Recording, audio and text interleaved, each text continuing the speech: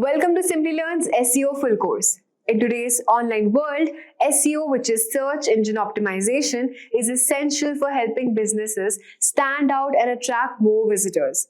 So what exactly is SEO? It's the process of improving a website's ranking on search engines like Google, so it appears higher when people search for information, products, or even services.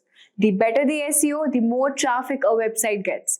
By 2025, the demand for SEO professionals will only grow as businesses continue to invest in their online presence. SEO experts are highly valued, with salaries ranging from 3 to 6 LPA for beginners in India and around $50,000 to around $70,000 annually in the US, while experienced professionals can earn around 50 to 25 LPA in India and around $100,000 in the US. In this course, you'll learn everything about SEO, from choosing the right keywords and optimizing website content to advancing strategies that help you beat competitors. You'll also explore how to use the top SEO tools and track performance. With these skills, you'll be ready to build a successful career in the high-demand field. Also, if you're interested to start a career in digital marketing, check out Simplilearn's postgraduate program in digital marketing in partnership with Purdue University. This course provides a robust and industry-relevant curriculum to help you become a certified digital marketing expert. The program covers essential digital marketing components like website creation, SEO, SEM, social media marketing, mobile marketing, and many more. You'll gain hands-on experience through live interactive learnings, gain digital marketing simulations, case studies, and capstone projects. Additionally, you'll receive a Meta-certified digital marketing exam voucher and a Hootsuite certified professional credential, further validating your expertise. So hurry up and enroll now and find the course link in the description box and in the pinned comments. SEO is also known as search engine optimization. And if you look up the definition of SEO on Google, it's going to say that it's a set of practices designed to improve the appearance and positioning of web pages in organic search results. But what exactly does that mean? Well, let's pretend like the entire internet was a library and the books inside of the library were individual websites. If you wanted to go to the library and pick up a book on gardening, you would probably search a database. And this database would organize the millions of books in the library based off of how related they are to your search query and how good they are. So the top suggestion for the right book would not only be related to gardening, but it would be highly rated. And this is exactly what Google does as well when you have search queries. When you type in a query to a search engine like Google, it exhibits the best answer. So how do you get your website to rank at the top of Google and be suggested as the best answer? Well, that's basically what SEO is all about. You optimize your website for the search engine. And by doing this, your website is going to get featured at the top of Google. And when it's featured at the top of Google, it's going to get a lot more traffic. And this isn't just any type of traffic. If the search engine does a good job, it's going to be the type of traffic that is highly related to the topic that you're writing about. So if you're writing about gardening, for instance, these are going to be people who are very interested in the subject of gardening. And the more people that are on your website, the more money you can get paid from AdSense, affiliate marketing, as well as selling your own products. So whether you're trying to create your own website or you work professionally as a digital marketer that specializes in SEO, this can be an incredibly valuable skill set. One of the greatest things about finding your website organically or naturally using SEO is the fact that not only is the traffic highly targeted, but it's free. You don't have to pay for ads in order to get these customers. Now let's go over the different types of SEO. The first type of SEO is internal or on-page SEO. This SEO deals with the modifications of the website that you own. This is where you optimize certain aspects of your website so that it gains heightened chances of being suggested to the public. Your goal here is to increase your website's chances of being chosen by a search engine to a query. Examples of good practices with on-page SEO are going to be having title tags, using HTML headers, having content that's relevant, having content that's high quality, using meta descriptions with your website to increase website ranking, using interlinking techniques between different articles on your website, and using your website's content to guide visitors into other content on the website itself. The second type of SEO is external or off-page SEO. Off-page SEO deals with the external factors that can affect your website's popularity. A few examples of off-page SEO are using other traffic sources to get people to your website. For instance, writing a really valuable article and then posting it on a forum to get people to view it. Another thing you could do is reach out to a famous influencer and have them shout your website out. Also, having backlinks to your website from your social media and having people actually follow those backlinks to the blog itself. And then of course, having other blogs link back to your blog, especially if those blogs have high levels of authority. And authority basically means how much the blog is respected by the search engine. The third type of SEO is technical SEO. Technical SEO talks about the structure and organization of your website. Some examples of technical SEO are ensuring that your website is logically built, improving your website's user interface, speeding up your website's loading time, making sure that your website is adapted to mobile users, optimizing your own links and URLs, and avoiding repetitive content. Next, let's talk about the specific benefits of SEO. After all, it typically does take years of doing SEO before you can build your blog up to the point where you're making a full-time income from it. So why would business owners invest in search engine optimization when they can just pay for ads and then get money right away? Well, first of all, with SEO, you do actually have an opportunity to build a massive audience. It just takes time. And these are random people who have never met you before that discover you organically. And the fact that they discover you organically rather through an ad oftentimes makes them trust and like you more. So why is organic traffic so important? Well, if people discover you organically and they benefit from your website, you can actually have a pixel on your website that will retarget them with paid ads. The third thing is that SEO is free. This is pretty obvious, but it's nice to be able to advertise and acquire customers for free. The next point is that SEO produces consistent traffic. Typically, when you build your blog up to the point where it's getting, let's say, 10,000 viewers per month, you're going to continue getting 10,000 viewers per month, even if you stop working well into the future. The reason for this is because your articles rank for certain keywords and they'll continue ranking for a long time into the future. A lot of the time, people who create blogs will work really hard on them for about 1 or 2 years, and then after that, they just basically do maintenance on all of the articles and they update them every once in a while and then repost them. Oftentimes, YouTube channels, for instance, can die, but blogs are typically more evergreen and can last for decades. Google processes about 63,000 queries a second and 5.6 billion queries a day. So if you can consistently create valuable, relevant content over a period of time, Google will trust you enough to rank your blog on the first page. And that's why SEO is one of the most valuable skills that you can learn. Ever wondered how websites appear at the top of the search results when you type a query into Google? Well, that's the magic of SEO. SEO stands for Search Engine Optimization, and it's the process of fine-tuning your website to rank higher in organic, that is unpaid, search results. In simple terms, SEO is all about making your websites more visible to people who are searching for the things online. When someone types a question or a topic into search engine like Google, SEO helps your website appear higher up in the list of search results. This means more people are likely to click on your website. Just like how you are more likely to visit the shops on the main street than those tucked away in an alley. Study shows that organic search drives are whooping 53% of all website traffic. In fact, a recent survey by Moz revealed that 61% of marketers consider SEO to be the most effective digital marketing strategy.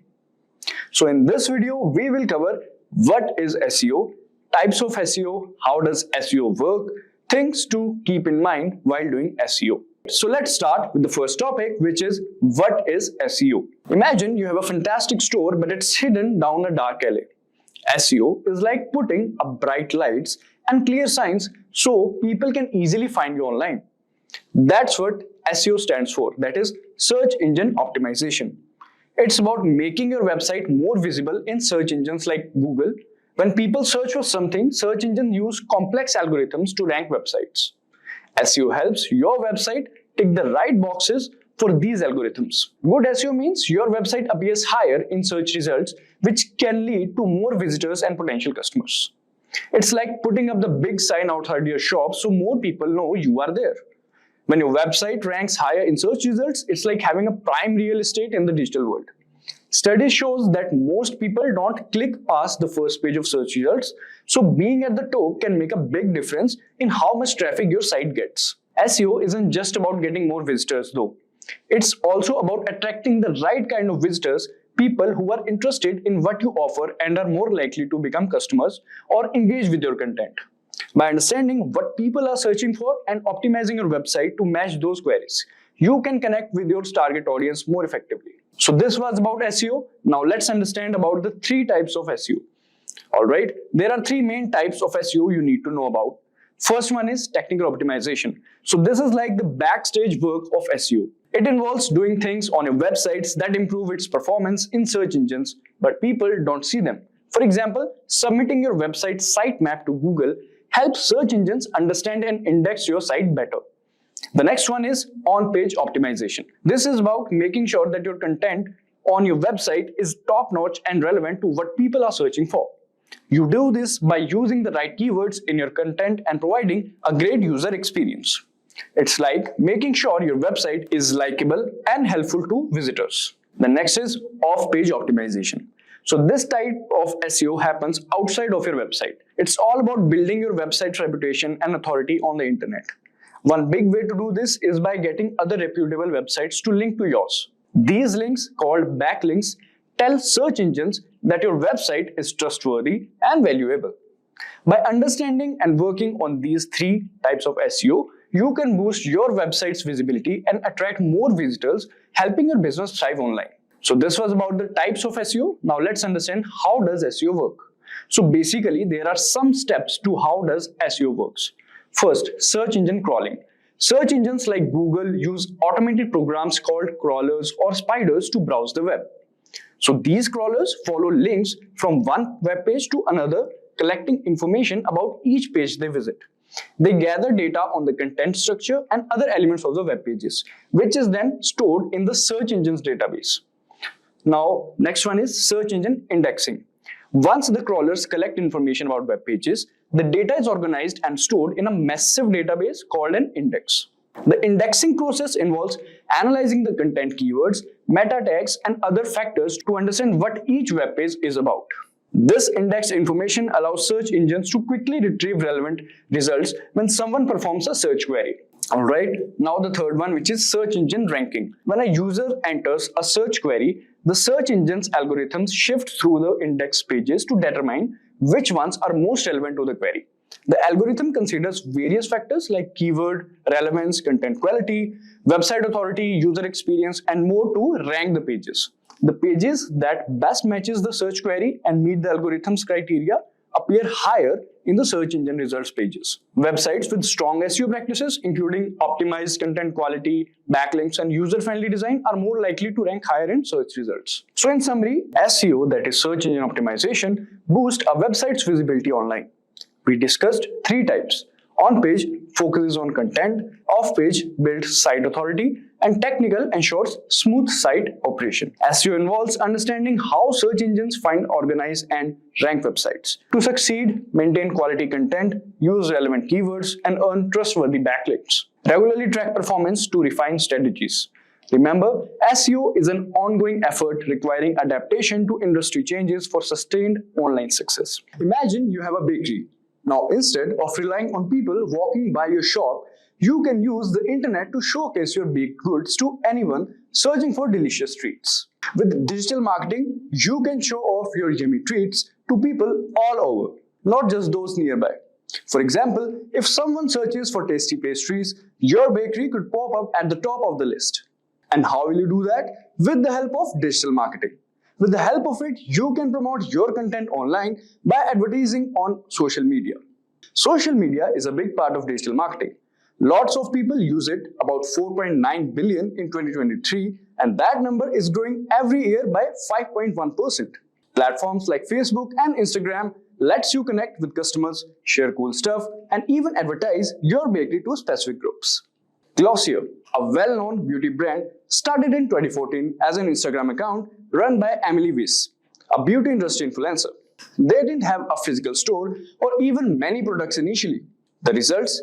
Glossier achieved a cult-like following and multi-million-dollar valuation within a few years, all thanks to a strategic and well-executed digital marketing approach. They didn't have a traditional marketing budget. But by strategically using social media, influencer marketing, and content creation, they were able to build a loyal customer base and become a major player in the beauty industry. Glossier wonderfully used the power of digital marketing to grow their business. So in this video on what is digital marketing, we will be covering the basics of digital marketing, starting with an introduction to what it is, how it is different from traditional marketing. We will explore how digital marketing works, breaking down the steps in easy to understand terms. You will also learn about effective strategies you can use to make the most out of digital marketing for your business. Alright, so let's understand what is digital marketing.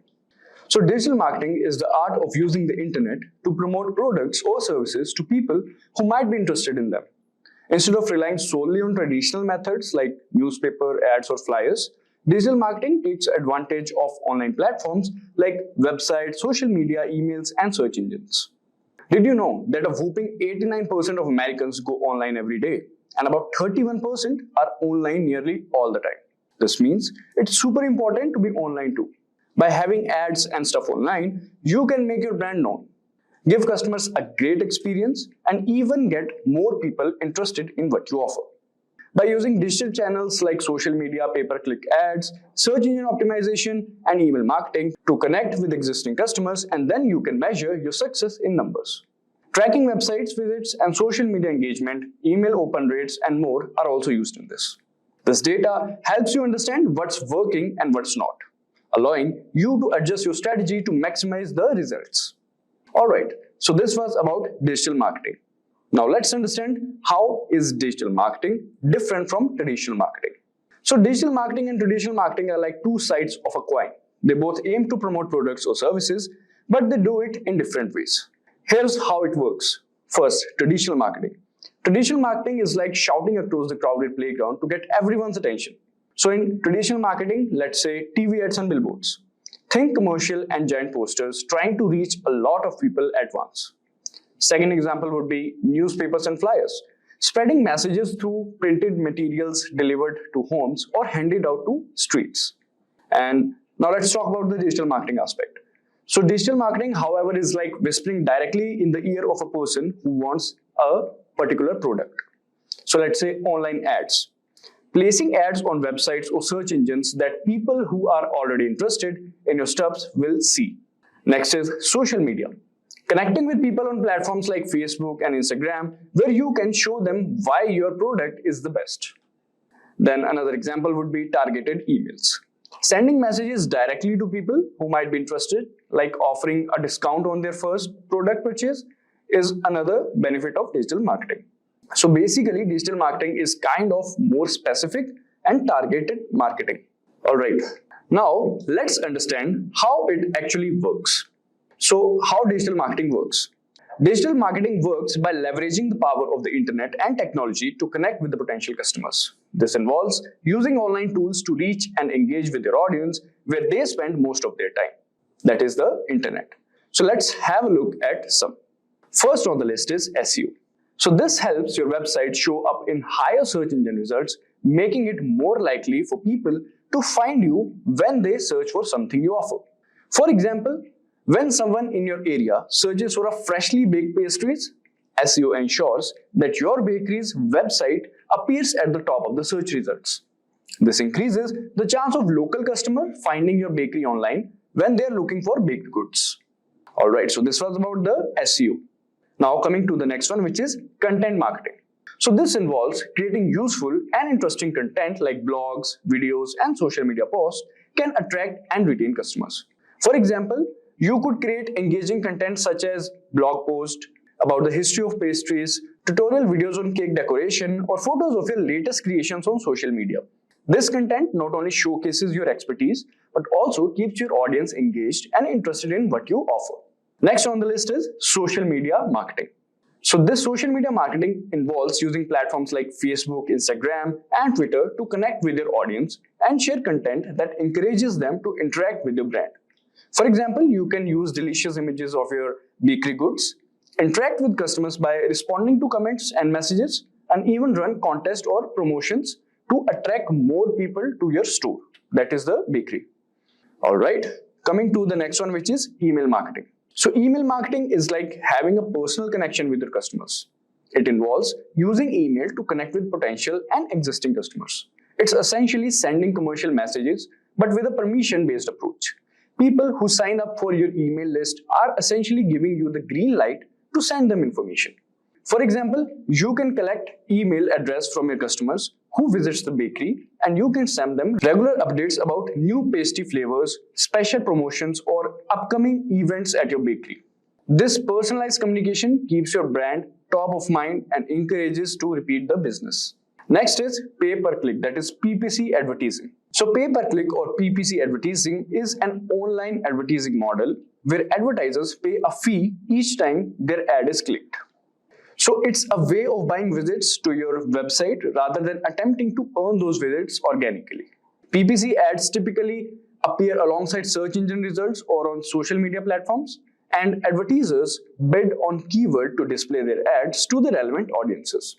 So example for this, you could create ads that appear when people search for terms like best bakery in your town, or target social media users based on their interest in baking or desserts. With PPC, you only pay when someone clicks on your ad, making it cost-effective way to attract potential customers to your bakery's website or social media profiles. Now that we have discussed the types of digital marketing strategies, let us understand how you can implement each of these strategies. So first, identify your audience.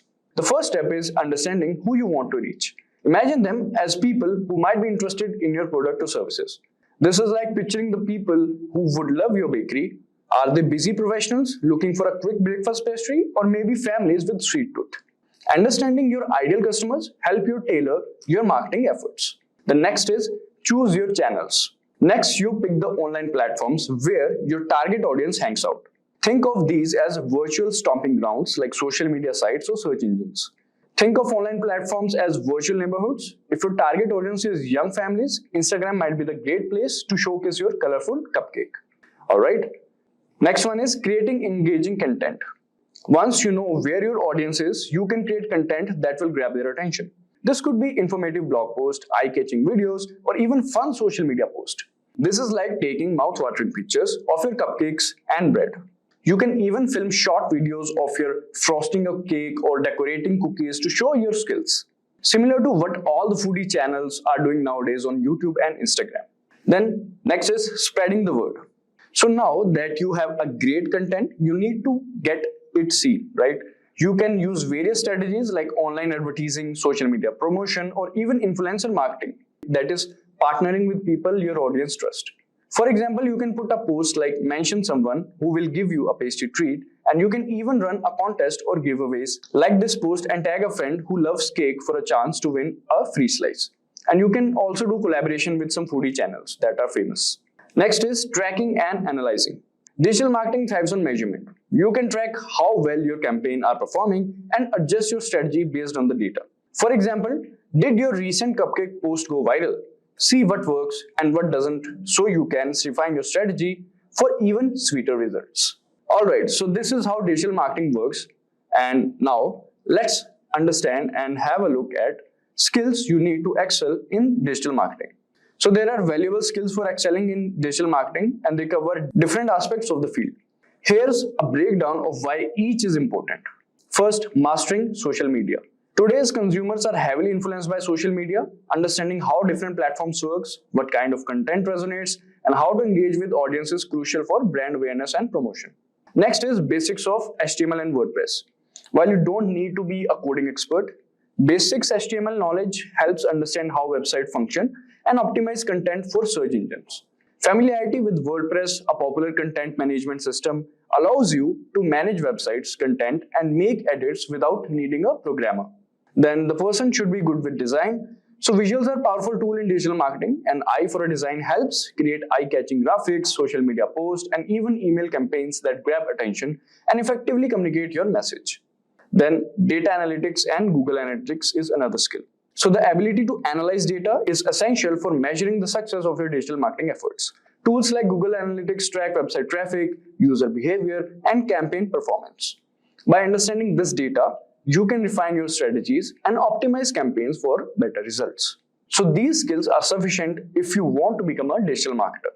As we come to the end of our exploration into digital marketing, Remember this, it's all about reaching people online to grow your business. Whether it's through social media, emails, or websites, digital marketing helps you connect with customers in a whole new way. Today, I'm talking about something that could seriously boost your career: the top 10 digital marketing certifications. So, if you're interested in digital marketing, you probably already know how powerful this field is. It's all about helping brands reach people online, creating content that stands out, and using smart strategies to make an impact.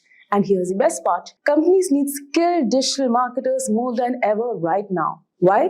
Because everything is going digital. And that's great news for people like you who want a career in this space. So there are so many roles you can go for, from social media manager to content creator to SEO expert. Plus, digital marketing careers offer excellent salaries and there's plenty of room to grow. But here's something important to keep in mind.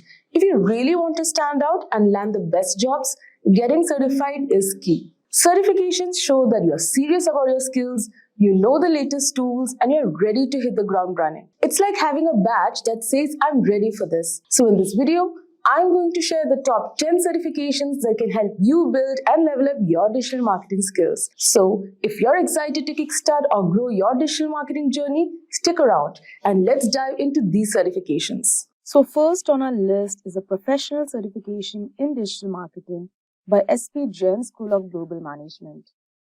So it's recognized as a top-ranked institution, SB Jain, in collaboration with Simplilearn. This course offers a professional certificate that makes you job-ready in just 8 months. So this program covers essential tools like SEO, SEM, social media, mobile marketing, marketing analytics, and even the latest generative AI tools for marketing. So here are the key features. It has got certificate from SP Jain School of Global Management as well as Simplilearn. It's a collaboration. There's masterclasses by top faculty and Meta Blueprint trainers. They provide hands-on learning with 35 plus digital marketing tools, 10 plus case studies, and 20 plus industry projects. Also, you get a free Meta Certified Digital Marketing Associate exam voucher. You can learn to leverage GenAI tools to streamline sales and marketing strategies. Also, you have access to live online classes delivered by experienced digital marketing experts. You can work on 5 capstone projects and solve 15 plus course end projects that replicate real-world scenarios.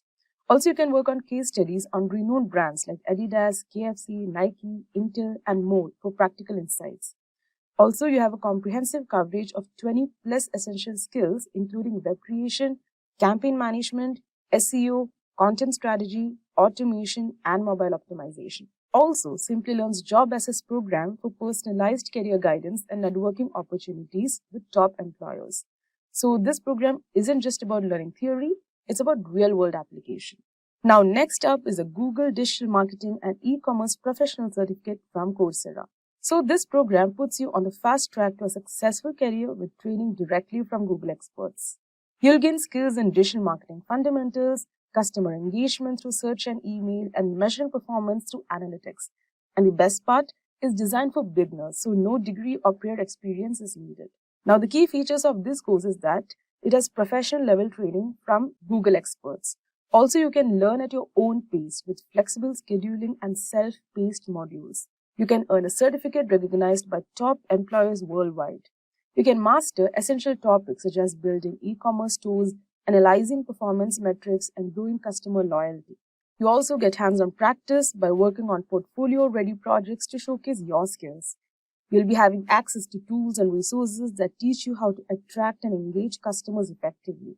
Also, by doing this certification, you can qualify for roles such as marketing coordinator, e-commerce associate, paid search specialist, and more. So this is a great option for those new to digital marketing and wanting a well-rounded foundation with the credibility of Google behind them.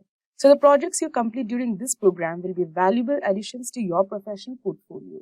Now, third on our list is a Search Engine Optimization SEO course from Simplilearn, ranked among the top SEO certifications by SEMrush. So this course, aligned with OMCP standards, help you master SEO strategies to drive sales and boost website conversions. So you will attend live interactive sessions led by experienced SEO experts and gain hands-on experience with industry tools like SEMrush, Ahrefs, Moz, and more. So the key features of this course include access to comprehensive SEO content as per OMCP standards, you'll get a free 1-year access to the SEO ranking platform to enhance your SEO learning. Also, practical learning through case studies, assessments, and hands-on projects that provide real-world experience. So it covers essential SEO skills including on-page and off-page optimization, technical SEO, competitor analysis, and link building. Also, user experience and voice search optimization strategies to stay ahead of industry trends. It also teaches conversion rate optimization to ensure your SEO efforts translate to tangible business results. You can also master tools like SEMrush, Ahrefs, Moz, and Google Keyword Planner for data-driven SEO. So if you're mainly aiming to become an SEO expert or boost your skills in optimizing websites, this course offers everything you need, from technical SEO to voice search optimization and conversion strategies. So the combination of expert-led training and practical projects will equip you with the needed skills to excel in this digital space. Now next is the Digital Marketing Certification course by HubSpot Academy. So this free course is perfect for small business owners, marketing managers, and anyone looking to break into the digital marketing space. So the course focuses on a human-centered, inbound-first approach to create a solid digital marketing strategy and compelling content that engages users and ranks well on search engines. So this course is completely free and provides unlimited access once you create a HubSpot Academy account. It also gives you personalized training recommendations tailored to your learning goals. It covers key digital marketing aspects like SEO, social media, and email marketing. It also has a globally recognized certification, which is available in 5 languages. Also learn to optimize your website and build advertising strategies that expand your audience reach. So this course not only helps you build skills, but also provides a globally recognized certification that sets you apart in the job market. Now, fifth on our list is a technical SEO course by Bastian Grimm on SEMrush Academy. So this free course is tailored for those new to technical SEO or professionals looking to deepen their knowledge. So whether you're an SEO consultant or working agency side, Bastian Grimm's in-depth modules will help you grasp complex technical SEO concepts, including crawling, indexation, and HTTP response codes. So the best features are that it's developed by industry experts at SEMrush.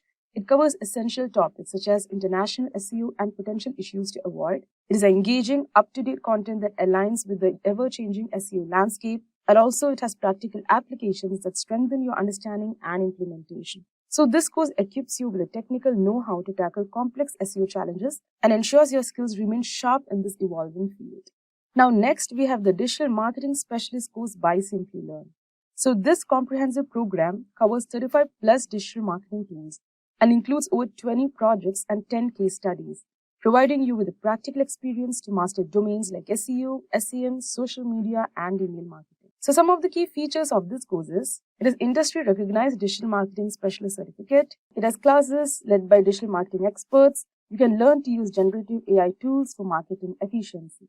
We also get free Meta Certified Digital Marketing Associate exam voucher worth $99. Also, you'll be doing 5 capstone problem statements and 15 plus quizzing projects. You'll also be working on real-world case studies from brands like Adidas, KFC, Nike, and Intel. Also, we have Simplilearn's Job Assist program for career support. So with a combination of advanced training and practical exposure, this program is perfect for those looking to become experts in the digital marketing field. So 7th on our list is a postgraduate program in digital marketing by Purdue University in partnership with Simplilearn. So rated the #1 digital marketing course by Search Engine Journal, this program is designed to make you a certified digital marketer with applied learning through DM simulation, 35 plus tools, Harvard case studies, and capstone projects. So this program is designed to take you from beginner to advanced digital marketer with a mix of live interactive classes and hands-on projects. So you don't just learn concepts, you actually create and promote your own website through the course, which is a rare opportunity to gain real-world experience. Now, one of the biggest highlights of this course is its focus on applied learning. We'll work with tools like Stuken's Digital Marketing Simulation, Harvard Business Case Studies, and more than 35 industry standard digital marketing tools. And by the end of this course, you'll have completed 10 plus brand case studies, capstone projects, and 20 plus other assignments, covering everything from SEO and content marketing to social media and analytics. And here's another major plus. This program is an official partner of Meta. So you'll have master sessions with Meta Blueprint trainers and receive a $99 Meta exam voucher. You'll even get hands-on practice with Meta's business code chatbot. Plus, if you're interested in AI, the course offers training on tools like ChatGPT, Stable Diffusion, and Blue Willow to bring generative AI power into your digital marketing. So if you're serious about building a strong foundation in digital marketing and want a program that includes both traditional strategies and the latest in Gen AI, then the postgraduate program in digital marketing from Purdue University is definitely worth a closer look. Now, 8th on our list is the lead generation course by Alex Hormozy. So this course is ideal for those looking to master lead generation and scaling strategies from a proven expert in this field. So the program covers everything from the basics of lead magnet creation to advanced content methods and cold outreach techniques. So some of the key features of this program includes comprehensive framework for attracting and converting leads, modules on creating the first 5 client frameworks in effective cold outreach, a detailed strategies for paid advertising. They have got playbooks for leveraging referrals, affiliates, and agencies, and they have got hands-on exercises that guide you through building successful lead gen strategies. So if you're an entrepreneur, marketer, or business owner, this course offers essential tools to boost your lead generation efforts and scale your business effectively. Now, 9th on our list is the Meta Social Media Marketing Professional Certificate. Designed by Meta experts, this program is perfect for those looking to build job-ready skills in social media marketing. So in under 5 months, you'll gain the expertise needed to establish an online presence, create engaging social media posts, and launch ad campaigns on Facebook and Instagram. So some of the key features of this courses are, it provides professional training from Meta and Apple, 6 course series covering major platforms like Facebook, Instagram, LinkedIn, and YouTube. And they've got portfolio-ready projects such as creating social media pages and content calendars. You also gain hands-on experience in building ad campaigns with Meta Ads Manager. Also, they have got optional learning on generative AI tools for advanced social media strategies. So by completing this course, you will earn a Meta Professional Certificate and the Digital Marketing Association Certificate, showing your skills to potential employers. Now, rounding out our list is the complete digital marketing course by Udemy. 12 comprehensive courses in one, covering everything from social media marketing and SEO to email marketing and analytics. So they provide 22.5 hours of on-demand video content, 35 articles, and 8 downloadable resources for continued learning, strategies, and more. Also, they have got flexibility to learn on mobile and TV. And also, at the end, you'll get a certificate of completion to showcase your expertise. So this course is ideal for those who want an all-in-one solution to learning digital marketing, whether you are starting from scratch or enhancing existing skills. And that's a wrap of our list of the top 10 digital marketing certifications to boost your career. From foundational courses to specialized certifications, each of these programs can help you stay competitive and current in the fast-evolving digital landscape. So remember, investing in the right training can open doors to incredible opportunities. And it's all about finding the program that best fits your goals and career path. If you are looking to boost your website's traffic or dominate search engine rankings, then today's video is just for you. We are diving deep into keyword research, a crucial part of any successful SEO strategy. By the end of this tutorial, you'll know exactly how to find the right keywords to help your content reach its full potential. So let's get started. To kick off things first, let's understand what keyword research is. Now, keyword research is all about discovering the exact phrases and terms your potential audience is typing into search engines. Now, by identifying these keywords, you can create content that directly addresses what people want to know, buy, or learn about. This not only drives more visitors to your site, but also helps you connect with those who are most likely to engage with your content.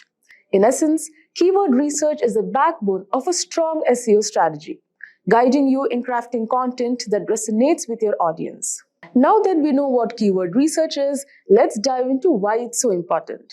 Picture this, you're hosting a party. Would you invite random people who might not even be interested? Or would you carefully choose guests who are excited to attend? So keyword research helps you do the latter by attracting the right guests to your website. When you know the exact keywords your audience is searching for, you can tailor your content to meet their needs. This increases your chances of not only driving more traffic, but also engaging visitors who are genuinely interested in what you have to offer.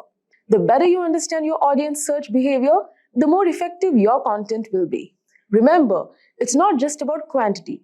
Getting the right kind of traffic is key to conversions and overall success. Moving on, let's talk about the different types of keywords you'll encounter in your research.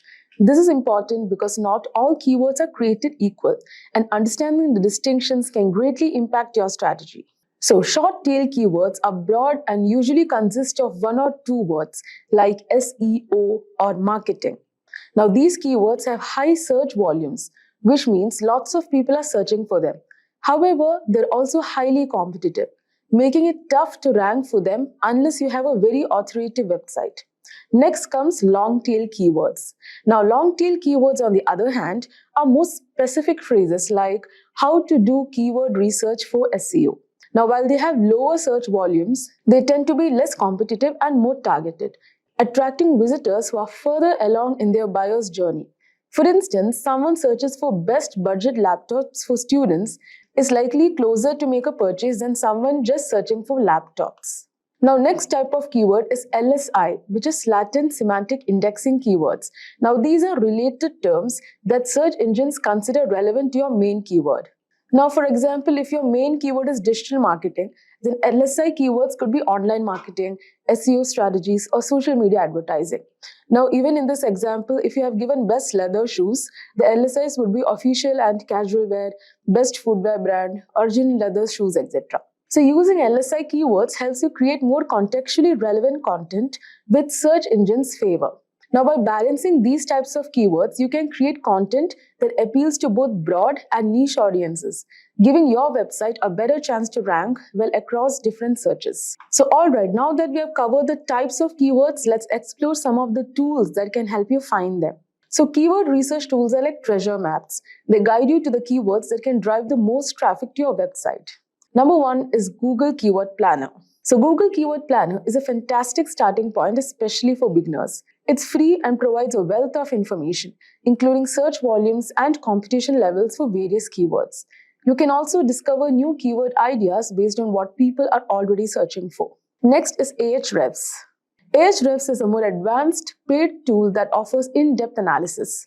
It doesn't just give you keyword data, it also provides insights into how difficult it is to rank for a particular keyword, as well as click-through rates, CTR, and related keyword ideas. So Ahrefs is particularly useful for competitor analysis, helping you see which keywords for your competitors are ranking for and identifying gaps in their content that you can exploit.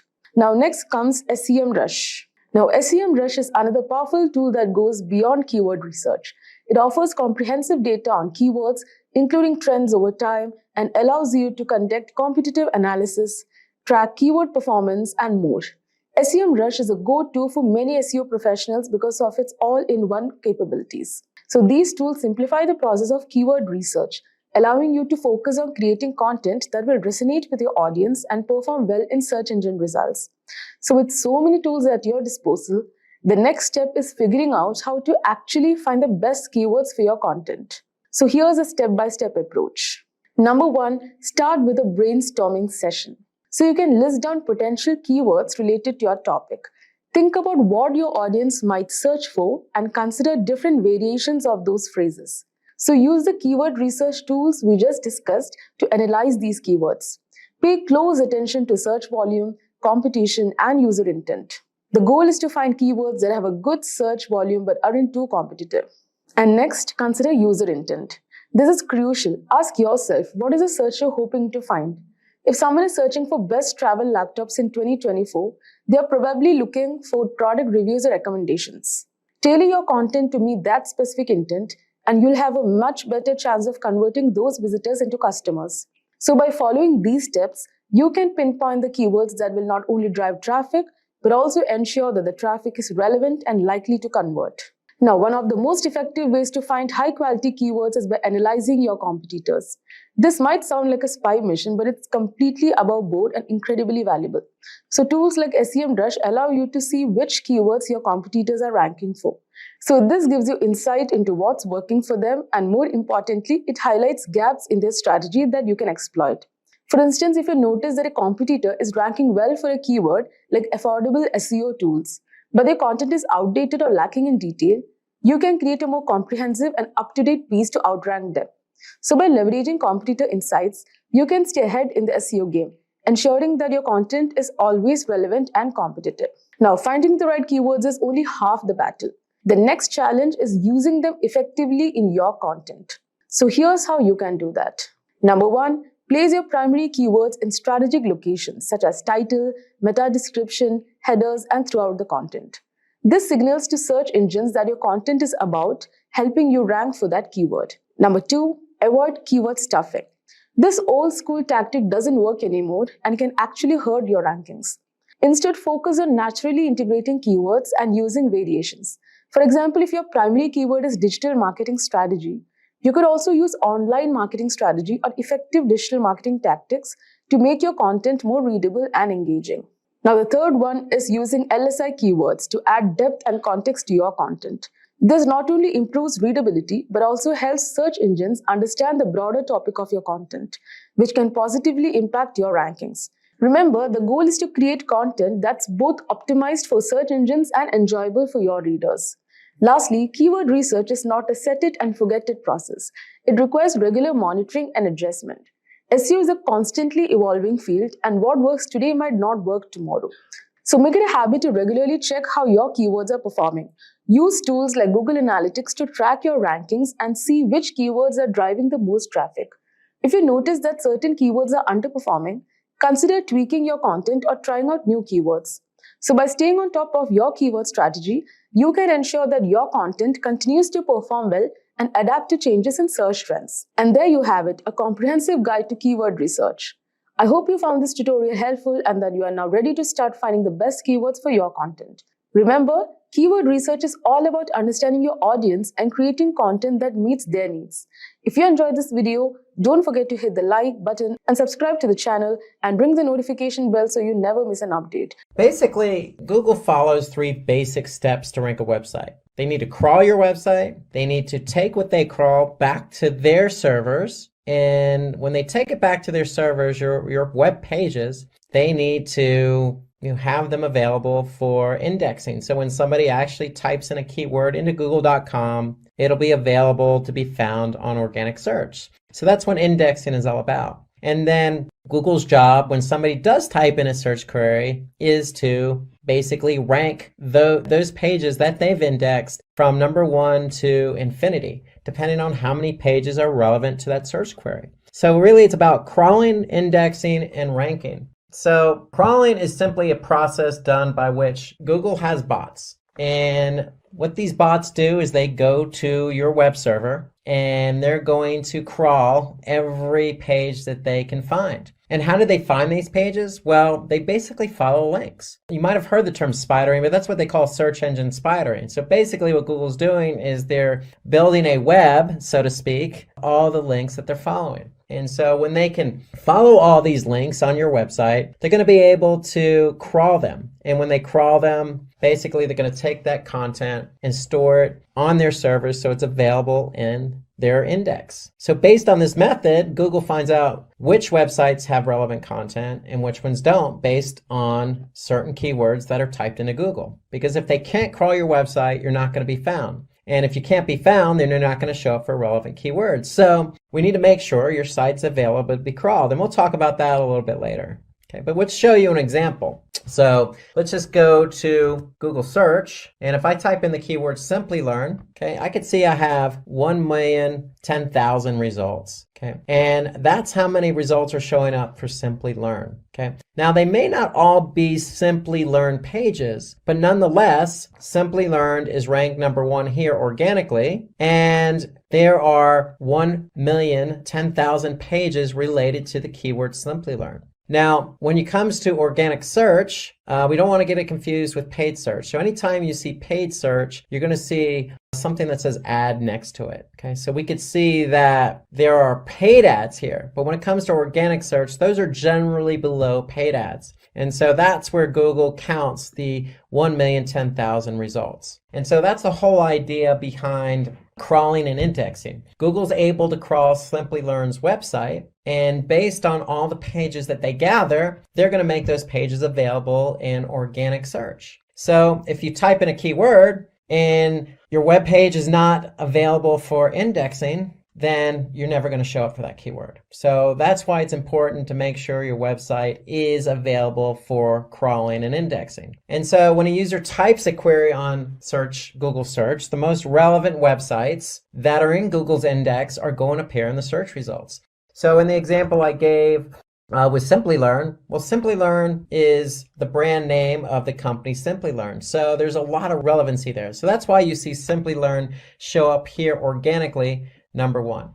Like we mentioned about what is SEO and why SEO, we talked about that user experience. So there's a lot of factors that go into ranking, relevancy being one of them. So in the Simplilearn example, Simplilearn is relevant to a lot of the Simplilearn pages because that's who they are, Simplilearn. However, Simplilearn also needs to make sure that, for their pages, the page load time is fast, meaning these pages load very fast for the end user. And Google also takes into account other factors, like how long someone is staying on a website. Or are they bouncing, meaning are they going to one page that they land on and then leaving the website? Okay.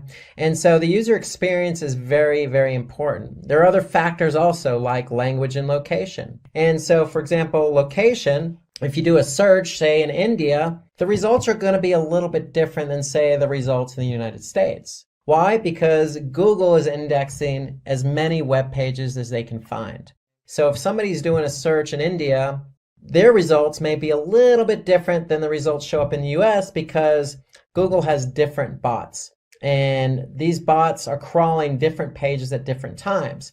And so Google's index is updating continuously, but it's not real-time syncing. So if you do a search in India, you may not see exactly the same thing because both search engines, the Google in India and the Google in the US, may not be exactly synced up. So an example would be, if you're looking for cafe. So if you search a cafe in, say, San Francisco, you're going to see different results.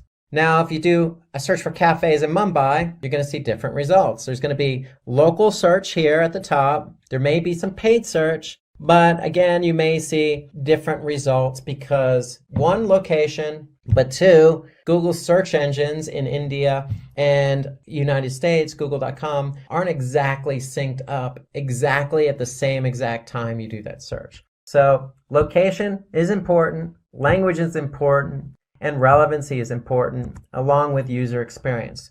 So all those are important factors in how Google ranks websites. Imagine a small online boutique with a great product line and a beautifully designed website. Despite all the effort put into the business, it's barely getting any traffic and sales are stagnant. The owner is frustrated and wondering why potential customers aren't finding their store. That's when they turn to Google Ads. By setting up targeted campaigns, they start reaching customers who are actively searching for products just like theirs. In a matter of weeks, the business sees a noticeable increase in website traffic and sales, all thanks to the power of Google Ads. Google Ads has become an essential tool for businesses looking to connect with the right audience at the right time. A Google Ads campaign helps businesses reach potential customers online by displaying targeted ads across Google's vast network, including search results, YouTube, and partner websites. Advertisers set a budget, choose a campaign objective, and create ads that are shown to specific audiences based on keywords, demographics, and interests. The campaign operates on a pay-per-click model, meaning you only pay when someone clicks on your ad, making it an effective way to attract interested customers and achieve your marketing goals. So in this video, we are going to walk you through everything you need to know to get started with Google Ads. We'll cover how to create a campaign from scratch, set your budget, and choose the right bidding strategy. We'll also dive into targeting options to ensure your ads reach the right audience. And we'll show you how to craft compelling ads that drive results. By the end of this video, you'll have the knowledge and confidence to launch your own successful Google Ads campaign. So let's get started. So to kick off our Google Ads campaign, we'll start by creating a new campaign. So once you're logged into your Google Ads account, begin by clicking the blue plus new campaign button. So here you're presented with a list of campaign objectives. Now, choosing the right objective is crucial because it guides Google Ads on how to optimize your campaign. So let's see one by one. The first objective is sales. So this is perfect for businesses looking to drive direct conversions, whether it's online purchases, phone orders, or in-person sales. So for instance, if you run an e-commerce store, this objective will help you target users who are ready to buy. So Google will prioritize showing your ads to people most likely to complete a transaction based on their behavior and intent.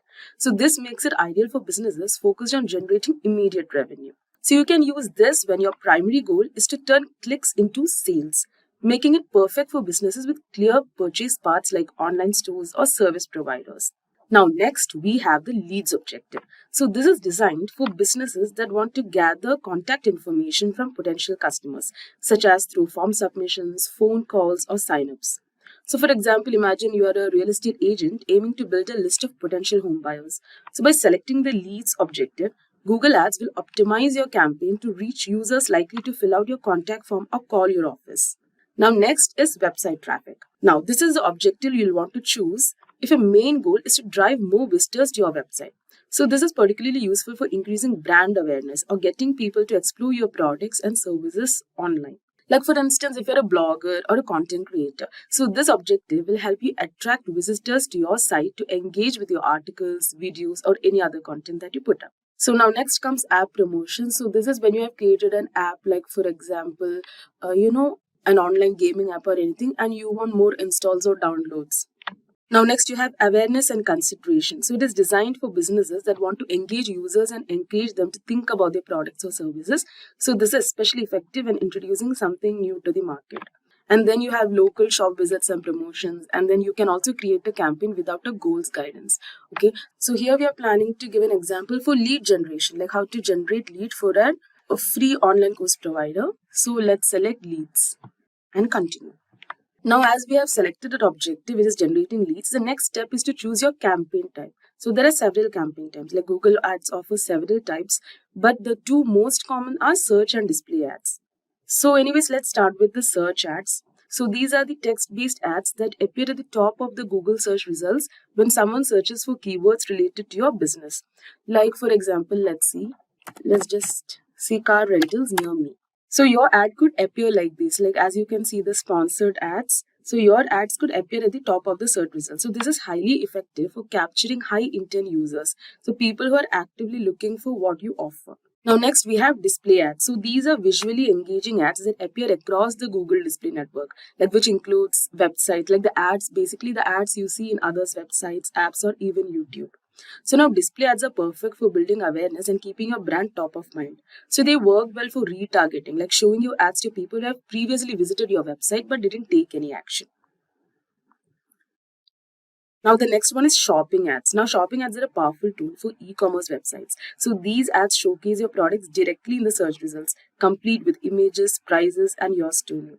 Like for example, if we search leather jackets, just a second. Leather jacket, yeah.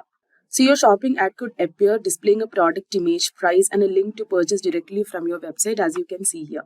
So this makes it easy for potential customers to see what you're offering and click through to buy.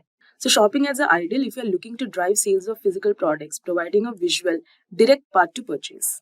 Then we have video ads, which is another impactful way to reach your audience, especially on platform. Video ads, you can create engaging content that appear before, during, or other videos on YouTube. So this is basically the videos, like the ad videos that you see like while watching your YouTube video.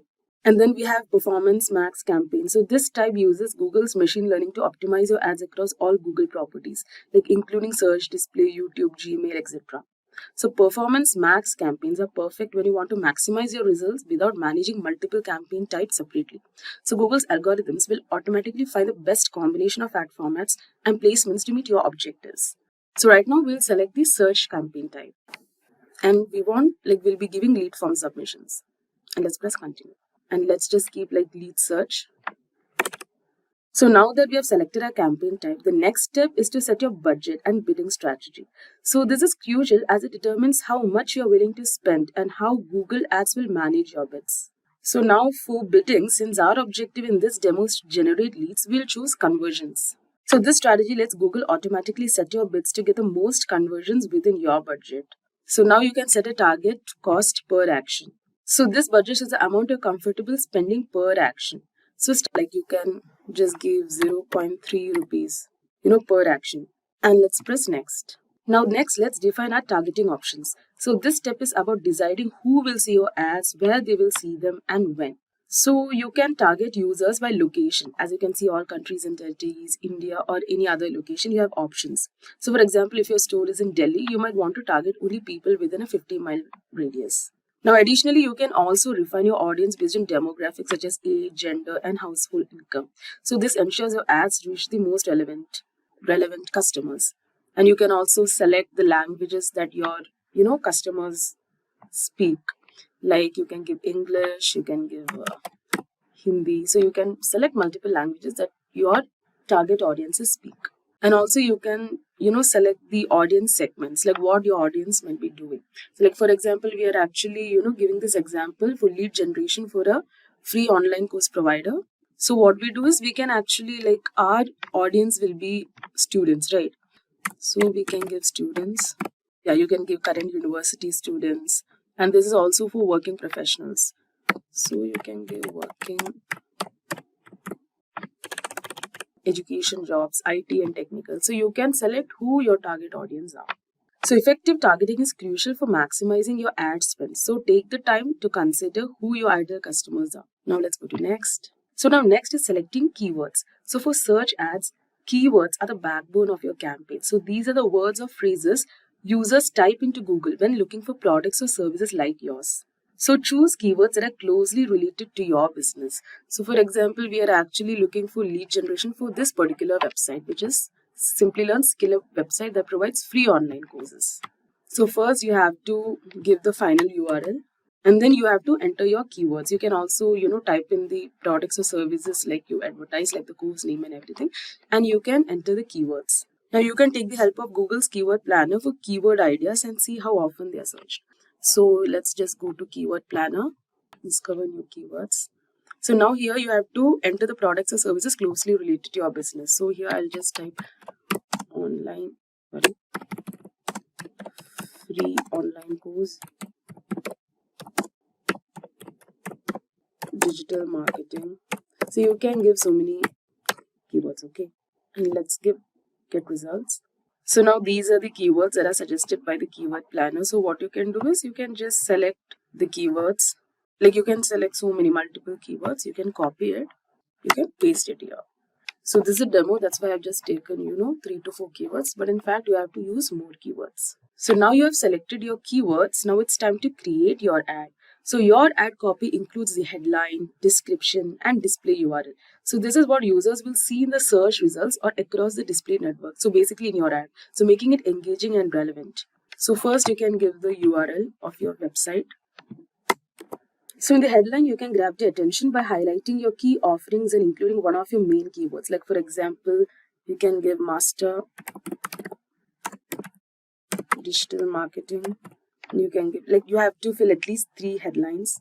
So you can give free digital marketing course, or you can give best digital, and you can even fill more headlines. Now you can use the description. So this is the description part. So you can use the description to expand on your offer. So like you can highlight unique selling points of yours, like expert instructors. For example, you can give expert instructors, or flexible learning, or like enroll today to boost your career, etc. So once you have done this, let's go to next. Now this shows your budget. So as you can see, we had given like 0.244 cost per conversion. So your weekly cost will be 58,100 rupees. So here you can see the budget. Now the final step is, before we launch, it's important to review all the details. Now Google Ads will show you a summary of your campaign settings, including your budget, targeting, keywords, and ad copy. So you can double check. So next is the review. So here you can double check everything to ensure it aligns with your objective. So this will take some time. So select, once you're satisfied, you can publish your campaign. So your ads will start running shortly and you can monitor their performance in real time through dashboard. Google Tag Manager. Thanks for joining, and let's get started with this Simplilearn webinar. So let's start out with why GTM. So let's just say you're Sam and you have your own e-commerce website and you want to understand how people are interacting with your website. Well, Sam, today's world of websites contain a lot of interactivity, everything from videos to PDF downloads to commenting to form submissions to all sorts of chat functionality, interactivity going on throughout the website. So there's just a lot that you need to track outside of just page views. And so really what GTM does is they help you track all these things I just mentioned. Everything from somebody clicking on the play button of a PDF to somebody clicking on the submit button of a form to somebody entering in something on a chat function. So that's what GTM is. So why GTM? Because it helps us track all that interactivity. So all GTM is really allows you to really place a piece of Java code, which is just script,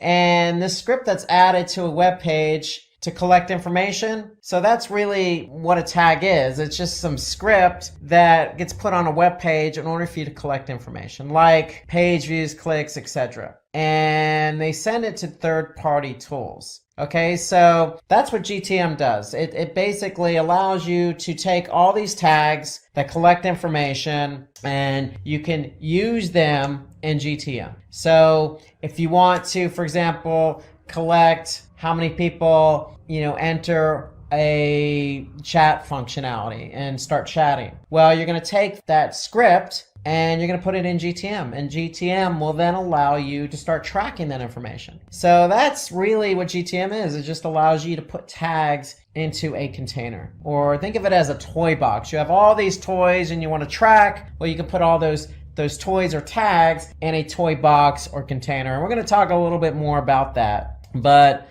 before we get into GTM, let's just say, you're communicating with your developer and there's a new user request on your webpage and you want to update the tag. Well, your developer, considering it's probably a small update to your website, is probably gonna not hesitate and is going to go ahead and turn around and do it normally. And so normally what happens is the developer is going to go to the website and update the tag. Well, what if you have a few things that you want to track? All those things I mentioned before, from downloads to clicks to, somebody checking out to watching a video. Well, your webmaster, your web developer is going to go, well, hold on a second. Now, all these requests are going to take time. I need to put them into the work queue, so to speak. Well, what happens is when they go into a work queue, usually it's going to take some time. And in some cases, you as a marketer need to launch a campaign. And you want to get that tracking added to the website in time for the campaign launch. So you want to go ahead and quickly turn around the tracking for that particular campaign. Let's just say you're launching a campaign and you're sending people to a landing page that has a form submission. And you want to be able to track how many people click on the submit button of that form submission. Well, if you need to turn that around, your developer's like, well, I need to put that in a work queue. The timing isn't going to always work out between you and your developer, is my point. And so that's where GTM comes in. Because there is a solution to update your tags faster, and that's Google Tag Manager. So when we say GTM, that's what GTM stands for, Google Tag Manager. It's a place for you to add tags quickly and easily. So tags, remember, are just snippets of code that allow you to track things on your website interactively. And basically, when you have GTM, you can bypass the webmaster and do it quickly and easily. So that's what GTM is all about. So why GTM? Because we just identified two benefits. One, you could track all the interactivity on your website. And two, you can bypass your web developer or webmaster. And so that's the benefit of GTM. So the benefit, you get those tags updated very quickly via Google Tag Manager. Okay, so that's what Tag Manager is. So what we're going to talk about today is specifically what Tag Manager is and what it does. We're going to list some of the benefits of Tag Manager. We're going to show you how it works, and then we're going to show you how to get started with Tag Manager. Tag Manager, if you're not familiar with working with webmasters and dealing with JavaScript and tags and all this jargon is just new to you today, okay, well, don't fret, sit back. We're going to take it slow. This is an introduction into Google Tag Manager. Again, let's start out with what is Tag Manager. So we've already introduced it to some degree because we already introduced it as a tool where you can put all your tags into a toolbox, toy box, or container, so to speak, right? And we already mentioned that, hey, you can bypass your webmaster. So you're probably thinking, well, if you're not familiar with Tag Manager, how can I bypass my webmaster? Well, first of all, it's a free tool and it's a Google tool, hence the name Google Tag Manager. And it helps you really, that's the main point, is deploy and track tags on your website, bypassing your webmaster. So that's Tag Manager. And so examples of tags that can be deployed via Google Tag Manager are numerous. These are just some examples like Google Analytics, Facebook's pixel tracking, or Google Ads. There's no limit into the number of tags you can track in Tag Manager. There is no limit. You can add any number of tracking tags in Tag Manager. Okay, so some of the benefits, well, again, we just listed two. You can put any tag into Tag Manager and track that onto your website. And we know you can bypass your web developer or webmaster. And what it also does is it also allows you to test and deploy your JavaScript codes quicker. So remember, these JavaScript codes or snippets of codes are just there to track certain things on your website, whether that be a page view or somebody clicking on a play button or tracking somebody who converts or even just goes to your website. So the biggest benefit is you can take that snippet of code, let's just say Facebook. Let's just say you're doing Facebook marketing and you want to put that Facebook pixel on your website so that you could track people who come from Facebook and convert. Well, you don't need to put that Facebook pixel on your website. You can go right to Tag Manager and you can put that snippet of code right in Tag Manager really quickly. And the other benefit here is all tags are managed in one place. And that to me is really a good benefit, because when you start adding tags on your website and you have some tags in Tag Manager, it just gets very confusing. So ideally, all the tracking code you have on your website needs to be in Tag Manager. Think about that. All the tracking. So if you're doing Bing or you're doing Facebook or you're doing Twitter or you're doing LinkedIn and you're doing Google, you're doing all this type of marketing on all these different platforms, you're going to have tracking code for all these different platforms. And instead of putting all that code on your website, return going to slow down the load time of your web page and website. You want to put them all in Tag Manager so they can be organized and you know exactly what you're trying to track. And the other great benefit of Tag Manager is there's a versioning control. So let's just say you have added tags to your website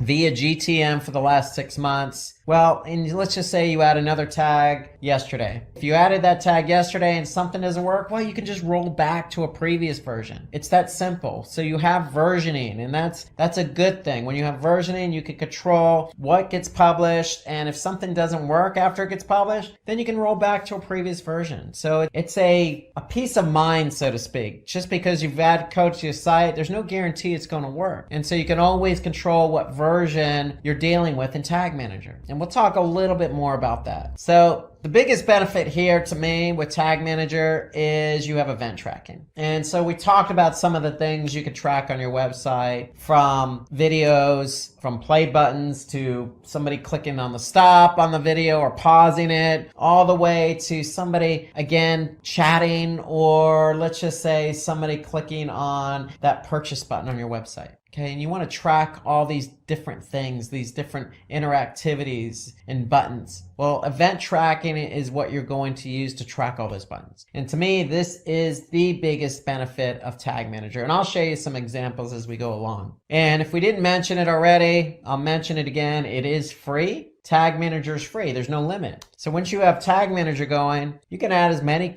tracking codes as you want. There's no limit on the number of tracking codes you can add to Tag Manager. Okay, so it's free and you can use it to its fullest advantage. Okay, so it's also high security, meaning that it has different levels of permissions. Okay, so you can have somebody just go in and look at the different tags and tracking codes you have in GTM, or you can ask somebody who is very familiar with Tag Manager and can go in and add the tracking code to Tag Manager and then publish that tracking code when it gets added. So those are all the benefits. Let's talk about how it works now. Specifically, how does Tag Manager work? Because you're like, Rob, okay, again, a lot of jargon. You know, you got tags and JavaScript and versioning and publishing and all this other stuff. Well, I know I'm throwing a lot at you at once, but just bear with me here. Okay, so let's start talking about how it actually works. So you have a website. Okay, whatever that domain is, you have a website, and there's chances are on your website you have some form of interactivity, whether that be a video, whether that be a blog, whether it be a form submission. You have a website with some interactivity.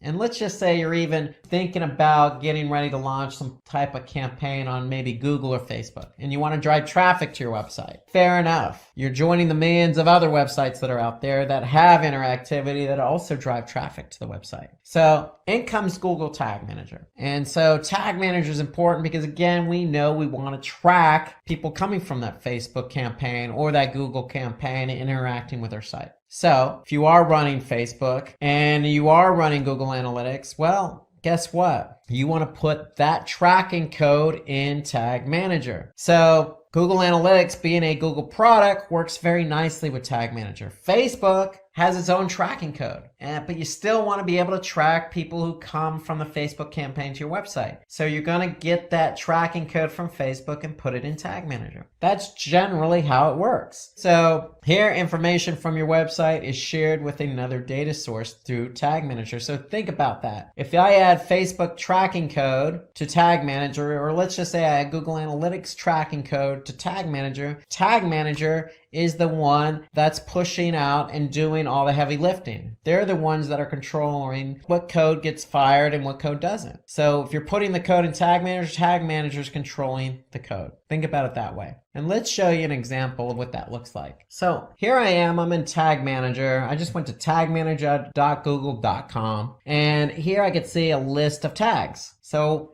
in our conversation, we're talking about tracking Facebook and we're talking about tracking Google Analytics. Well, Google Analytics is easy because it's a Google product. So here, if I look at all the different tracking code I have on my website through Tag Manager, let's just take a look at Google Analytics. So if you're going to use Tag Manager, you might as well put the Google Analytics code in here. So here I can see I have Google Analytics as a tag in Tag Manager. Now, for Facebook, if I'm running a Facebook campaign, well, I can take that pixel tracking and put it in GTM as well. And here I can see Facebook pixel. That code is added to GTM. I just basically took what Facebook gave me and put it into Google Tag Manager. So you can see I can add Facebook and Google Analytics. And again, I can't stress it enough, any tracking code from any platform I can add to Google Tag Manager in order to track the behavior from those sources. So let's take a little bit deeper dive into how Tag Manager works. So I just showed you an example of how you could take Facebook and Google Analytics code and put it into Tag Manager. But if you're not familiar with Tag Manager, then how do I do that? Well, let's talk about the structure and how Tag Manager works. So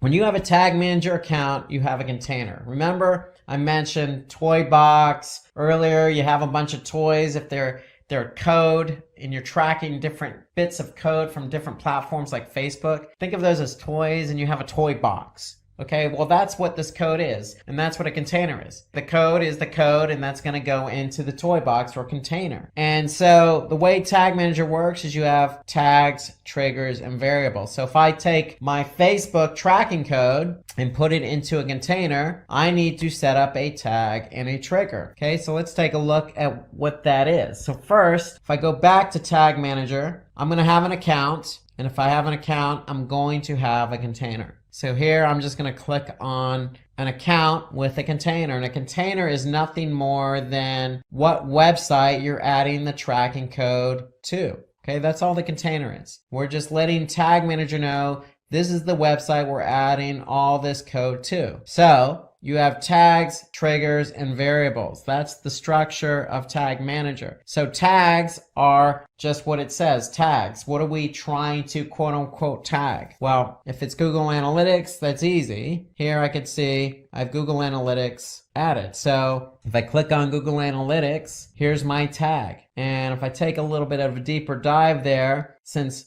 Google Analytics is a Google product, it integrates already with Tag Managers. It's pretty easy. I can just choose Google Analytics, then I'm going to check page view, and that's my tag. Now, every tag needs a trigger. Okay, so I need to tell Tag Manager how or when to fire the Google Analytics tracking code. So in this case, I'm going to tell Tag Manager to fire on all pages. So if I get somebody, a visitor to my website, Analytics is firing on all pages. So whatever page that visitor lands on, Google Analytics is going to fire. So that's really what it comes down to, is I have a tag and I need to tell Tag Manager when to trigger that tag. That's really what the structure of Tag Manager is. It's tags, triggers, and variables. And variables we're going to talk about here in a couple minutes. But you have a piece of code. You're going to go ahead and put that into Tag Manager. You're going to tag it, and then you're going to fire that trigger. So let's take a look at another example here. If I go back here, you can see Facebook.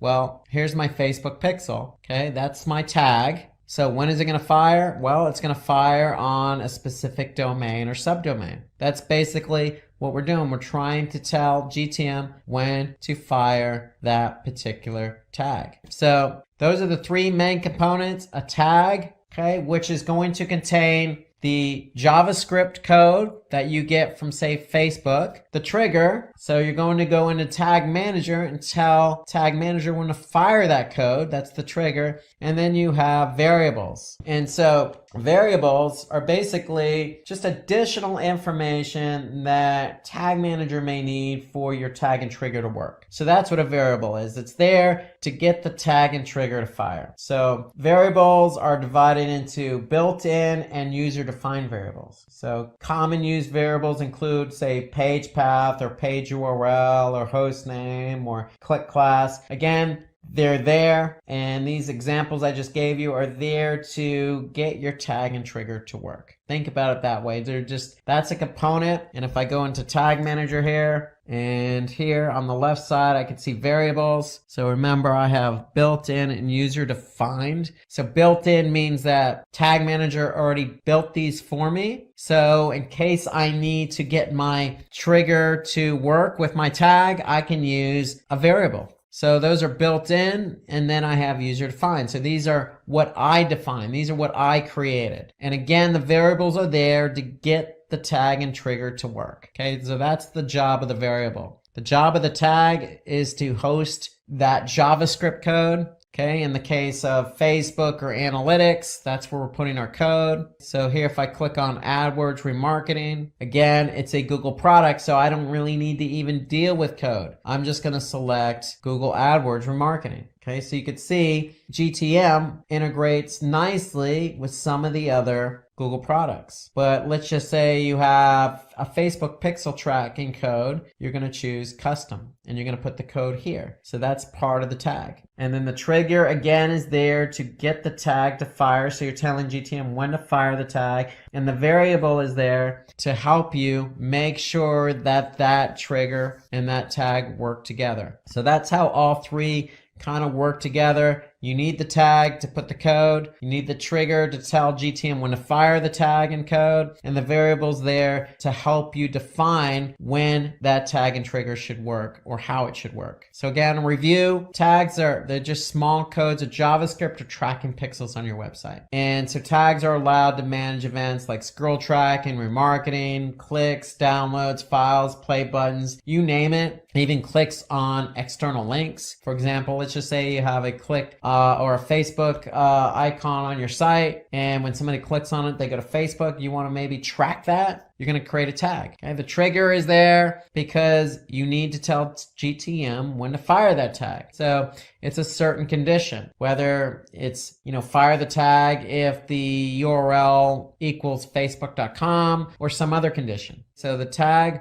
cannot be created until the creation of the corresponding trigger. So tags and triggers go together. You can't just create a tag and not have a trigger. Otherwise, your tag will never fire. And then the variable is there again. It stores the information when defining a trigger or transferring data to tag. So a variable has a variety of data. Okay, so you pick and choose the variable you want to use with that trigger. Okay, so you're making sure that by defining a variable, you're making sure that you're telling GTM how that trigger should be fired. So let's take a look at another example here of how all three play together. If I'm in this account, I'm in this container, If I look down here, I could see Google Optimize. That's another Google product. So what I'm doing here is I just chose Google Optimize as my tag. It's already integrated. So what does that mean? I don't even need to deal with any code. I'm just going to select Optimize. Well, we have the tag Google Optimize, but we need to tell GTM how to fire that. And so here we're going to tell GTM to fire it on all pages. So that's basically a very simple example because we're firing it on all pages. So if I want to look at something specific again, Facebook, here's my tag, here's my code. What's my trigger? Well, my trigger is it's going to fire on specific pages. How do I know that? Well, if I look at the trigger, here I could see the trigger is a page view, but I'm telling it to fire on this particular hostname. So the tag and trigger go hand in hand. So how to get started with Tag Manager. So first things first, you have to create that account. So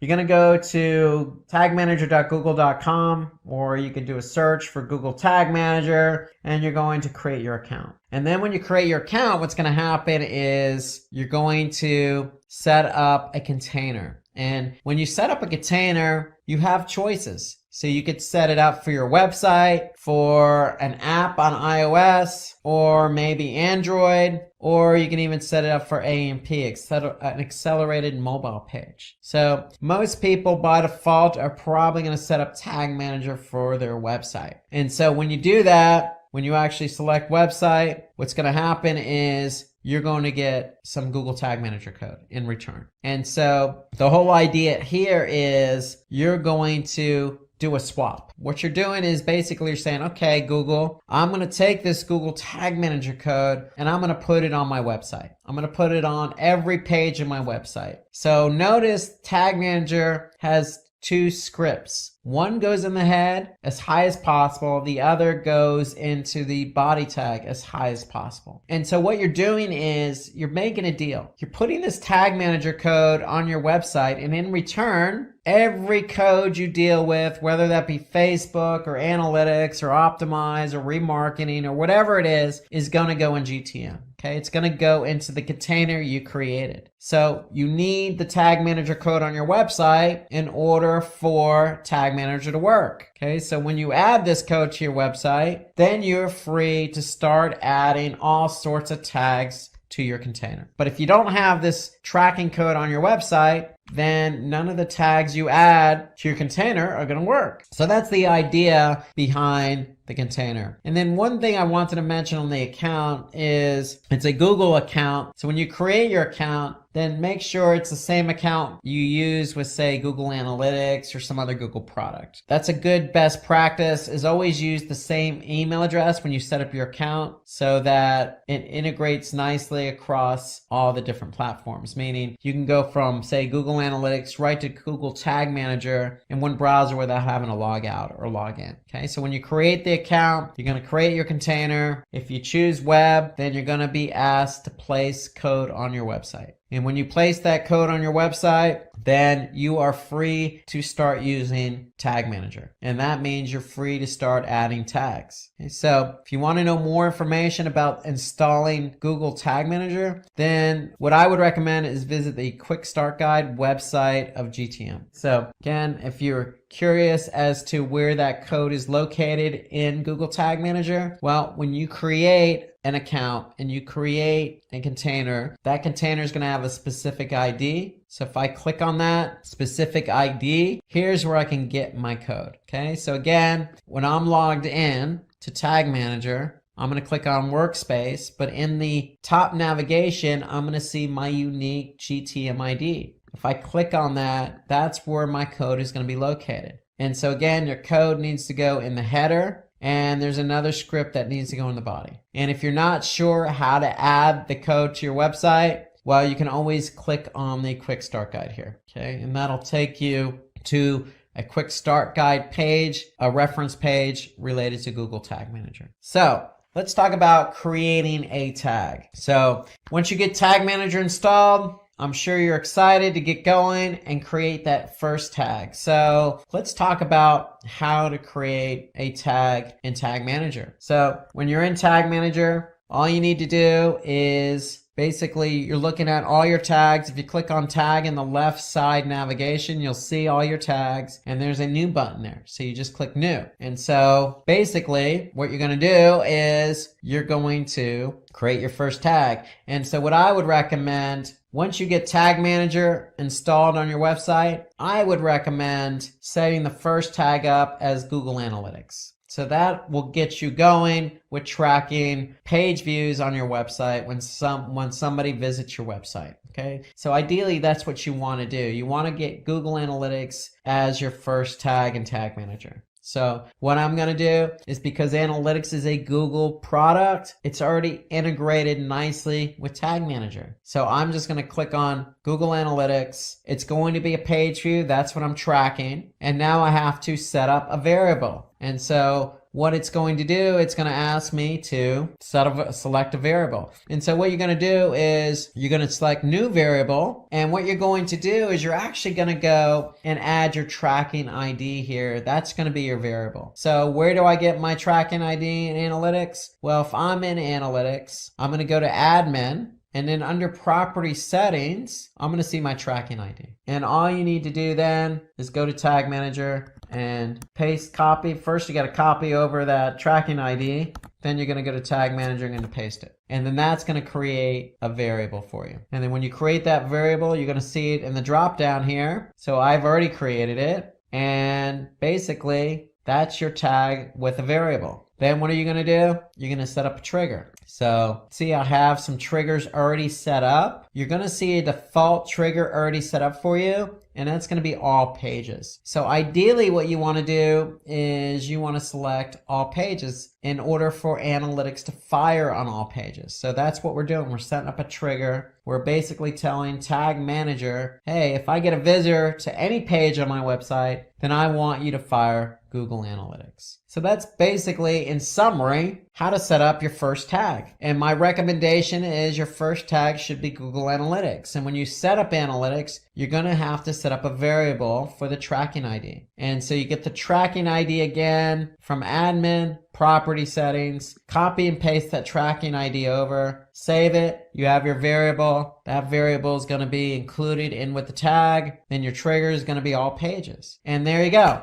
You have your first tag. You have your first variable, you have your first trigger. So that's basically what you want to do. And once you've added that tag, once you've added that trigger, then the only thing you need to do now is basically publish the tag. And so anytime you save a tag, you're going to go ahead and submit it so that way it gets published. So again, what you're going to do is let's take a step back here. You're going to choose new tag. You're going to choose Analytics from the drop-down menu. You're going to choose page view. Then basically you're going to add your tracking ID so you could set up the variable. And then basically that's what you need to do. Okay, you're going to add that tracking ID and then voila, that's your tag with a variable. And then once you've done that, then you're going to click submit. So when you click submit, you're basically saying, hey, I want this tag to go live now, this tag and trigger. And once you've done that,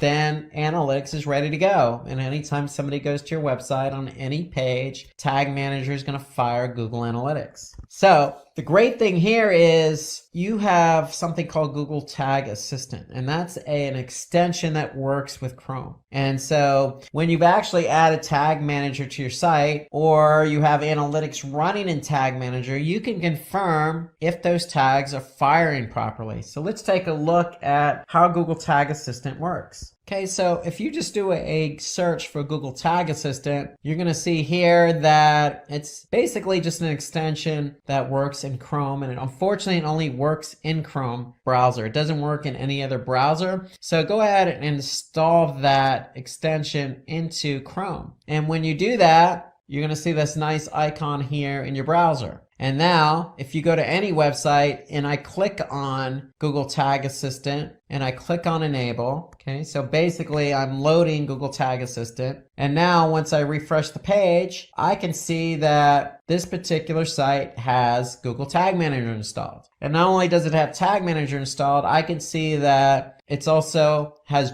Google Analytics running. I have also Google Optimize running, and I have Google Ads remarketing tag running in Tag Manager. So that's what Tag Assistant does. It allows you to see if one Tag Manager is on the site, and if it is, great, what other tags are firing on this particular site. So Tag Assistant's telling me I have these particular tags firing on that site, and they're firing within Tag Manager. So Tag Assistant is a great way to confirm if one, Tag Manager is on the site, and two, what other tags are firing on the site. Now, another way you could confirm if Tag Manager is firing on the site is you can go into preview mode. So even before you submit and publish your tag and trigger, you can click on the preview mode. So if I click preview in Tag Manager, so basically that's going to put me in preview mode. And so what does that mean? Well, that means that now I'm free to go to my website and see if those tags are firing. And so let's take a look at what that looks like. So if I go to the website and just click refresh, then what's going to happen is Tag Manager is going to load in preview mode, just as you see here. Okay, so that's going to take a couple seconds to load up. And now what can I see in preview mode? I could see that I have GTM firing, but I also have some other tags firing on this page. Remarketing, I have Google Analytics, I have Google Optimize. I have some other tags firing as well. And so the preview mode shows me what tags are firing on any given page. And I can also see what tags did not fire. Okay, so here I have a number of tags already in GTM, but they didn't fire on this particular page. So let's just say I clicked on the Donate Now button. I'm still in preview mode, so I'm going to be able to see what tags fired. Now I could see I have a couple of tags that have fired on this particular page. And then I could see what tags did not fire on this page. Okay,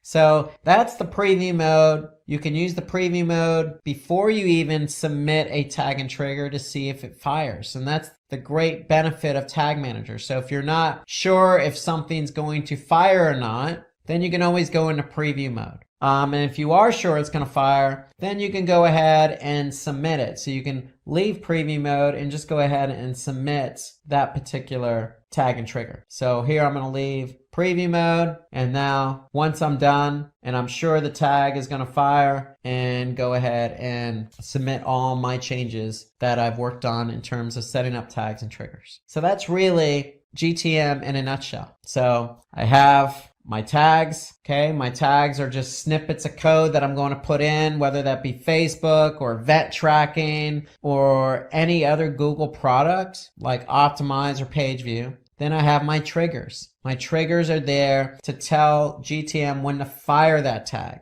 And the variables are there to help those tags and triggers work together. So remember that particular variable we set up for Google Analytics. Okay, so here it is right here, because we want to tell GTM what property to specifically fire in Google Analytics. So that's why we set up that variable. But there are all sorts of variables. Google Tag Manager has built in, or variables already created for you, or you can specifically define a variable. So variables are there to help the tags and triggers work together. So when you set up a tag, you set up a trigger, you use a variable, you can always go into preview mode, preview it by going to the website, seeing if it fires. If it fires, then voila, you can go ahead and click submit, and that will publish the tag and trigger, and you're good to go. That's pretty much how Tag Manager works. And again, I can't stress that there's an unlimited number of tags you can add to Tag Manager.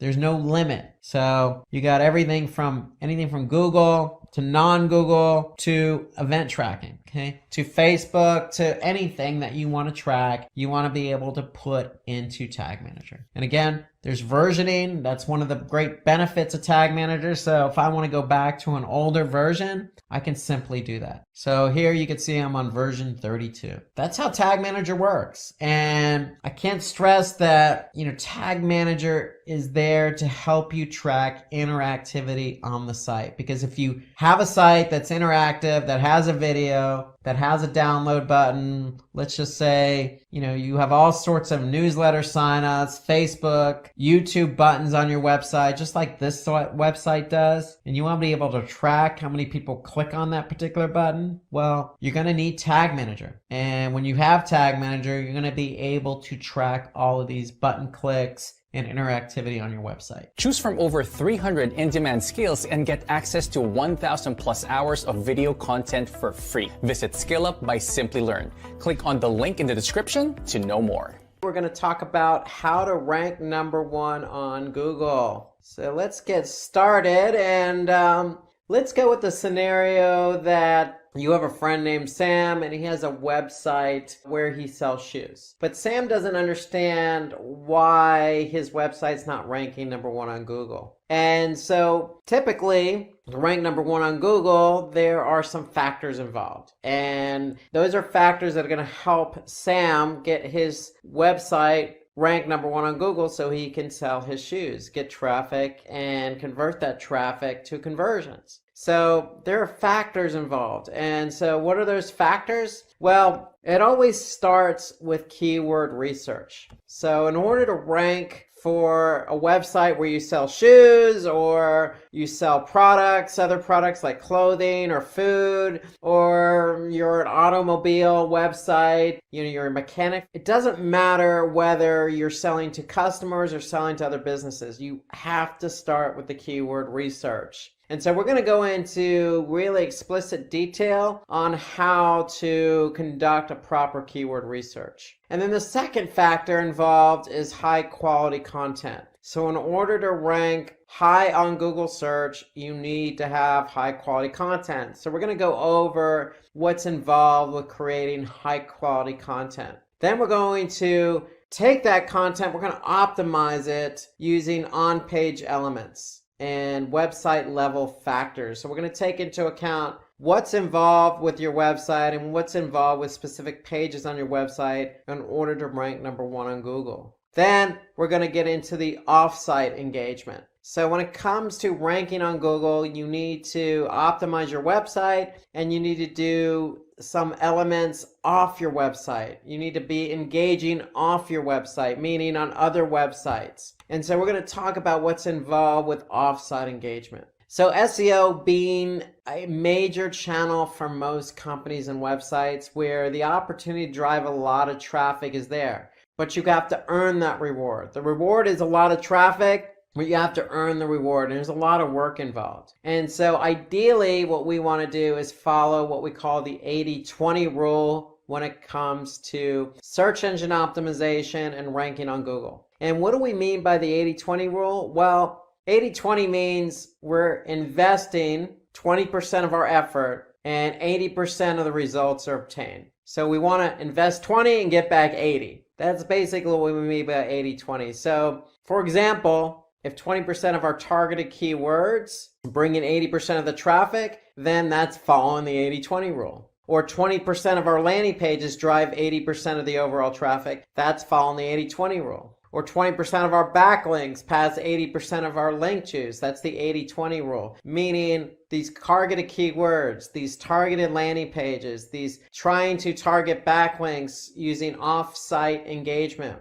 We want to put in 20% of our effort on those keywords, landing pages, and backlinks in return for 80% of the results. So without further ado, let's get started with the keyword research. Let's talk about that keyword research for a website with shoes. And it doesn't really matter what particular product you have. If you need to rank #1 on Google, it all starts with the keywords as I mentioned before. And so in this example, if you have a website where you sell shoes for kids, you're going to want to be found for certain keywords. So the obvious keyword here would be shoes for kids. Well, every keyword that you target has search volume associated with it. So that means when we talk about search volume, we're talking about how many people on average type in that keyword or related keyword on Google.com or Google search. And there's always an average number of searches associated with every keyword, and we call that search volume. How much search volume? So obviously, if we're going to target a keyword, we want to have as much volume as possible. However, there's always going to be competition for those keywords, meaning there's always going to be other websites who want to rank number one on Google for the same keywords. And we call that competition or difficulty. So for every keyword, you're going to have volume and you're going to have competition or difficulty. And the difficulty ranges as well, depending on the tool you use. And we'll get into that in a minute, but search volume is how much, on average, people are typing in that keyword or close variants of that keyword. And the difficulty is measured in terms of, for kids, is highly relevant, has high volume, and low competition, then that's a keyword we want to target. So we always want to focus in on those three areas. So there's always a trade-off with keywords. So shoes for kids might have high volume, but also might have high competition or difficulty. If we look for another keyword that's just as relevant, for example, shoes for children, it may still have high search volume, but the competition or the difficulty may be lower. And if that's the case, then that may be a better keyword for us to target. Instead of something highly competitive like shoes for kids, we can focus on another relevant keyword like shoes for children with just as much volume and lower competition. And the reason why we want lower competition is because we want to be able to rank for that keyword. So the higher the competition, the harder it is for us to rank number one on Google for that keyword. And so the whole idea beyond keyword research is analyzing and choosing the best keywords. So we want to identify a list of keywords that are always relevant. We want to choose the keyword that your competitors are ranking for. And we want to use third-party tools to choose keywords to identify which keywords have low competition and what keywords have high search volume. So one thing to take into consideration when you're doing keyword research is that the longer the keyword phrase, or in other words, long tail keywords or keywords with 3 keywords in the phrase or more, you're going to always have less competition. But there's always a trade-off. With long tail keywords, meaning the longer the keyword phrase, there's going to be less volume, but the trade-off is less competition. And so what we want to do is we want to brainstorm some ideas and find those relevant keywords. So let's look at an example here. So if we go to Google Ads, so Google Ads has a tool called Keyword Planner. And let's just say I have a website where I'm selling dried figs. And if I'm selling dried figs, I want people to buy these dried figs. However, in order to attract them, I want to be able to show them that, hey, we have a bunch of recipes. And if I show you a bunch of recipes where you can use dried figs, maybe you'll buy these dried figs to use in these recipes. And so we're going to look for keywords related to bread recipes, because if we can optimize for our recipes page for bread, then that will attract an audience who wants to make bread and use dried figs with those bread recipes. So that's the example I'm going to give here. And so if I look at the keyword planner in Google Ads, if I just type in bread recipes, what Google is going to do is they're going to give me an average monthly search volume. So I can see the average monthly search volume here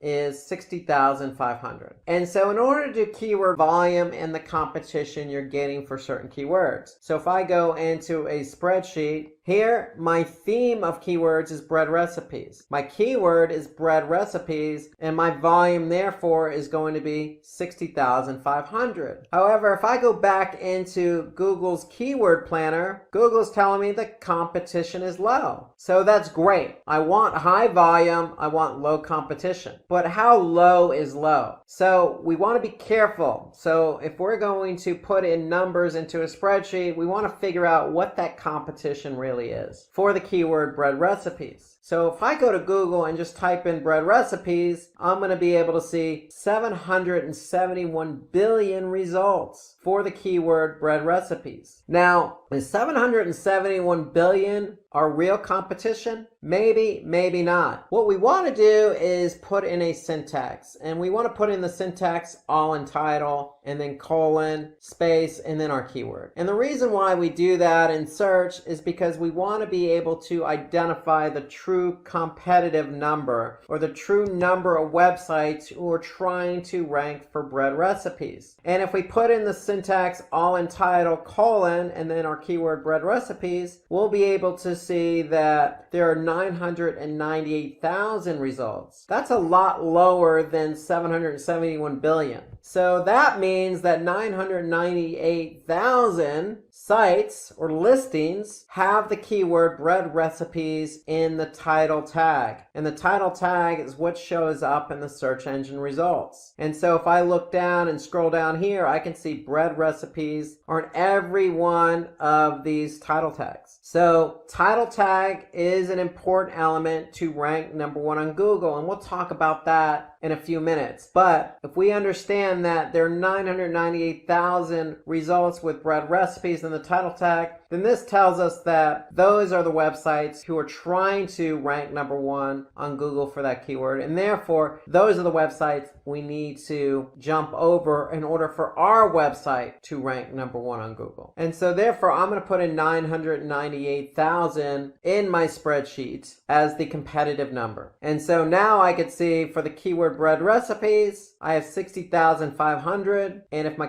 competition is 998,000, then my KEI, or Keyword Effectiveness Index, or in other words, the ratio of volume to competition, is 6%. So that's nothing more than volume divided by competition. So that tells me that my KEI, or my ratio between volume and competition, is 6%. So remember, we want more volume than we want competition. So anytime you do a keyword research, you're going to find a number of different relevant keywords. So if I go back into Google's keyword planner, if I typed in bread recipes, you could see that Google is going to give me a number of different keywords related to bread recipes. Let's just say I have another keyword that I want to think about optimizing for, being ranked on Google for, and that's banana bread recipe. Very similar keyword as bread recipes, except it's a little longer tail. Now, if I type in banana bread recipe in Google's keyword planner, now I can see the average monthly search volume has actually gone up. It's 368,000. I can also see the competition is low. So those are good signs. So now I can see 368,000. I'm going to go ahead and put that in my spreadsheet. Now I'm going to go into Google. I'm going to put in my syntax all in title. I'm going to put in banana bread recipe. I'm going to hit enter. And now I can see I have 233,000 results with the keyword banana bread recipe in the title tag. So if I look at the title tags, I can see banana bread recipe, banana bread recipe, banana bread recipe on all the listings in the Google search results. So that tells me I have 233,000 results that I have to jump over in order to rank number 1 on Google. So I'm going to put 233,000 in my spreadsheet. Now I can see my KEI, or my volume to competition ratio, is 158%. And so to me, that's a lot better number to work with, or in other words, that's a lot better keyword because it's just as relevant and it has a higher ratio of volume to competition. So therefore, banana bread recipe is going to be a better keyword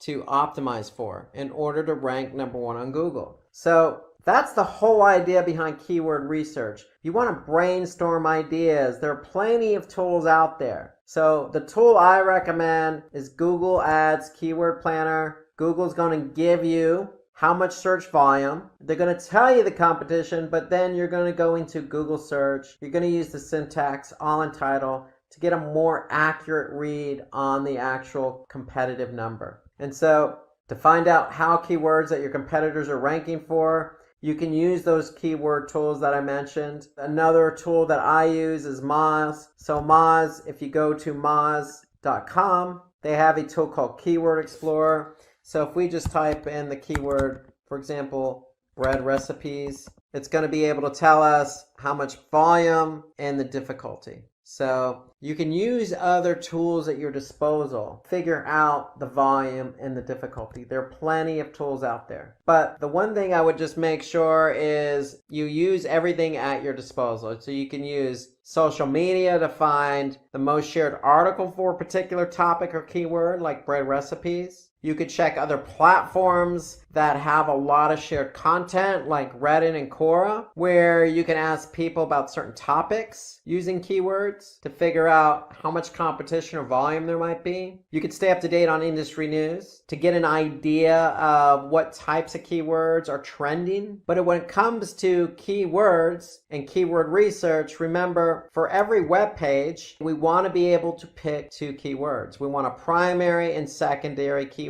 So when we do keyword research and we enter all our keywords into our spreadsheet, we want to be able to have a number of different keywords. In this case, we're focusing on the theme bread recipes. We want to have different keywords because we want to be able to choose a primary keyword and a secondary keyword, because we want to be able to focus on multiple keywords for each page, because we don't want to put necessarily all our eggs in one basket, meaning we won't want to put all our emphasis just on one keyword to rank for. We want multiple keywords to try and rank for. So the primary keyword can define the nature of our business. The secondary keyword could be just highly relevant to our keyword. At the end of the day, we want to choose multiple keywords to try and rank on Google for that page. So for example, we have a blog and we're using ice cream recipes and we're blogging about ice cream recipes, we can have a primary keyword that is about ice cream recipes or homemade ice cream recipes. We're going to always want to find out what the volume and the competition is. Our secondary keyword could be built around other similar keywords like low-fat ice cream recipes or fat-free ice cream recipes or low-fat homemade ice cream recipes. Those are complementary keywords, just like our bread recipes and banana bread recipe. So one thing we want to do when we do keyword research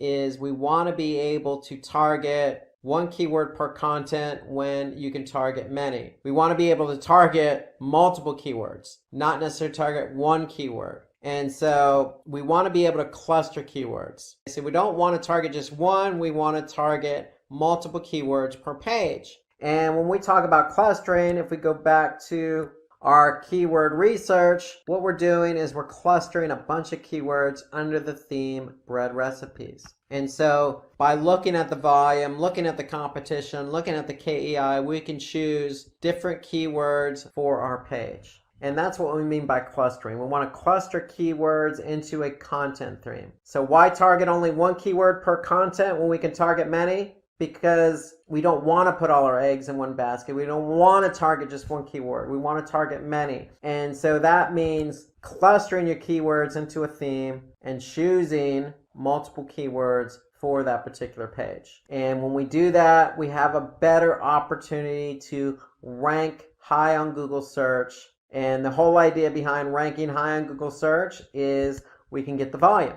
So if we know we're ranked number 1 on Google search for bread recipes or banana bread recipe, we know we stand a chance of getting a majority of the volume associated with that keyword. And if we can get the volume and get the traffic, then we can get the conversions. So let's move on to high quality content and talk about the impact content has on your ability to get your website ranked number 1 on Google. So let's just say you have content on your website and the content is ranking on page 4 of Google. And it's that blog with ice cream recipes. And if it's just content for the sake of content, it's not really informative, then it's not necessarily going to get good engagement. In the eyes of Google, they want to rank content that's very informative, it's very fresh, it's exciting to read, it's interesting. It's going to have good engagement. So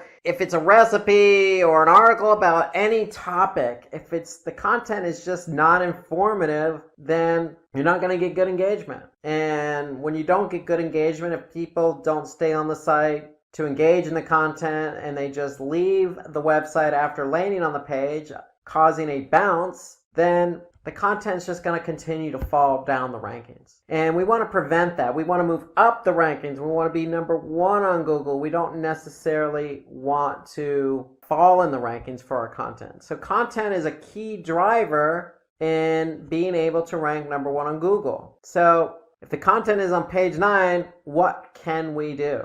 Well, we want to be able to, take that content and do something with it. We feel like we did write engaging content, so let's go ahead and share it on social media. And to me, social media is a good platform to share your content, because on social media platforms like Facebook, for example, you're building a community on that platform. That community is already interested in your content. So if you're sharing an ice cream recipe, especially in the summertime, and you're engaging with your community on that platform, then the likelihood of that community on that platform is going to increase engagement. Increased engagement will send social signals to the search engine that says, hey, this content is good quality. Likewise for any other platform. Most social media platforms have engagement metrics, and those engagement metrics pass signals. Is it good? Is it not good? Do we like this content? Are we giving it a thumbs up? Are we going to want to follow it? Are we going to want to share it? And so if you share content that you feel is engaging on social platforms, then it's going to be engaging, and it's likely going to cause an increase in engagement, for example, a decrease in bounces. And once you share that quality content, then the likelihood of it moving up the rankings, even as far as number 1 on Google, is going to be greater. So you always want to start out writing good quality content. So let's talk about good quality content, because Google does take content seriously. They do take into account what other people think of that content. So high quality content is an important factor. So how to create good content? That's always the question. So let's talk about some best practices here. Remember, in the last segment, we talked about keyword research. So we want to perform good keyword research. Why? Because we want to choose keywords. Remember, we're choosing multiple keywords per page. One keyword could be related to our brand. One keyword could be related to the content, but another keyword could be related to a user's intent, like recipes. If you recall the example we used with bread recipes, maybe somebody's looking to type in a keyword that says, how do I make, a bread? Or how do I make a specific type of bread? Or how do I make banana bread? Or what's the best recipe for banana bread?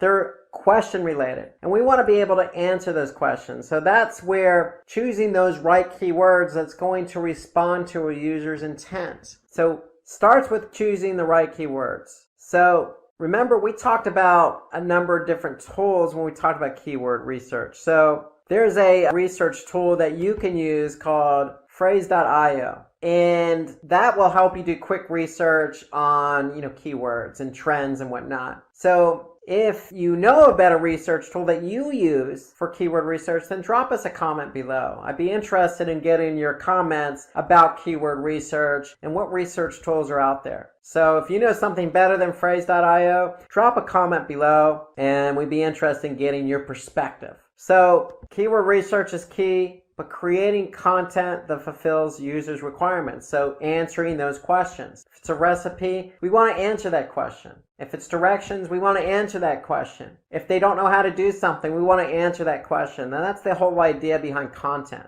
Content is not just to fill a page, it's to really fulfill users' requirements. That's when you get good engagement. So if somebody's typing in something on Google and they're looking for an answer, your content should answer that question. But we also want to make the content readable. So in other words, write for your audience. Don't impress anybody with very high vocabulary type words that somebody doesn't necessarily know the meaning of. Don't use jargon. Don't use a street language, for example. Use everyday common language that's just easily digestible when your audience is reading. And then we want to keep that content organized. And so when we mean organized, we want to use headers and subheaders.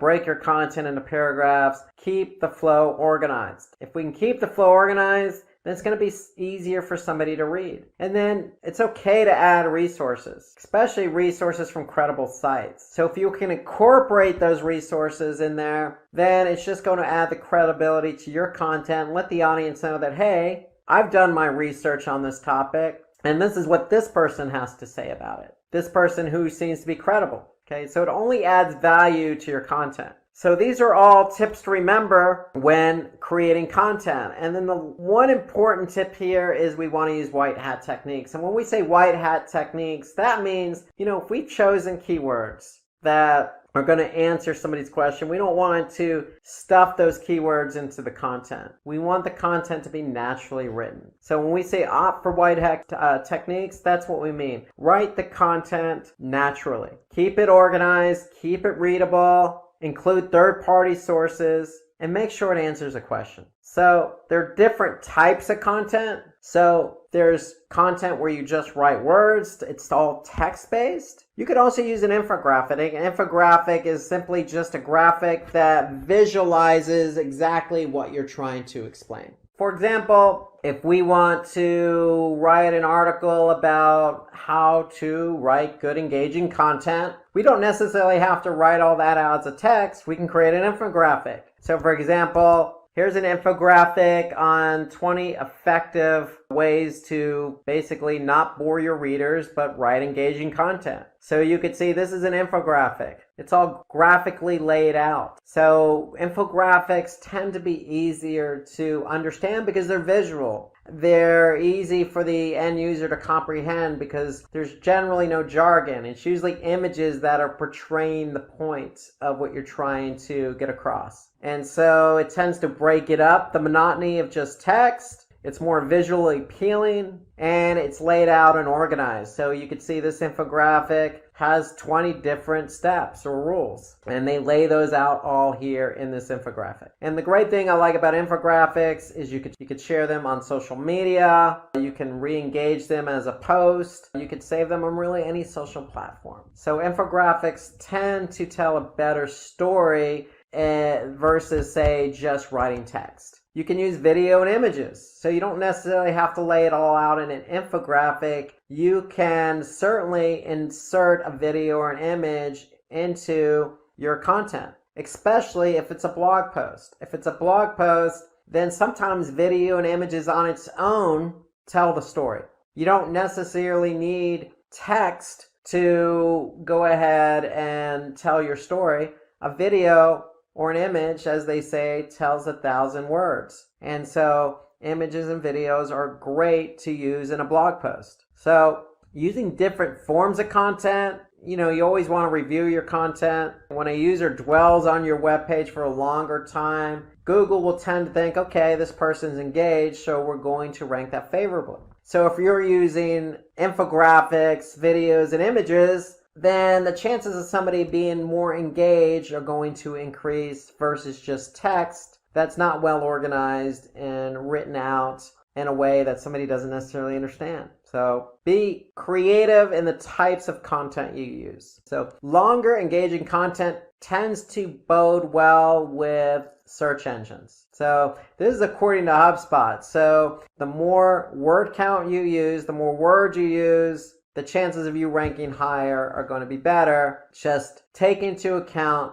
best practices. You want to maybe break up the content with an image, organize it, make it engaging, use headers. So it's not necessarily just words, it's the words and how those words are written, how they're structured, the types of keywords you're using, how you're engaging with your audience. There's a lot of factors, again, those best practices we just went over. But the key is, if you have longer, more engaging content, then it's going to bode better for you on search engines. So a couple of steps to create high quality content. So you want to begin with a comprehensive introduction. So always introduce your content. Remember, the content should be relevant to the keywords. So if you're choosing keywords in your keyword research, think about answering that question. If somebody's typing in bread recipes, maybe they're looking for banana bread recipes. How to make the best banana bread, or how to make banana bread using dried figs. We want to be able to align our content with that keyword naturally. You want to create a title that's worthy, that's click-worthy. So remember, if you're in Google search and you're doing search for something simple like bread recipes, we want to make something that's going to be, engaging for somebody to click on, like easy perfect yeast bread or easy crusty French bread, or something that's going to be engaging. The best bread recipes, or how to make the best homemade bread. Something that's going to draw somebody's attention to the title of that blog post. So we want to include LSI keywords. So what I mean by LSI keywords in your content, we mean, long tail keywords. Make it natural. Headings and subheadings should consist of keywords and variants. So if you're writing headers and subheaders, include the keyword in there. And that way, the content always stays relevant to the audience. Okay, shorten your sentences and paragraphs, so don't write long paragraphs. Remember, we want to break this up. We want to make it easy for the end user to read. And we want to always put internal links on our blog post. Why? Because if we have internal links, then if we have a link from one blog post to another blog post, or say our blog post to an internal page on our website, we want to make sure that it's relevant content. That way, if somebody's reading something and you have an internal link, let's just say from a bread recipes page to a banana bread recipes page, then they may find it interesting, click on that link and go to the banana bread recipes page. So it's keeping somebody engaged on your website. So putting in internal linking will help keep the end user engaged, because you're offering up links that's relevant to the content. You always want to break up that content with images. Okay, we want to use alt tags, meaning we want to pen the image with text, so that way if the image doesn't load, then at least the alt text will load. So we can incorporate call out boxes, and more importantly, we want to update our content regularly. So we always want to get the best recipe out there if it's banana bread, or different ways to create banana bread, or always just coming up with ways to update the content. So we want to keep our content, our blog post fresh. And then we want to include a CTA, call to action. If we include a call to action, then that's going to keep somebody engaged and have them act on your content. So these are steps to creating high quality content. And so let's look at an example here. And this is a 3-month-old post on BuzzFeed. And it's 21 pictures that restore your faith in humanity. So it has a lot of likes, a lot of tweaks, and that means it's engaged. People are engaged when reading that. And so if we go and look at it as an example, we could see it on BuzzFeed here, 21 pictures that will restore your faith in humanity. So this was written back in 2012. Again, a lot of engagement. But if we look at it, we can see immediately that it's taking into account third-party sources. It's got some content, it's got images, it's being broken up by images. We could see there's call to actions on there in the form of social, so people can go ahead and share it if they like it. Okay. It includes videos, it includes images, third-party sources. So it's a good post because, listen, it's engaging content. It's probably answering somebody's question about humanity. And we could see clearly that, look, there's a lot of different examples here from a lot of different sources, and we could take action on this content. So not just video, not just images, but text as well. And so it's very engaging, answers questions, takes into account the different types of content available. So this is a good post in that regard. So content's updated regularly, it's engaging, and it includes sources from high authority websites. Some do's and don'ts on the content. So take into account the best practices I mentioned about creating high quality content. Okay. Answer those questions that the end user wants to hear, because that likely is going to be their search. And so you want to be able to respond to the end user. That's part of creating high quality content. Different types of content, i.e. in the form of infographics or videos or text or images. You can add images from public domain sites. You can be relatable and use examples to clarify points, just like the BuzzFeed article. Simplify complex words. Don't use sophisticated language. Talk to your audience as if they were standing right in front of you. And use bullet points to exemplify your examples, your points. So some do's, the don'ts. Obviously, don't lift content. We don't want to lift content from another website. So that's plagiarism. So we want to have our own unique content. We also don't want to take images from other websites. And so if you do happen to find an image that works for your post and it's on somebody else's website, ideally that's not a good situation. But if you do happen to do that, then always give credit to the website. Okay, so if you took it from xyz.com, credit xyz.com for the image. And even put a link back. But ideally, you don't want to take images from other websites. Just as much as you don't want to take copy, you don't want to take images. Use your own imagery and content. But if you don't have imagery, then you can always go to stock photography. There are plenty of websites out there where you can sign up for a subscription, like Adobe Stock Images, as an example. You could sign up for an account, and in some cases, you can sign up for a free account and use stock imagery. Okay, don't give less information to your audience. Give your audience what they deserve, which is the information they're looking for. They're looking for the best banana bread recipes. Give them the best banana bread recipes. Incorporate your own images. Break it up with titles. Give them a good quality piece of content that they're going to be able to engage with.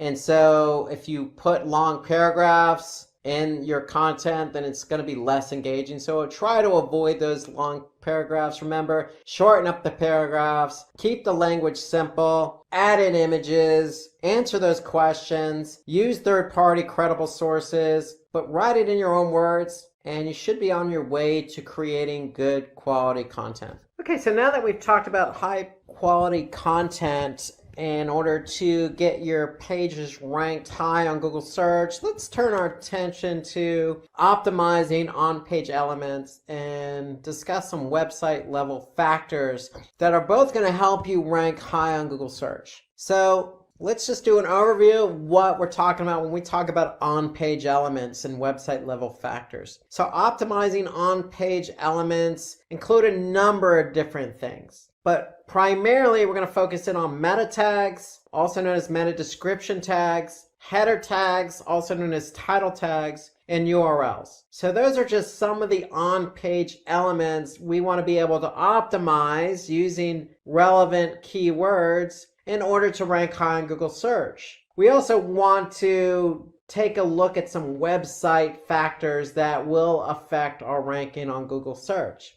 They include website architecture, having a secure website, having a sitemap, and taking a look at page speed. So all of those are some of the website factors we need to take into account in order to rank high on Google search. So title tag and meta description together are considered meta tags. So both play an important role in ranking high on Google. So we want to be able to write unique title and descriptions for each page on our website. When I say unique, that means the title and the meta description need to be different for every page on the website.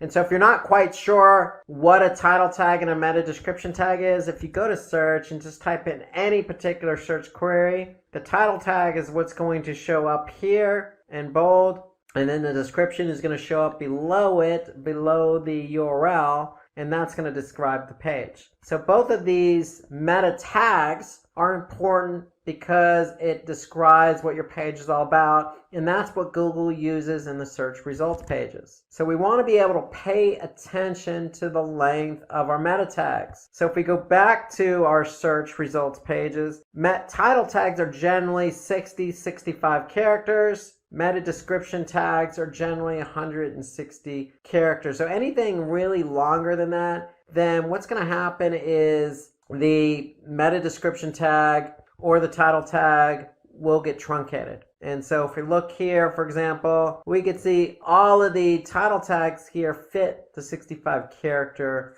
limit. But if you run over the character count on meta description, then Google is going to truncate the copy. So you want to stay within your parameters in order to avoid getting your content truncated. And so the other thing when we're writing title meta description tags, we want to minimize keyword repetition. So if we're optimizing for keyword, we don't want to necessarily just plug that keyword into the title tag and meta description multiple times. We want to make sure our title tags and meta descriptions are naturally written. So if somebody's typing for banana bread recipe with dried figs, we want to have a nice title tag and a description that is going to get somebody to respond based on their need. And so we definitely want to avoid keyword repetition, but we want to be able to use that keyword in the title tag. Because if you remember from the earlier segment, when we did the all-in title syntax to find out exactly how many competitors were using that particular keyword, well, we obviously want to use that keyword in the title tag because, again, the title tag is an important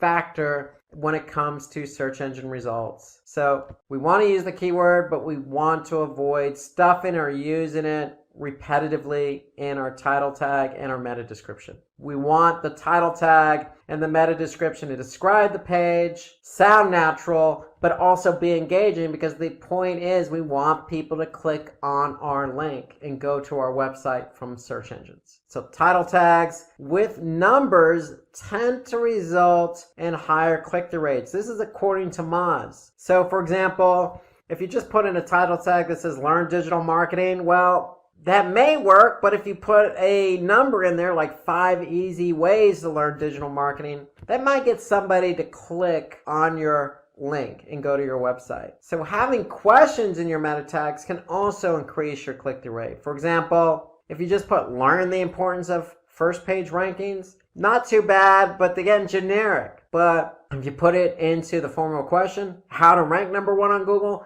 it's more action oriented. It's going to get somebody to resonate with the question that they have. And that may be their query, how to rank number 1 on Google. And so these techniques will help you get higher click-through rates. And so according to Backlinko, title tag with a keyword can improve site ranking. So remember, we want to include that keyword in the title tag. Even though we only have 65 characters, we want to include that keyword, but we want to avoid stuffing the keyword in there. We want to, again, make the title tag action-oriented, maybe with a number, maybe as a question, with the keyword in there once, naturally. Not easy to do, but that's the beauty of SEO. If you can follow these best practices and write a good title tag, then the chances of you improving in your search results are going to be greater. So having only one H1 tag in your post is going to be good. So remember, when somebody clicks on a link, so let's just say they do find a title tag engaging and they click on this link here and they go to that website, you want to start out with having that particular H1 tag, because the H1 tag, especially with the keyword in it, is going to signal to Google, hey, we're organizing our page, and because it's an H1 tag, it's important. We're structuring the page according to best practices. So having only one H1 tag in your post is definitely helpful. Having multiple tags, H tags in your post, help organize the page a lot better. So we want to add that targeted keyword in that tag, and your header tags should be relevant to the content. So if we go back to our example of the using dried figs with banana breads, well, the title says California fig banana bread. And remember the last segment when we were talking about high quality content? Well, look no further than including a video into our content. So not only will this video help keep the engagement high, but it breaks up the monotony of the page. And it's from a third-party source, so it adds credibility to the page. So adding a video based on the last segment of high-quality content definitely helps with ranking high on Google search. So following hierarchical structure, that means putting those H tags in there. H2 tags help break up the content. And we want to avoid repetition of H1 tags on your different web pages of your site, meaning don't just put the same H1 tag with the same keyword in it and keeping it blasé. We want to make those H1 tags exciting to read, but also used appropriately to break up the content. So remember, all white hat techniques. We want to avoid hidden tags. We want to avoid stuffing keywords. We want things to be natural. We don't want things to be forced. And your H1 tag should be 20 to 70 characters. Don't make long H1 tags. So if we go back to our page example, a short, sweet tag here, California fig banana bread. It's relevant to the content. It's short, sweet, and breaks up the monotony of the content. And more importantly, and again, any content you have on the page should always answer the user's intent. Remember, people are using search to answer questions, find information. Our content should be able to answer that for them. So, according to John Mueller, Senior Webmaster Trends Analyst at Google, header tags would definitely help Google for rankings in the search results. So we want to use header tags. So when it comes to URLs, we want to use hyphens and avoid underscores. So if we look at this URL here, this uses hyphens, fig and banana bread. So it's all broken up with hyphens. That's a best practice. Remember, canonical URLs. A canonical URL signals to Google this is the original content. So we want to use original content. And if you have multiple sources of content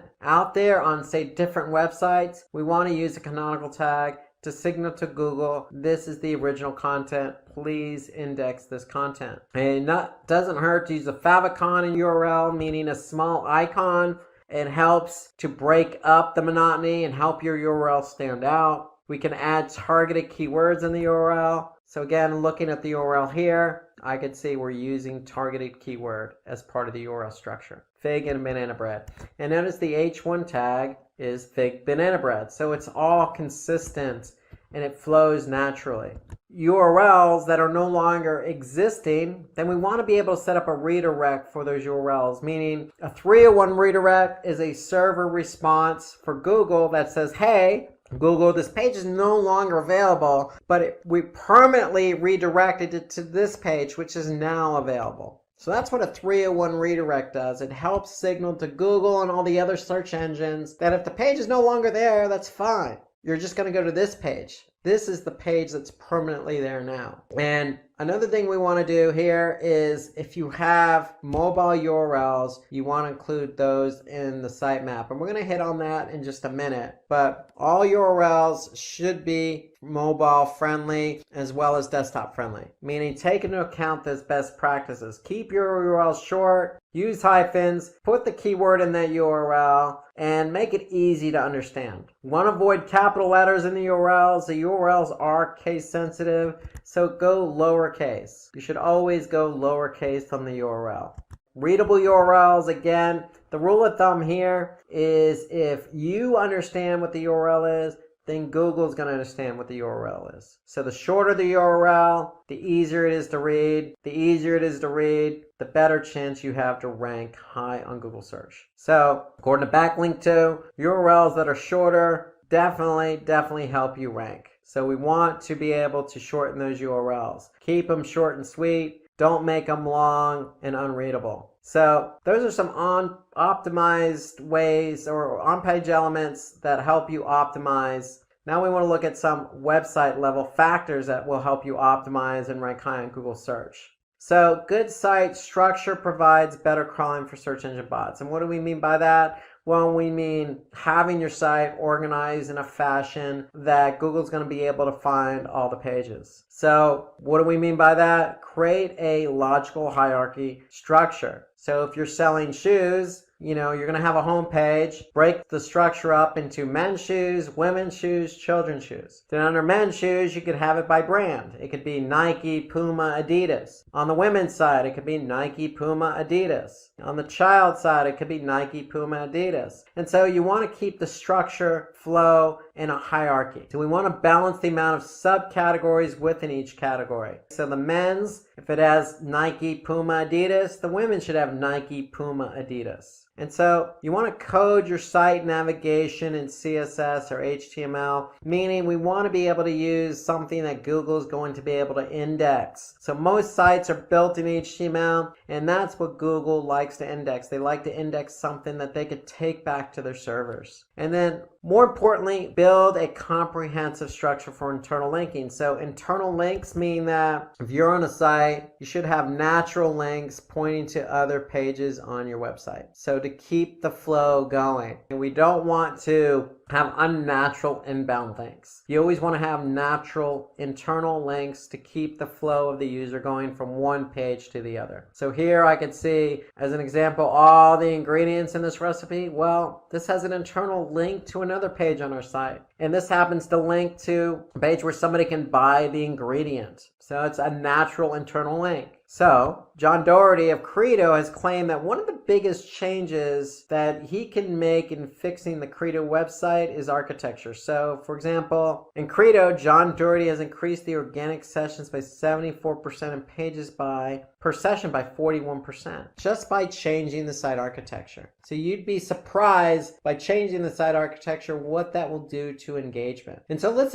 turn our attention to secure versus non-secure. So what we mean by that is securing your site. We want to make it sure that compliant with certain protocols. And so if we go back here, we can see that this particular site is compliant, it is secure. HTTPS means it has a secure license, meaning the site is secure. So Google likes secure versus non-secure. So non-secure would be HTTP. So we want HTTPS as our protocol. And what that means is just enabling SSL certificates. And that means when you enable an SSL certificate, that means your domain or your protocol is going to be turned to HTTPS. So Google prefers sites that are secure versus non-secure. So if you use HSTS as a protocol, that adds an extra layer of security over the HTTPS. And HSTS prevents cookie hijacking. So adding multiple layers of security always helps. In my opinion, if you have an HTTP website, a non-secure website,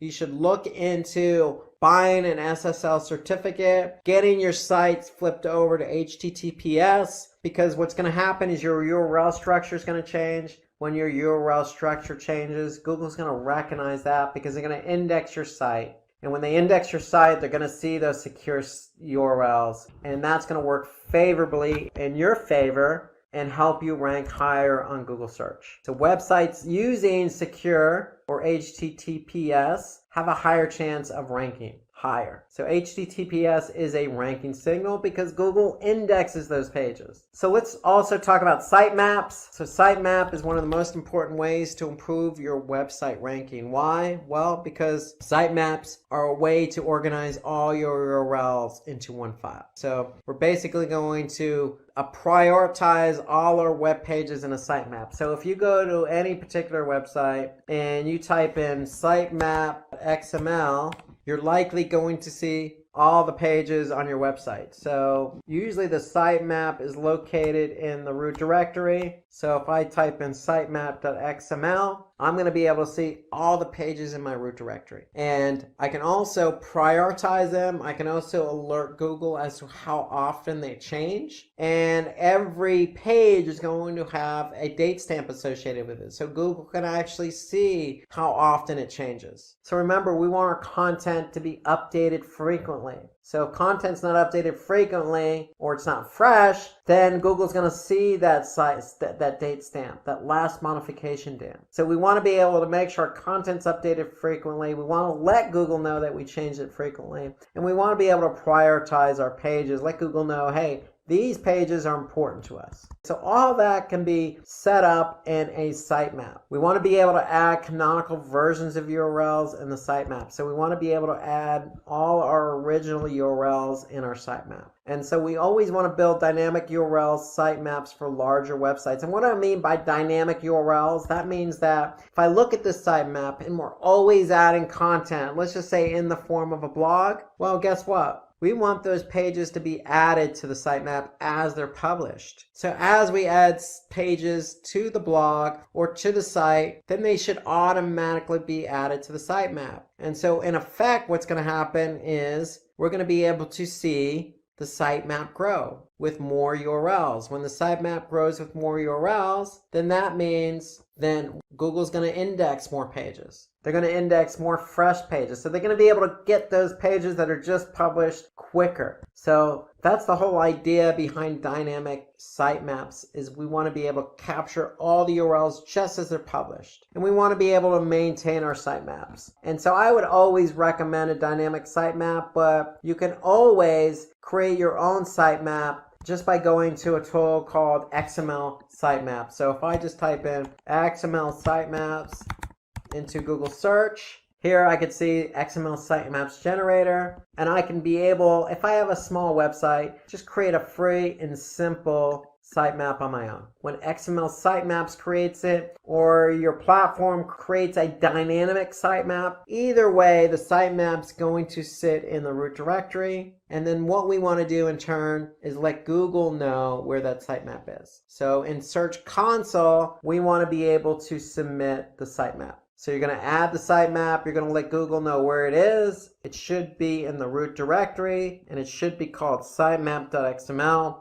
And when you do that, Google's going to be able to take those URLs and index them. So we could see we submitted 528 URLs, Google indexed 521. So one thing about URLs here is when we create a sitemap, we're putting all our URLs in there. We do not add no index URLs in your sitemap. And what that means is that any URL we don't want Google to index, we're just going to exclude from the sitemap. Okay, so we want Google to take all the URLs we want indexed and put them in the sitemap. So according to Edgy, using sitemaps for SEO can increase your website's visibility and help you get indexed. Why? Because what you're in effect doing is taking all your URLs that you want indexed, you're telling Google how often they're modified, you're telling Google which ones are important, and you're submitting that to Google. And so Google's going to be able to take all these URLs quicker, index them quicker, and when they're indexed quicker, you can get ranked quicker. And when you get ranked quicker, you can get traffic quicker. So that's the whole idea behind sitemaps. So let's turn our attention to page speed now. So one of the last factors for our website, besides architecture, making it secure, and adding sitemaps, is we want to take a look at how quick our pages load.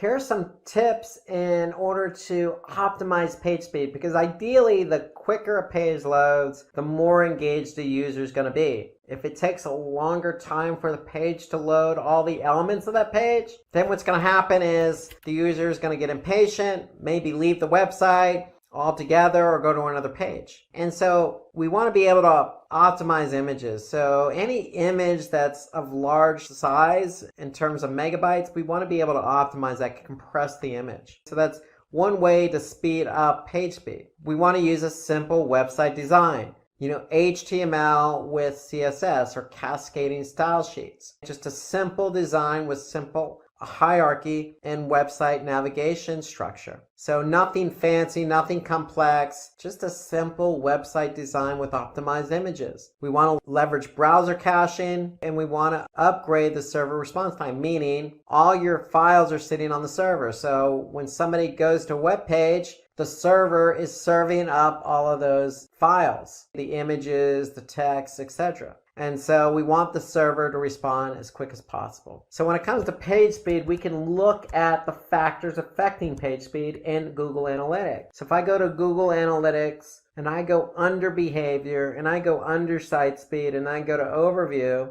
I'm going to be able to see what my average load time is for my site. And ideally, we want our pages to load as quick as possible. So that means anything under 4 seconds. Anything 4 seconds or higher, and it's likely the end user is going to leave the page. There's a correlation between page load time and bounce rate. And so what Google actually does is give you speed suggestions. So if we do have a page that loads slow, we can just go to speed suggestions in Google Analytics. And we go to speed suggestions, then Google's going to be able to tell us, hey, this particular page load fast, this particular page loads slow, and if it loaded slow, why is it loading slow? So here we could see the home page, as an example, is loading on average of 7 seconds. Well, if we look here, they're going to give us some suggestions. So if I click on this page speed suggestions, it's going to load a report and a tool called Page Speed Insights. And basically what it's then going to do after it's done running is it's going to tell me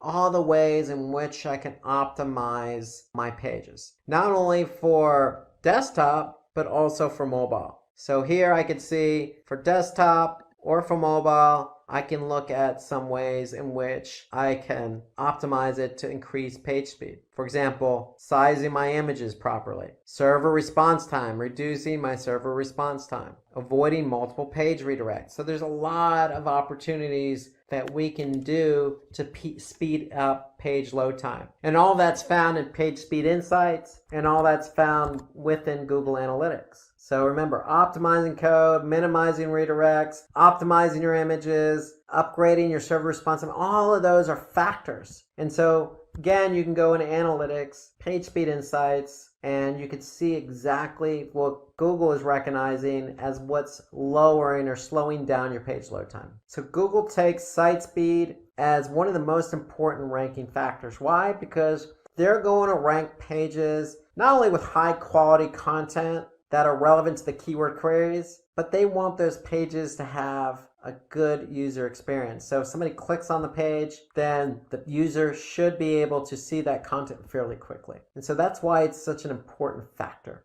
So the quicker your pages load, the chances of you ranking higher are going to be better. So according to Web Performance Today, Walmart, as an example, experienced a decline in conversions. So what they did was looked at their page speed. And when they looked at their page speed, you'd be surprised what that did. Just increasing it from 1 to 4 seconds or decreasing it basically increased conversion. So there's always going to be a correlation between how quick a page loads and how engaged the user is. Because if the user's engaged, they're going to stay on the site. And if they stay on the site, then their chances of converting are going to be higher. So just even 1 to 2 seconds increase in page load time will make a world of difference in terms of engagement and conversions. Let's turn our attention to off-site engagement. So previously we talked about on-page elements and website factors that affect our rankings for search results, but we also need to turn our attention away from our website, meaning what we do on our website, and turn our attention what we can do for our website off our website and onto other websites. So that's off-site engagement. And so let's look at an example. So that ice cream recipes blog, I'm going to talk about how to rank YouTube videos today. So at Simplilearn, we take our videos on YouTube very seriously, meaning that when we create videos, we want people to see them because we know we make good videos and we know we have good content and we know that our audience is going to enjoy it. And so we want our audience to see the videos that we're creating. And so we're going to give you some tips and tricks and methodology and ideas on how to get your videos to rank on YouTube. So at Simplilearn, if I go to YouTube and I just type in machine learning, you can see we're right here is the first organic video on YouTube for machine learning. If I jump over to Google and I type in machine learning basics, you can see we're number 1 for machine learning basics under videos. If I click on all, we're also ranked here as well under the video section on organic search results. Another example, data science for beginners. We ranked number 1 for that. If I look at another keyword, data science interview questions, okay, we're ranked number 2 for that. So we're ranking for a lot of videos. And why are we ranking for a lot of different content and videos on Google search and on YouTube? Well, we put a lot of work in behind the scenes of creating the video, and that's what we want to show you. So part of that has a lot to do with how our audience engages and sees our video. So for example, we're looking at the machine learning basics video here. And we can see that it has over 221,000 subscribers for this video, 234,000 views. We've had over 2,000 people like the video, and we have had over 270 plus comment on the video. So when we get our videos to rank, then we can see there's a lot of engagement. And so that's the whole idea, is when you do a video and you want it to show up on YouTube, you want people to enjoy it, you want people to share it, you want people to like it, you want people to comment on it. And that's part of the whole ecosystem of YouTube. It's, we're going to show you behind the scenes of what it takes to get your videos to rank. And then we're going to show you some of the metrics involved with some of these videos to help you stay ranking. So we're going to talk about how to get traffic to your website. So thank you for joining, and let's get started. So let's imagine you're setting up your own website. Okay, you're clicking away, you're developing, using some good tools. You're developing, you're designing, you're doing some QA, you're testing, you're sharing with friends in an alpha version, and then finally, your website is all set up. Congratulations. Well, when you hit enter and your website is finally published, what's going to happen? Well, a few days later, you're checking your website and you're looking at analytics and you notice your traffic's very low. Okay, well, you're scratching your head because you've done all this work with your website, but you're not getting any traffic. So the reason is you spent all your time developing and designing the website to make it look good, but you didn't do anything or any planning or any strategy around bringing users to your website. So the two go hand in hand. You just can't build a website without thinking about how to drive users to the website. And so before I tell you how to bring traffic to your website, let me tell you why this is so important. Okay, why do we want to bring users to our website? I mean, it has to be on equal ground as web development and design. Is somebody who goes to your site and then does something when they get to your site. So you have users, and when those users get to your site, they're generating page views and traffic. And you want to turn that traffic into engagement.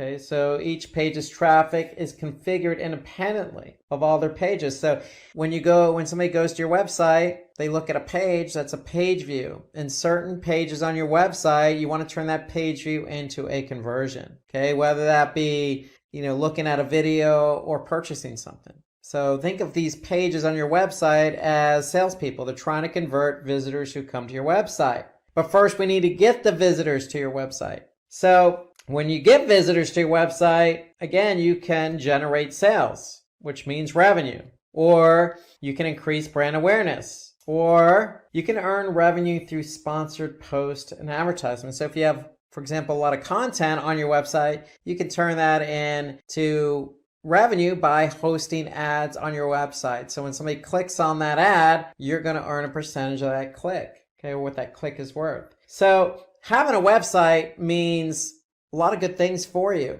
but first you got to get the traffic there. And so what we're going to do is we're going to tell you how to drive traffic to your website. So there's lots of different ways in which you can bring traffic to your website. Well, the first is paid advertising. So paying to advertise your products, services with ads is one of the easiest ways to drive traffic to your website. So some of the options available are search ads, social media ads, or display ads. So search ads are ads that are displayed in the search engine results. So when a user types in a keyword query, you want your ad to show up based on that keyword query. Okay, so an example is digital marketing course. Somebody types in digital marketing course and Simplilearn is the first ad that shows up. How do we know it's an ad? Because you can see the word ad next to the domain. So when somebody clicks on that link, Simplilearn is going to pay Google. So that's how search advertising works. Okay, the next is social. So social media marketing involves increasing traffic or engagement or brand awareness, or lots of different strategies. But instead of doing this on search, you're doing it on a social media platform.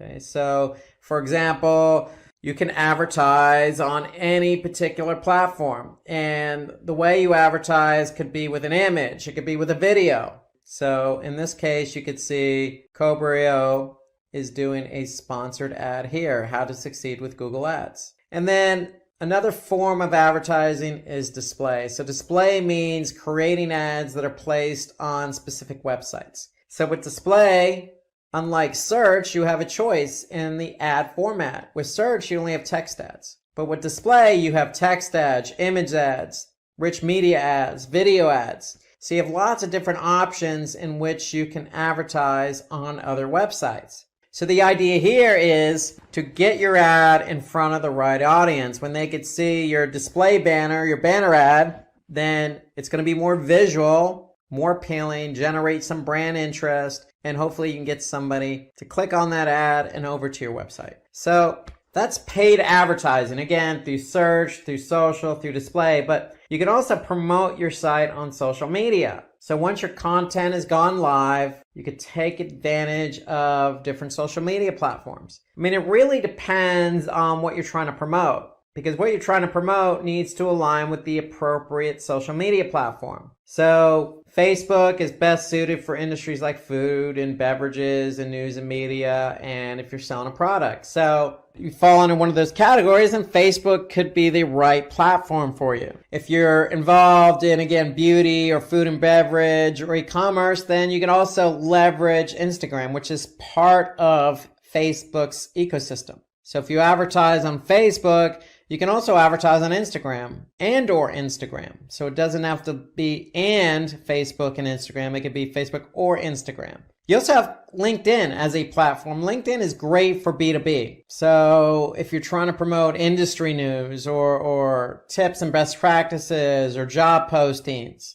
then LinkedIn is the place for you. It's a B2B platform. It's great for targeting specific industries, targeting specific job levels or job descriptions. Okay, so LinkedIn is great if you're into B2B, focusing on the business side of it. So you also have YouTube. Now, YouTube is part of Google's ecosystem. YouTube is a video platform. Okay, so it's great if you're trying to promote gaming or entertainment, or if you're a vlogger. Okay, so YouTube's a great way to promote your site by getting your product out there in the form of a video. Okay, then you have Twitter. Twitter, to me, encompasses a lot of different industries: beauty and fitness, news and media, entertainment. Okay, you have limited number of characters, but a lot of people are active on Twitter. And it's a great way to generate some awareness and get some clicks over to your website. So these are just some of the most popular social media platforms. Of course, there are plenty more out there. The third way in which you can drive traffic to your site is guest blogging. So most of you already know what blogging is all about. Well, if you're blogging for your own site, you can jump on somebody else's site and blog on their behalf. So having the opportunity to guest post on another website can be very helpful, because one, that other blog could have lots of traffic and have a well-known brand. So if you're blogging on another blog, it's going to build your brand awareness and potentially increase traffic to your blog or website. So it exposes to you to targeted traffic. So if you're going to guest blog on a site that's very relevant to your business or industry. That way you're targeting the right audience. Okay, you can expand your personal network. So getting yourself out there, getting your brand out there in front of a different audience. And then obviously for SERPs, because it generates a backlink. So SERPs, search engine ranking pages, means that, hey, if you want to rank organically, you're going to have to generate some backlinks. So guest blogging is a way to generate some backlinks to your site. And in effect, that's going to help you get your pages ranked higher, because Google is going to recognize the relationship from one blog to your blog and build up your relevancy. So some other benefits here to guest blogging is you can grow your social media following, because you can then promote that on social media that you're guest blogging. Okay, again, you can improve your online authority. Okay, because when you're guest blogging and you have recognition on that guest blog, if it's a popular blog, then that's going to help your domain and page authority for SEO.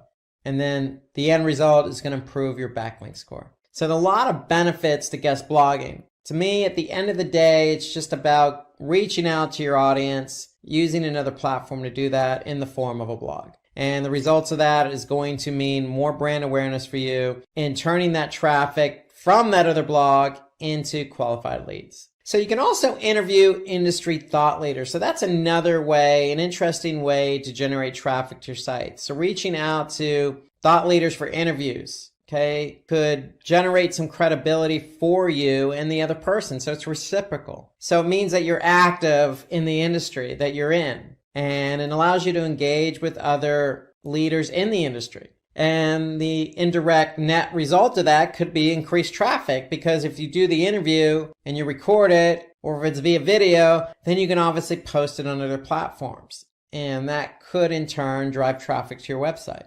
Obviously, just like guest blogging, it's going to increase your reach. So getting yourself out there. If nobody knows who your brand is, and they know who the thought leaders are, and they see you interviewing the thought leaders, then that's going to put you in front of these people. And so it's going to increase your reach. Another way to drive traffic to your website is just to make sure your website's responsive. And what do we mean by responsive? Well, we mean, does it work on multiple devices, specifically mobile? So depending on the device, your website hides, shows, shrinks, enlarges, or moves content so that it conforms to the browser that person's looking at on your for your website. So if somebody's looking on mobile at your website, you want to make sure that your website adjusts accordingly. So you want to be able to, test to make sure it's responsive. And so is content arranged based on importance? Okay, does it work across different browsers on different devices? And do the images, text, and everything else align just like it does on desktop? So there are plenty of tools out there on the web.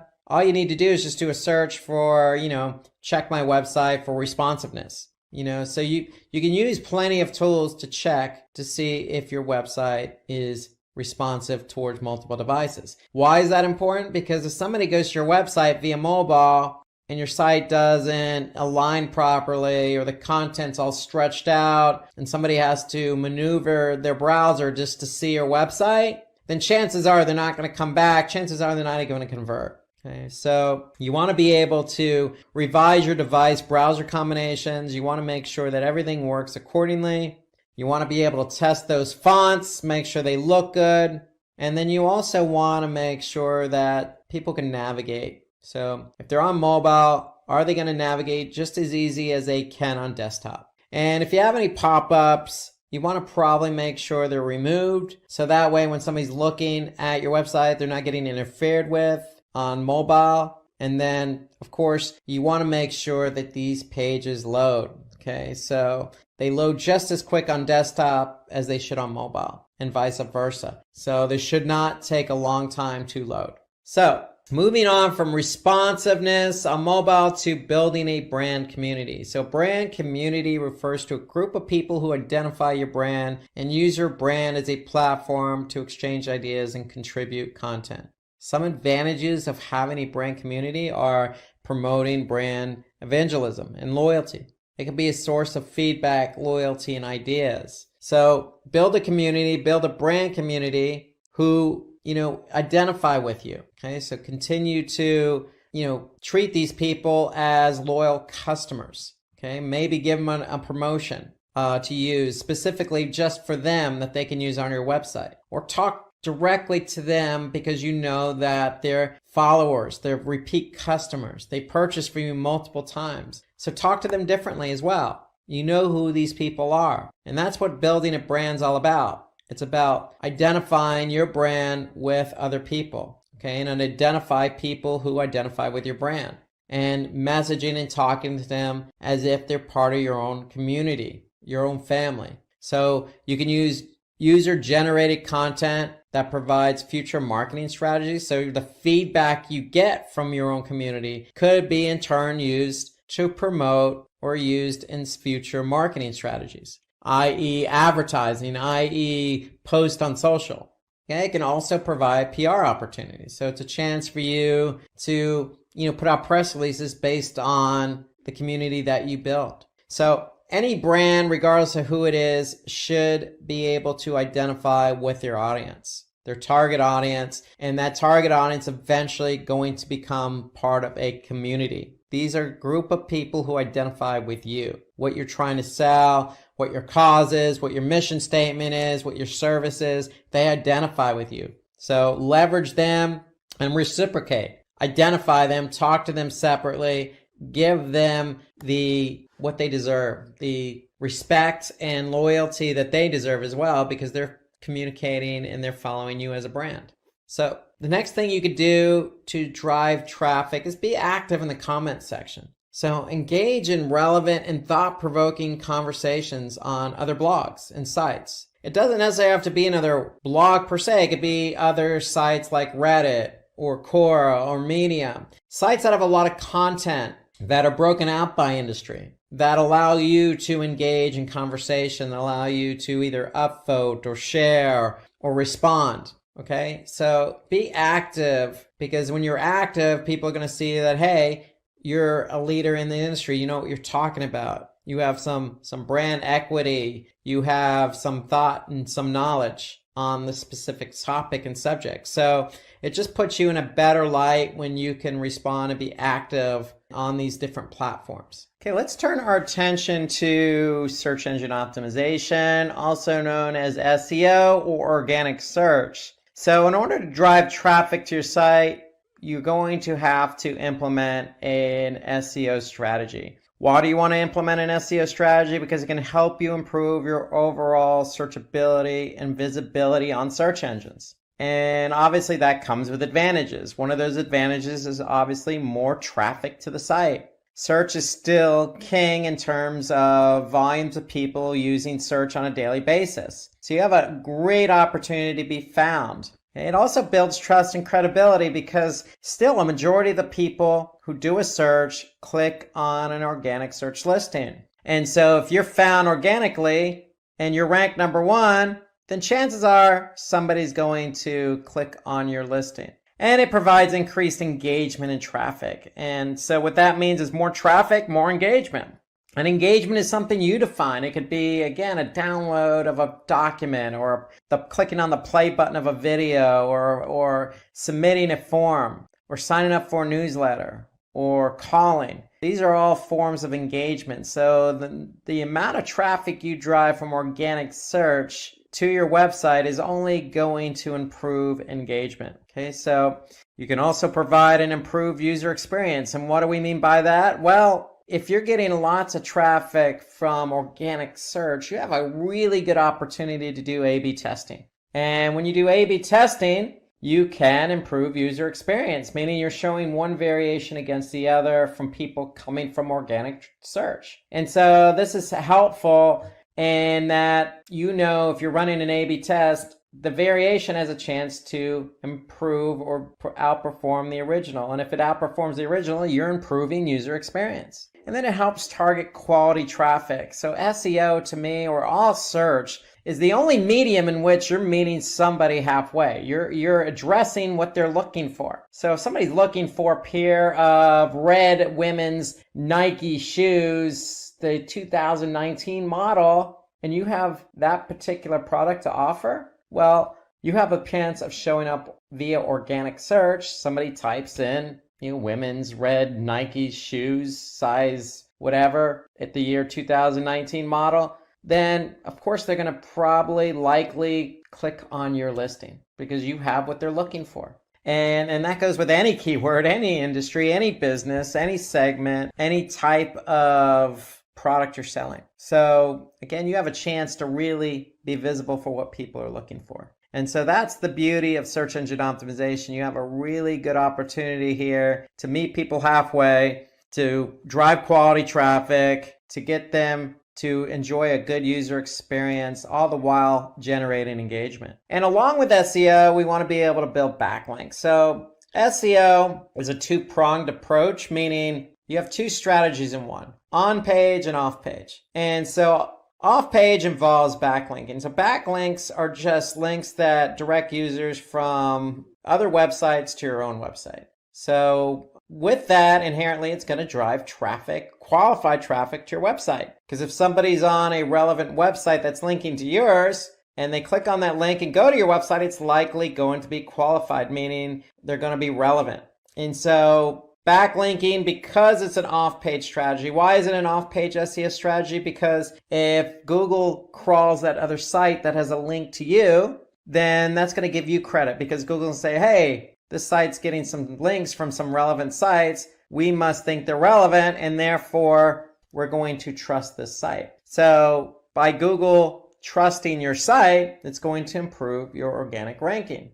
And with the organic rankings being improved, meaning it's going to mean faster indexing. So what does that mean? So you want to be indexed by the search engines. And so the quicker Google can find your pages, even if it's on somebody else's site, then that means they're going to follow that link, go to that page on your site, and take that page back to their servers to be indexed. Okay, so the quicker you can get indexed, the quicker you can get found. And then it helps with referral traffic. So again, we noticed that our efforts are on SEO, organic search, but if you're getting traffic from another website, hey, that still counts. That's referral traffic. Okay, so that's a side advantage to having backlinks, is good traffic from other sites. Okay, so those are inherently some of the reasons to do backlinking. Okay, never hurts. I mean, there's brand awareness reasons to being on other sites as well. There's industry leadership, meaning if you post content on Reddit, okay, you're coming across as an industry leader, but yet generating a backlink, which helps with SEO and referral traffic. So there's a lot of benefits to building backlinks. And the opposite of backlinks are internal links. So you want to do internal linking, and that just means connecting one page on your site to another.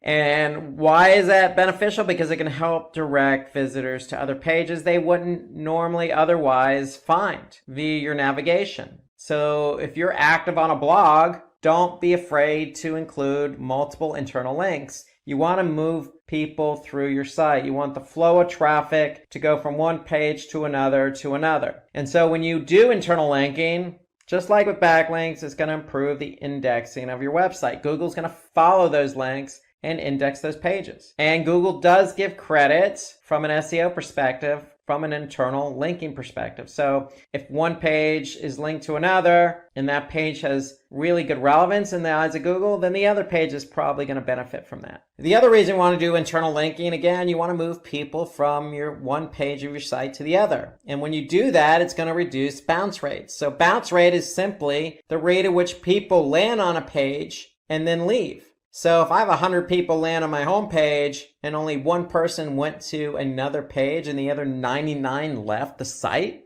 then that's a 99% bounce rate. So by putting internal links in place, you're helping people move from one page to the other and thus reducing the bounce rate. And that's what you want. You want to keep people on your site. You want to be greedy. It also drives traffic to older posts. So again, when we say older posts, we're really referring to blog posts. So if you have a relevant blog post and you're writing a new blog post, then link the two together. If it's relevant, link it. Regardless of how old it is. You want to show Google that these older blog posts, just because they were written a year ago, doesn't mean they're outdated and old-fashioned, okay, or useless. You want to keep them alive by linking to them. So to me, that's a good strategy for internal linking. Link to older blog posts.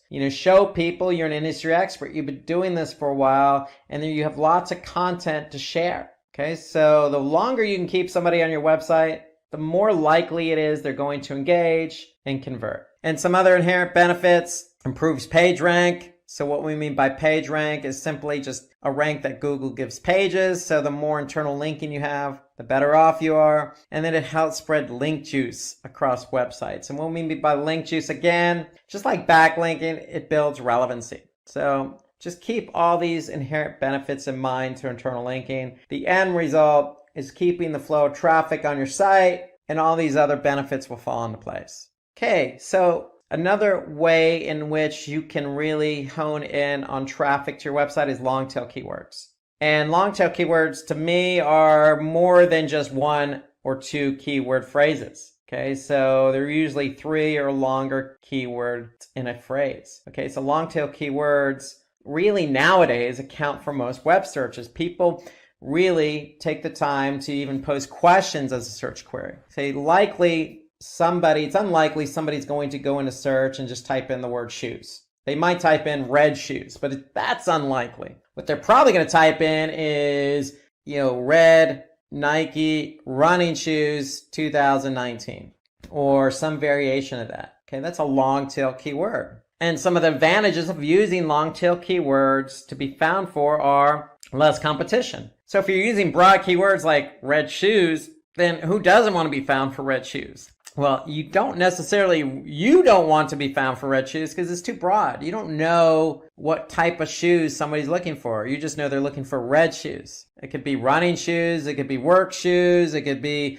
boots. It could be slippers. Okay. It's too broad. So long tail keywords help narrow it in. And the more narrow and focused a keyword is, the less competition it's going to have. And when something's not competitive in the form of a keyword, then that means your chances of ranking for that keyword are going to be greater, and the chances of you ranking faster are going to be greater. And then, of course, if somebody's looking for exactly what you have to offer, then you have a higher chance to convert that person. So if you have exactly those 2019 red Nike women's running shoes and somebody does a search for that and that's a long tail keyword and they click on your organic listing, if you have the right price, then they're probably going to convert. So you have a really good chance of converting somebody using long tail keywords. So my point here is if you're looking for keywords to use, focus on longer tail. Don't focus on one or two keyword phrases. What it also does is it brings targeted traffic. So even if somebody doesn't convert, hey, they could be back because it's exactly what they're looking for. And if you're focusing on longer tail keywords, like I just mentioned, stay away from the shorter ones. It's just easier to optimize your page for SEO. So remember, SEO is a two-pronged approach, on page and off page. We talked about off page with internal linking and backlinks. On page is all about making sure those keywords you choose are integrated in with the page you want to be found for. And so if you're using a long tail keyword, it's just easier to work that keyword in. So it enables easier on-page optimization. Okay, let's switch away from SEO to email marketing. So let's focus on email marketing as a form or method of driving traffic to your website. So email marketing has been around a long time in terms of digital marketing. Why? Because it provides an effective way to convert leads into sales. Why? Because you can send personalized emails to a target audience. So when you send an email to somebody on a regular basis, you know who that person is. So what are you doing in the email? You're writing a specific message to that person. Well, email marketing is the same thing, except you're just sending an email to a larger group of people. And when you send an email to a larger group of people, you're still going to personalize the message, right? You're not going to send a generic email to 1,000 people. Okay, nobody's going to do that. So make sure your email is targeted. And if it's targeted, it can be cost effective. Why? Because sending large amounts of emails, or let's just say an email to a large amount of people or a large group of people, is going to be cost effective. It's not cost per click. It's not cost per open. Okay, so email usually, depending on the email provider you're using, really is a flat fee. So it just really depends on how many emails you're sending or how many people you're sending the email to as well. So, but email generally tends to be more cost effective than other forms of marketing. So look at the email content provider you're using and just get a sense of what they charge. But if you look at it and do a comparison, email generally is cheaper than, say, doing pay-per-click, because with pay-per-click, you're paying for each click. Okay, so that could be expensive depending on the keywords. So email marketing is also time saving, okay, meaning it's a one-time thing and done. So once you send the email, it's just a matter of, watching and looking at the metrics and learning what's going on so you don't make the same mistakes again. But it is time conducive, meaning you send out one email and that's it. With pay-per-click, you're constantly measuring and managing the campaigns. And it provides real-time marketing. So when you do send the email, more than likely a majority of the people on day one or the day you send the email are going to be able to view it, open it, click on some of the links, and convert. So that's normally what happens in email. Majority of the people open it on day one and it kind of tails off from there. So think about it as real time. So when you send that email, and if you have 1,000 people on your email recipient list, break it up. Send the first 500 first with a different subject line. And then you can see the data come in. And if you don't see the good results from the subject line or the body of the email or, the page you're going to, then make adjustments before you send the other email to the next 500. So that's a great thing about emails. You can break up the email into two groups, the first group and then the second group with different subject lines. And you can probably send them a little bit of time apart. That way you can learn from the first email, because with email, you are generally going to get results right away. Okay, within the first 24 hours. So that's a great thing about email. Okay, so the other thing about email, it's less intrusive. So normally people who are going to get the email are the ones who sign up for the email. So they're almost expecting your email. So when they get your email, again, as long as you're not sending an email on a daily basis, normally most companies send it monthly or bi-weekly, it's not going to be as intrusive. Okay, and then it also helps build credibility, increase visibility and brand awareness, meaning you're going to build your brand in that email. You're going to put content in that email that's going to show off your credibility. Meaning you could put some testimonials in the email, you could put some good affiliations, you can put a good article to an industry article you just wrote. So email is going to inherently continue to build brand awareness for you. Okay, and it's an easy way to track ROI. So if you're e-commerce, it's pretty clear. You send the email, somebody opens it, clicks on it, checks out and purchases something. It's easily trackable because you could track it right from that email. So one thing I want to say there is just if you do send an email, make sure you're tracking that campaign. And you want to be able to use an analytics program like Google Analytics. Okay, if you use Google Analytics, you're going to be able to track when you send the email, who clicks on it, and who converts. So you want to be able to measure an ROI for these emails, and you can. And that's the beauty of email marketing. Okay, let's move away from email marketing to webinars. So webinars, great method for effective social media promotion. It's a great way to bring traffic to your website. So why do we recommend webinars? Well, because it provides direct contact within your target group. What do we mean by contact with your target group? Well, you're going to host a webinar and you're going to invite this targeted group of people who are interested in your product or service. So if you have a Facebook community, you could do a Facebook Live event, or you could do a YouTube, or you can even set up a webinar on another platform but promote it on social media. And if you're promoting something on social media, you're probably promoting it to people who are already following you or like you. And so that's what we mean by direct contact with your target group. So you're going to be able to create a webinar and talk directly to that group. And that's going to help build brand awareness and credibility. And the great thing about webinars is you don't need some fancy software. I mean, I'm talking to you on a webinar right now. And so webinars are free. All you need is a video camera and a recorder. That's all. And that's all built in with software. So there's plenty of software out there that allows you just to do a webinar really quick and easy. There's lots of opportunities in software. So, and a lot of them are very cost effective. So if you want to create a webinar, you can do that by spending very little money. And webinars, again, allow you to talk to your targeted group, your community, maybe prospective clients. It helps build credibility and, in effect, drive traffic to your website. And when somebody does attend a webinar, they're likely going to be highly engaged because you're inviting them, they're going to opt into the webinar. And the great thing about webinars is even if they don't attend the webinar the day you have it, it's going to be recorded. So they can always go back and watch it. So whoever watches the webinar is going to be engaged because it's going to be a topic they're interested in. And then users are likely to become prospective customers. So having a webinar, talking about something inherently interesting to maybe a larger group of people, you can promote that on social media and potentially get prospective customers to sign up and watch the webinar. And if you do, they're going to be engaged and then take the next step. Oh, I like what this person has to say. They seem to be credible. I like their personality. I like their brand. I like their product.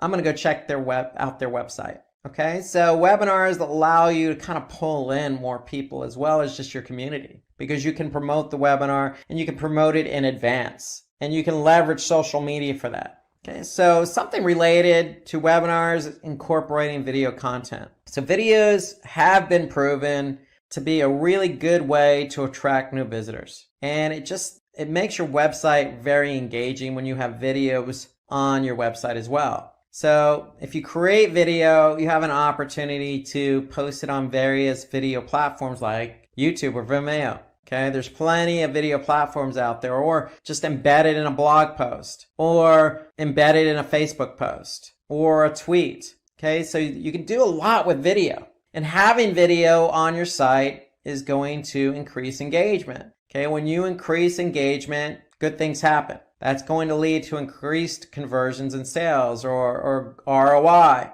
Or just like we mentioned, the webinar can help build trust with your audience. So even that webinar you could post on your website. So you want people to engage by watching this video. If they watch the video, they're going to gain trust in you because you're talking directly to that person, that user, that audience, that visitor to your website. And when you can build trust, it's going to increase engagement. And that's the beauty of video. Unlike text or imagery, videos really do engage with the audience. And so the more video you can do, the better off you are, because again, you can leverage social to draw attention to your brand and product and service. And then you can have that video on your website to increase engagement, which in turn increases conversions and sales and improves the ROI. So always think video. There's plenty of video software out there that you can leverage. And the great thing about video too is, hey, most people are using mobile phones these days, smartphones. And so video works just as well on mobile as it does on desktop. So keep that in mind. Video is going to be engaging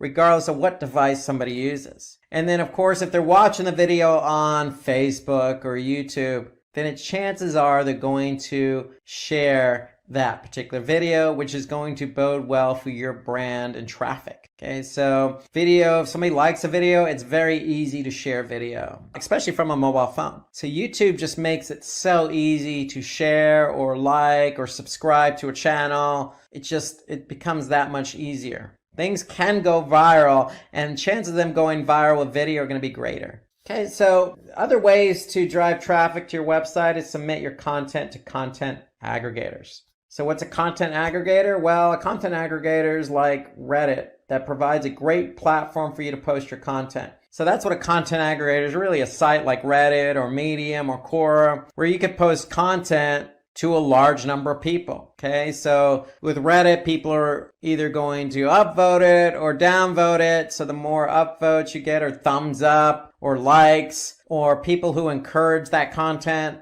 the more of a chance it has to be found. And so first thing out of the gate, if you do provide content to a content aggregator like Reddit, make sure it's good quality content that's interesting. And that should be the case across the board, whether it's a social post or blog post. Make sure the content's unique, professional, and interesting. And then if you do, say, put something on Medium, or you do put something on Quora, and it is professional and interesting and thought-provoking, then people are going to react to it. And then that, again, could lead to traffic. But even if it doesn't lead to traffic, it helps build brand awareness. So if you have content, just like videos, leverage it. Put the content out there. Okay? And when you put content out there, it's only going to, especially if it's good content, it's going to put you in a good light. So don't be afraid to share your content on the likes of Reddit or Medium or Quora or some of these other content aggregator websites, because good things are only going to happen.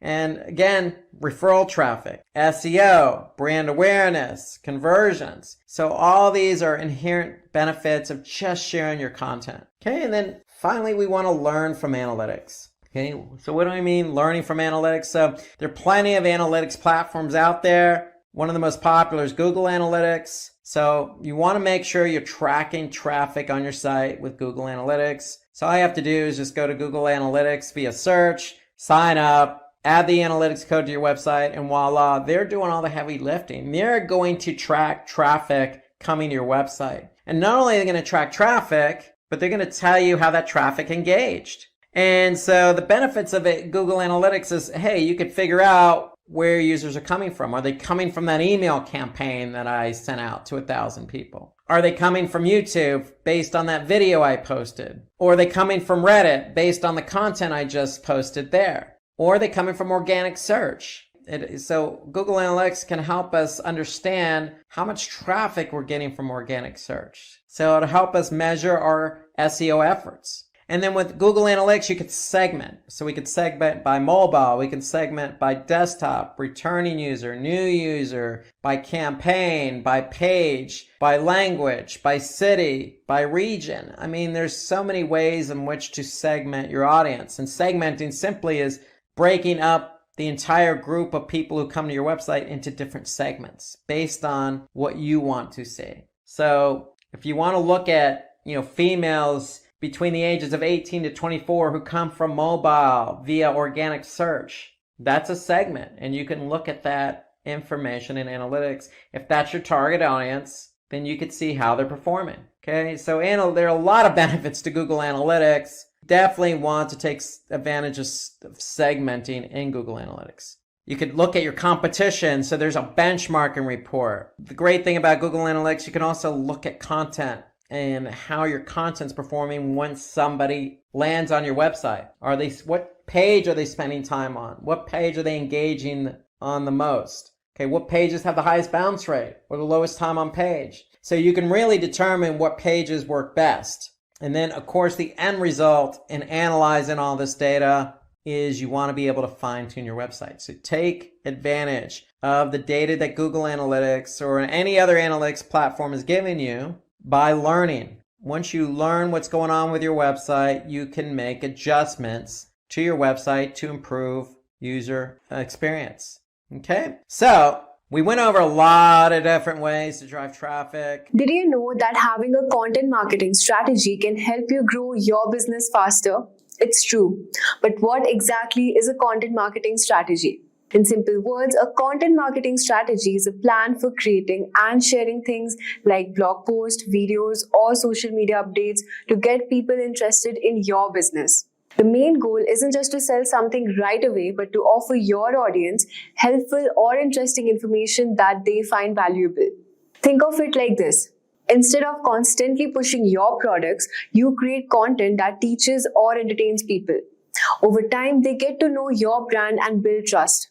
When they're ready to buy, they'll come to you because they already feel connected. For example, if you sell healthy snacks, instead of just saying buy my snacks, you can create YouTube videos showing quick and healthy snack ideas or write blog posts about the benefits of eating healthy. People will find this information useful, and when they want to buy snacks, they'll think of your brand first. So in today's video, we are going to talk about what content marketing strategy is and how to create valuable content like blog or videos that attract customers. We'll also discuss some examples of businesses which use content marketing strategy to grow, where content marketing strategy is used from websites to blogs to social media and YouTube, and how it will help to build trust and loyalty with your audience. So in short, content marketing strategy is all about using valuable content to build trust with your audience, which eventually leads them to become your customers. So let's dive in and learn how to make it work for you. So let's get started. So let us first talk about what is content marketing. At its core, content marketing is all about creating and sharing valuable content, whether it's blog posts, videos, or social media updates to attract and retain your audience. It's not about selling directly, but also informing and educating. The idea is that over time, your content will nurture your audience and lead them to take action, like subscribing, following, and making a purchase. Think of it like planting seeds over time. As you keep creating valuable content, your audience grows. So does your business. For example, HubSpot. HubSpot focused on educating their audience about marketing through blog posts, offering valuable insights. Their content wasn't sales focused, but provided immense value, which eventually drove people to trust and buy their products. For YouTube, if you're a small business owner, start by creating YouTube videos that educate your audience about your niche. For example, if you run a fitness brand, create videos that offer workout tips or nutrition advice. This helps establish you as an authority without directly selling. The next step is creating your content. Your content can take many forms: videos, blog posts, infographics, or podcasts. Start by identifying what works best for your audience. For example, a travel blogger might find success with visually appealing blog posted and YouTube travel blogs. Consistency is the key. Posting content at random won't cut it. Create a schedule, whether it's once a week or twice a month, and stick to it. For example, HubSpot. HubSpot started with a blog post on marketing topics, but later expanded into videos and webinars. They found that consistent posting helped them build trust and drive traffic to their site. Talking about YouTube, focus on content that solves problems or answers questions. If you are in the fitness space, create videos like 10-minute home workouts or healthy recipes for busy people. Over time, your audience will return for more. Now let's talk about how can you get started with content marketing. If you're new to content marketing, start by defining your goals. Do what you want to drive traffic, build brand awareness, or engage your audiences. Once your goals are clear, choose the right platforms: YouTube, blogs, or social media. For example, HubSpot's goal was to educate business owners on inbound marketing. They started with a blog, they expanded to other platforms like YouTube and social media. Start by creating videos that aligns with your goals. In YouTube, for example, if your goal is to build brand awareness, focus on educational content that introduces your expertise into a wider audience. Post consistently and build a content library. The next step is to promote your content blog. Creating content is just the first step. Now you need to promote it. Use SEO to rank higher on Google. Tools like Ahrefs or SEMrush can help you find the right keywords or target. Share your blog on social media and engage with the audience through comments or newsletters. HubSpot promoted their first blog using SEO and shared them across platforms like Twitter and LinkedIn. This helped them to build organic traffic over time. For YouTube, if you also want to run a blog, share your YouTube videos on your blog and optimize them with relevant keywords. Promote your videos on Instagram, TikTok, or through your email list to drive more traffic. Now let's talk about how can you promote your YouTube content. So YouTube is a goldmine for content marketing. To promote your YouTube videos, start by optimizing your titles, descriptions, and thumbnails for SEO. Use engaging visuals to attract clicks and share your videos through social media platforms like Instagram and TikTok. HubSpot promoted their YouTube content by sharing tutorials on SEO and inbound marketing. Their videos were optimized for search engines, helping them to rank higher in YouTube search results. For YouTube, create catchy thumbnails and titles that draw in users. Use relevant keywords in your descriptions to rank higher. Respond to comments and engage with your audience to boost interaction. The next step is about what are the two objectives of content marketing. So there are majorly two objectives. The first is lead nurturing, which keeps your audience engaged with helpful content until they are ready to buy. Next is lead generation. Attract new potential customers through valuable content. HubSpot use lead nurturing to offer free tools like the website grader to build trust. Their lead generation strategy involves creating blog posts and webinars to attract new leads. And for YouTube, if you're selling products or services, create videos that help nurture your audience by providing useful advice. At the same time, use lead generating videos like product reviews or tutorials to attract new viewers. So let's now talk about the phases to build your content. The first phase is starting small. It's very simple. Just start creating and posting content. Don't worry about being perfect. Your goal should be to test the waters and see how your audience responds. Like HubSpot, which started with a small blog, creating content around inbound marketing, and over time, they learned what their audience wanted and adopted. And for YouTube, you can start making new, simple videos. Don't overthink, just get your content out there, listen to your audience feedback, and adjust as you go. The next phase is about scale and consistency. So once you've started, consistency is crucial. Begin posting regularly on multiple platforms to stay top mind with your audience. A content calendar can help you keep organized. HubSpot expanded their efforts to include videos, webinars, ebooks while maintaining a consistent posting schedule. They created a content calendar to ensure regular posting. And for YouTube, you can set a posting schedule. So whether it's once a week or twice a month, and stick to it. Over time, you can expand into different formats like question answer sessions or behind the scenes video. The next step, let's talk about time cost and long-term commitment. Content marketing is a long-term game. You won't see results overnight, but the long-term rewards are worth the wait. Many brands only see results after months or even years of steady work, so stick with it. For example, HubSpot didn't see immediate success. After months of consistent blogging and content creation, their traffic and leads started to grow exponentially. Be prepared for a slow start. You might not see immediate growth, but with patience and consistency, your efforts will pay off. It takes time for content marketing efforts to gain. Keep creating valuable content, and over time, your audience will grow. Don't get discouraged if you don't go viral right away. Stay focused on delivering value and trust that your audiences will come with time. It's tempting to chase every viral trend, but it's important to stay true to your brand and audience. Trends come and go, but valuable, authentic content will stand the rest of the time. So focus on delivering high quality content that aligns with your brand's mission.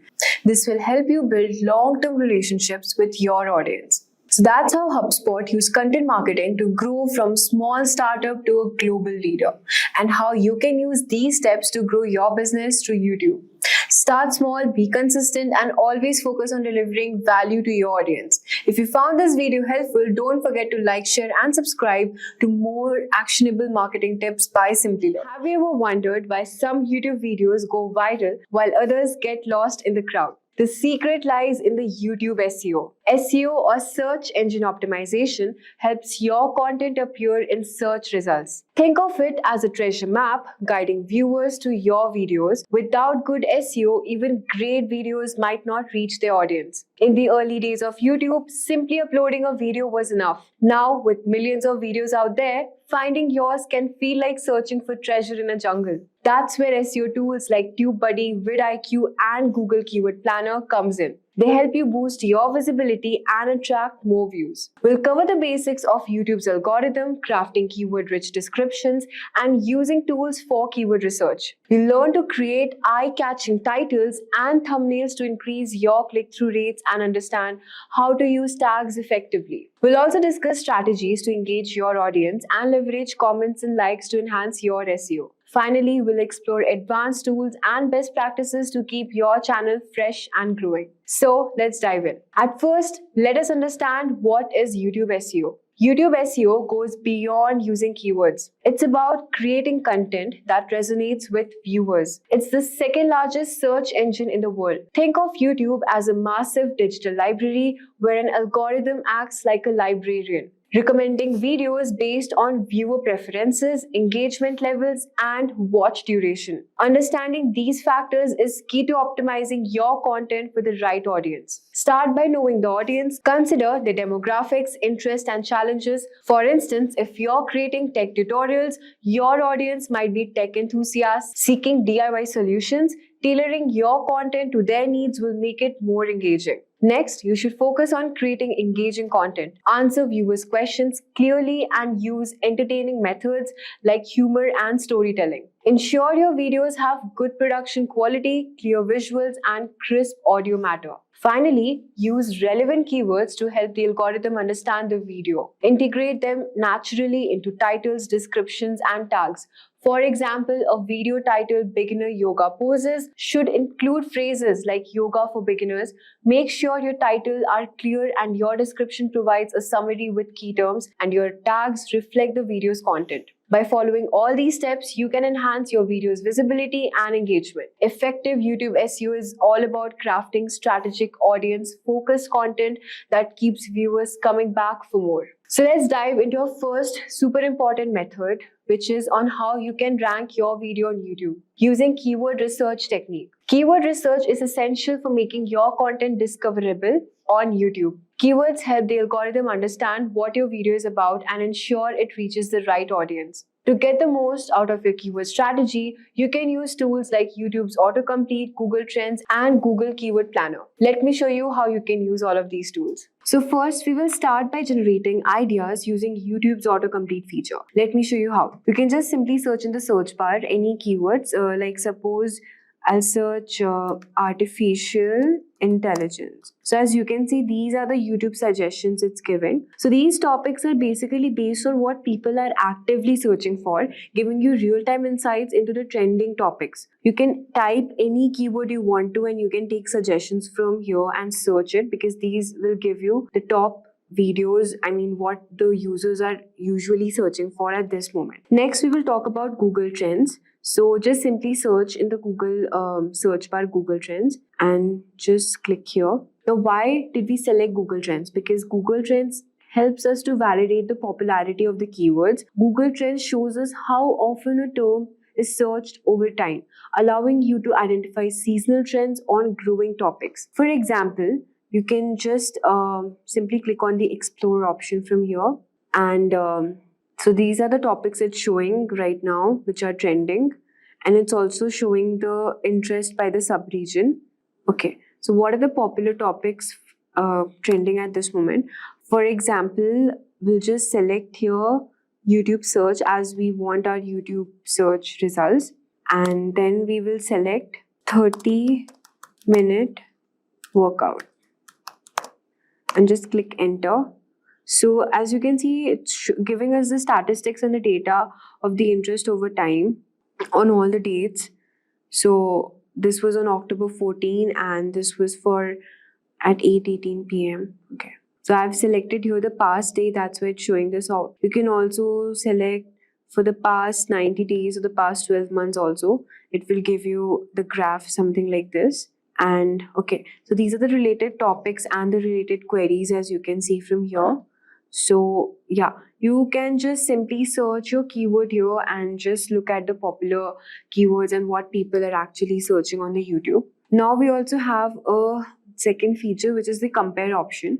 Now if you want to compare any keyword with this keyword, for example, lose weight, suppose I want to search, and just simply click on enter. So as you can see, it will give you the comparison of the past 12 months between these two keywords on YouTube. Okay, and from here you can just look at the data and also the interest. For example, in Goa, people are searching for 30 minutes workout routine. I mean, not 30 minutes workout routine, they're searching more for losing weight. So as you can see, we have the keyword for lose weight more. Okay. And also we can look into the popular topics and the trending topics for this, how to lose weight as a teenager. So if you want to create videos, you can use keywords from here. It's really helpful. Next on the list is the Google Keyword Planner. So just simply search Google Keyword Planner from here and click enter. You can sign in with your Google account, and I'm just directly visiting on the Keyword Planner. So we're using Google Keyword Planner because this is a free tool which can help you search all the trending keywords that people are searching on the Google. It basically provides data to access competition, and it also gives us monthly search volume. It shows how often people search for your keywords and how competitive they are. So from here, you can just simply click on either discover new keywords or get search volumes and forecast. So I'll be going on discovering new keywords and just select, suppose I'm selecting generative AI, select enter. You can list up to 3 to 4 or 10 keywords to get results based on your keyword. Okay, the next keyword can be something Gen AI, artificial intelligence, machine learning. Okay, so I've searched for the keywords over here and I'll just simply click on get results. You'll see a list of keywords related to what you have entered. Now it will give you the monthly average searches as well. So as we can see that generative AI has got monthly average searches for 10K to 100K, AI, artificial intelligence, machine learning. You have the keyword ideas also, AI chatbot, Midjourney AI. So you can just see from here. You can also edit your list with filters and categories to help you find those that make the most sense for your SEO strategy. Now, Google Keyword Planner is a helpful tool for SEO research, but no single option is going to be all the end for content planning. You want to supplement your efforts with other research tools that capture additional data. So now that we have discussed how to use Google Keyword Planner, also we have discussed how to use Google Trends, and then talking about the auto-complete feature from YouTube. By combining all these tools together, you can build a solid keyword strategy to enhance your video. So next, let's talk about how to optimize video titles and tags for YouTube SEO. Your video title and tags are the first thing YouTube's algorithm and viewers see, making them crucial for success. A well-optimized title attracts clicks and signals to YouTube and what your video is about, while tags help categorize your content better. So as you can see, this is the title of the video we have put. And if you want to check out the tags are mentioned at the last of the description. Here, these are the tags we have used. I'm just showing you an example on how we edit the description and how to insert the YouTube title and the tags. So If you want to craft your title, you should aim for clarity, engagement, and keyword richness. You should place primary keywords early to boost searchability. For example, if you're searching for a generic title, for example, you're searching for baking tips for perfect cake. Now, let's see what other YouTube titles people are using here. Baking tips for beginners, baking tips, tricks and tricks, tips to make a perfect cake. So these are how people are using their titles and optimizing it so that the video is ranking above. Now let's talk about increasing click-through rates. Your click-through rate, CTR, is a key metric for YouTube SEO. A higher CTR means more viewers are clicking on your video in search results or recommendations, signaling to YouTube that your content is relevant and interesting. So what should you do in order to boost your CTR? Well, you have to create an engaging thumbnail that are eye-catching with bright colors, clear images, and minimal bold text. So as you can see, if you want to search any topic, for example, if I'm searching for artificial, or so for example, I'm searching for AI generated art. So let's see the top ranking videos. Okay. So as you can see, these are the top ranking videos and how they have, optimized their YouTube title and what thumbnails they are using so that the video is ranking here. So you can just compare the thumbnails from here and what type of titles they are using it. So with this, you will understand how your video title also plays a crucial role, how to craft compelling titles that speak curiosity and offer clear value, that spark curiosity and offer clear value. Next, let's talk about leveraging tags and metadata for YouTube SEO. Tags are no longer the primary ranking factor that once were. They still help YouTube understand your video's content and context. Tags function like keywords, providing additional information about the topic covered and aiding the algorithm in categorizing your content, which can increase its chances of appearing in relevant searches and recommendations. You should use tags effectively. You can start with the main keywords, such as, for example, if you're searching for baking cake if you're searching. So let's click on this YouTube video first and check out the tags here, what they have used. Okay. For this, I have used an tool to check out the tag, which is vidIQ.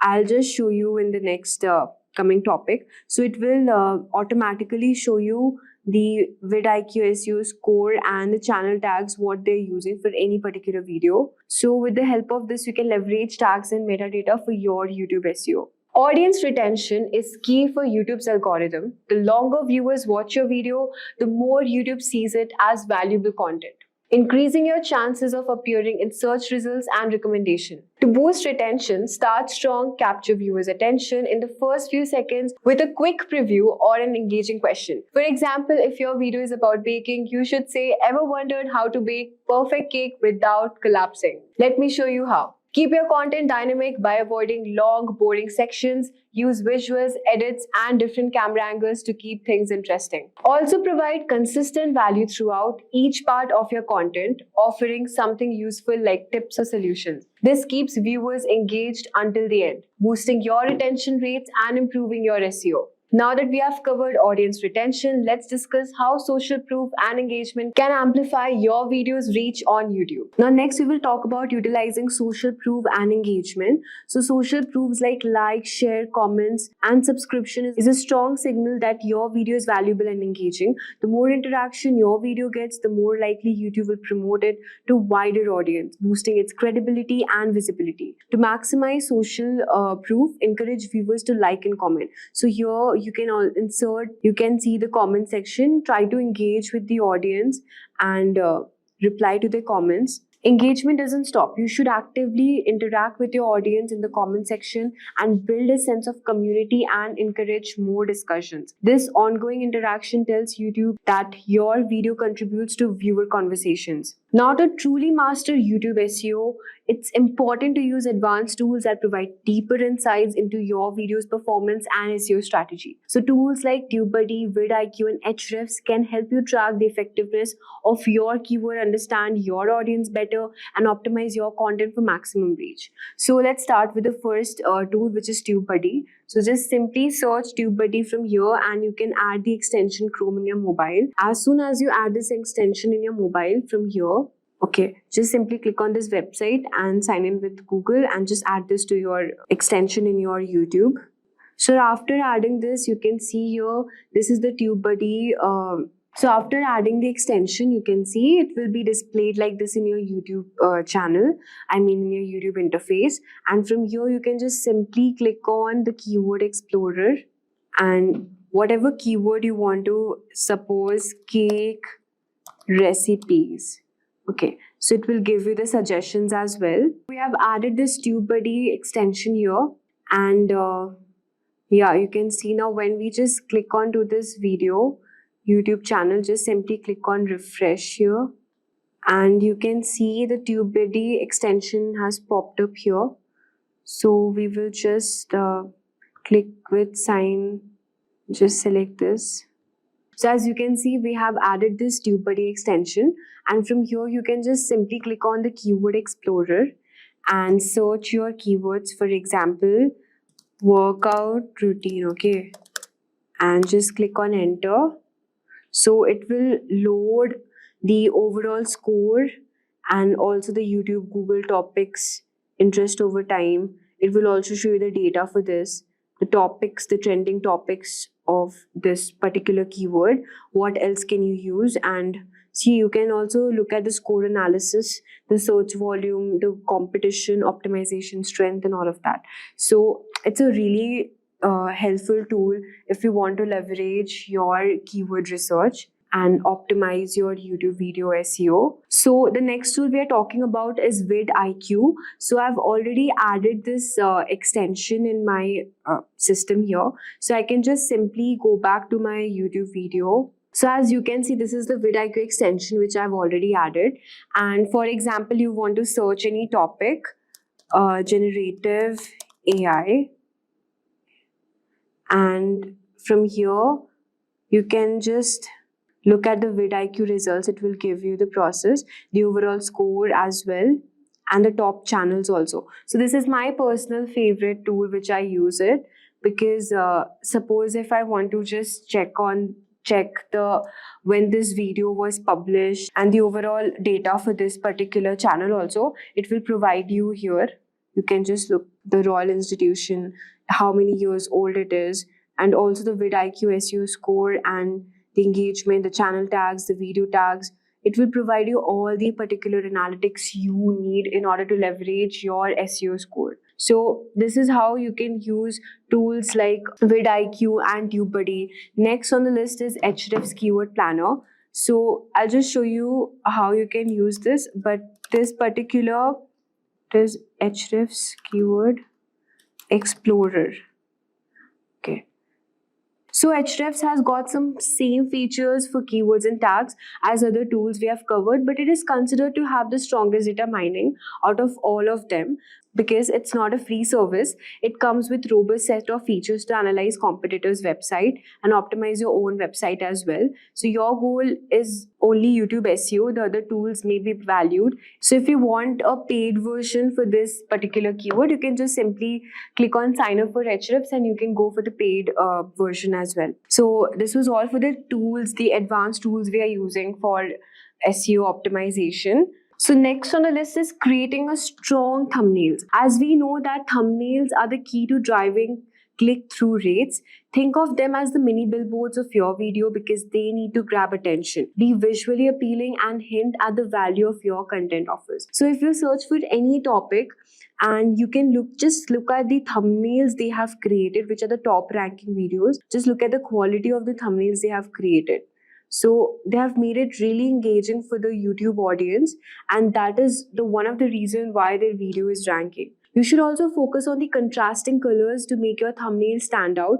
For instance, a brightly colored cake against a clean background can draw more eyes to your video. It's all about creativity, how you show your thumbnail. So you must also ensure accurately that your thumbnail reflects your video's content. Misleading thumbnails may increase clicks, but first can harm also audience retention if viewers feel tricked and exit the video early. Speaking of retention, this leads us to the next crucial factor of YouTube SEO. At last, let's explore strategies to keep viewers engaged and boost your ranking by extending viewer watch time. Watch time is crucial for YouTube's algorithm. The longer viewers stay, the higher your video ranks, leading them to more recommendation. Start with a strong hook to grab attention and highlight the value viewers will gain. Structure your video to maintain interest using quick edits and engaging visuals. Break content into clear sections, guiding viewers step by step and varying angles to keep it dynamic. By implementing these YouTube SEO strategies, you will enhance your video rankings and grow your channel. Focus on creating compelling content, optimizing titles, descriptions, and tags, and keeping your audience watching until the end. So at last, there's one question for you. You can comment below with your answer. The question is, what is the one SEO technique you plan to use to improve your YouTube videos? Here are a few options you can choose from. Option A, using keyword-rich titles to attract more viewers. B, crafting eye-catching thumbnails to boost click-through rates. C, engaging with comments to build a community around your content. D, optimizing video descriptions with relevant keywords. Feel free to pick one or share your own ideas. You can answer them in the comment section below. Imagine giving your website a boost with the power of AI, helping it climb higher in search results and attract more visitors. Exciting, right? That's exactly what an SEO audit does. It's like a health check for your site where AI tools can quickly find the little things that might be showing you down, from page speed to broken links, and suggest smart ways to fix them. By using AI to optimize your site, you not only improve how it looks to search engines like Google, but also give users a smooth, faster experience. It's a simple but powerful way to get more eyes on your content, stay ahead of the competition, and make sure your site is always in the tip-top shape. Regular SEO audits powered by AI are your secret weapon to keep growing and succeeding online. Now you must be wondering what an SEO audit is. Is it necessary? How to even perform it? No worries. In this video, I will let you know everything you need to know about SEO audit and how to perform it as a complete beginner. Without making any delay, let's understand what is an SEO. SEO, or search engine optimization, is the process of making a website easier to find on search engines. It involves using the right keywords, creating helpful content, and ensuring the site loads quickly and works well on mobile devices. SEO also includes improving individual pages and building links from other sites. The goal is to help the website rank higher in search results so more people can discover it. After we have a basic understanding of what SEO actually is, let us know what is an SEO audit. An SEO audit is a detailed check of a website to see how well it can be found on search engines. It looks at factors like how fast the site loads, if it works well on mobile devices, and if the content uses the right keywords or not. AI tool plays a crucial role in the process by analyzing data more efficiently, identifying keyword trends, and accessing user behavior to provide insights. The audit also checks how other website links to it and whether the content is useful for visitors. It examines how easy it is for users to navigate the site and compares it to the competitors. After the audit, you receive a report with suggestions, often enhanced by AI recommendations on how to improve the site's SEO, helping it rank higher in the search results and attract more visitors. So, by now, you must be wondering why it is important to conduct an SEO audit. So here's why. Conducting an SEO audit is crucial for improving a website's search engine rankings and overall performance. It helps identify technical issues such as broken links or poor site structure that can hinder search engine crawling and indexing. Additionally, an audit enhances user experience by ensuring the site is mobile-friendly, fast, easy to navigate, which reduces bounce rates and increases conversions. It also ensures content remains relevant and optimized for target keywords, driving organic traffic without the need for paid ads. Regular SEO audits help websites stay updated with algorithm changes and provide insights into how to outperform competitors. Now, the most important part, I will let you know the 2 AI tools to conduct a basic SEO audit for complete beginners. So let's get into the video. So the first SEO audit website I would be talking about today is AIO SEO, that is all-in-one SEO. It is very easy and beginner friendly. What you need to do is you have to paste your website URL over here in the search box, and then you have to click on analyze. So let's get started. I am using today the Shopify's website to get you an SEO audit. So I will just show you. Analyze.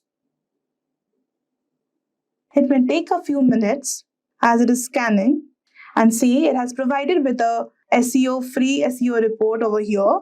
So it will first start with the overall site score, that is how your website is doing overall. It is 82 by 100 is like good. Obviously it's excellent. It has commented also, and a very good score is between 60 to 80. For best results, you should strive for 70 and above. So 82, it is already good. It has now further broken down in the audit into 5 critical issues, 0 recommendations, and good results. The best part is it also shows you the good results and even the critical issues. So basically, it has divided the report into 1, 2, 3, 4 types, like the basic SEO properties, advanced SEO, performance, and security. So first, get into the first basic SEO. So it is good. It is good. Like the correct symbols are for those that are working well on your website, and the cross red mark is basically you need to fix this issue. So some images on the page have no alt attribute. So like there are 51 links. You can even see the URLs over here, and this is working good. Moving on to the next, advanced SEO. The page is using the canonical link tag. All this is fine. You don't have to fix over the advanced SEO part. Performance. The server is not using expires headers for the images, and you can click over here and see basically what is the problem. The page makes 43 requests. More than 20 requests can result in slow page loading. The performance would be less because it makes 43 requests. More than 20 requests can actually hamper the page loading. So it is necessary. You need to focus on this. And the size of the HTML document is 73 KB. You need to also focus over here. So this is over our recommendation of 50 KB. So they will provide you the recommendations too. And basically, this is nice, I would say.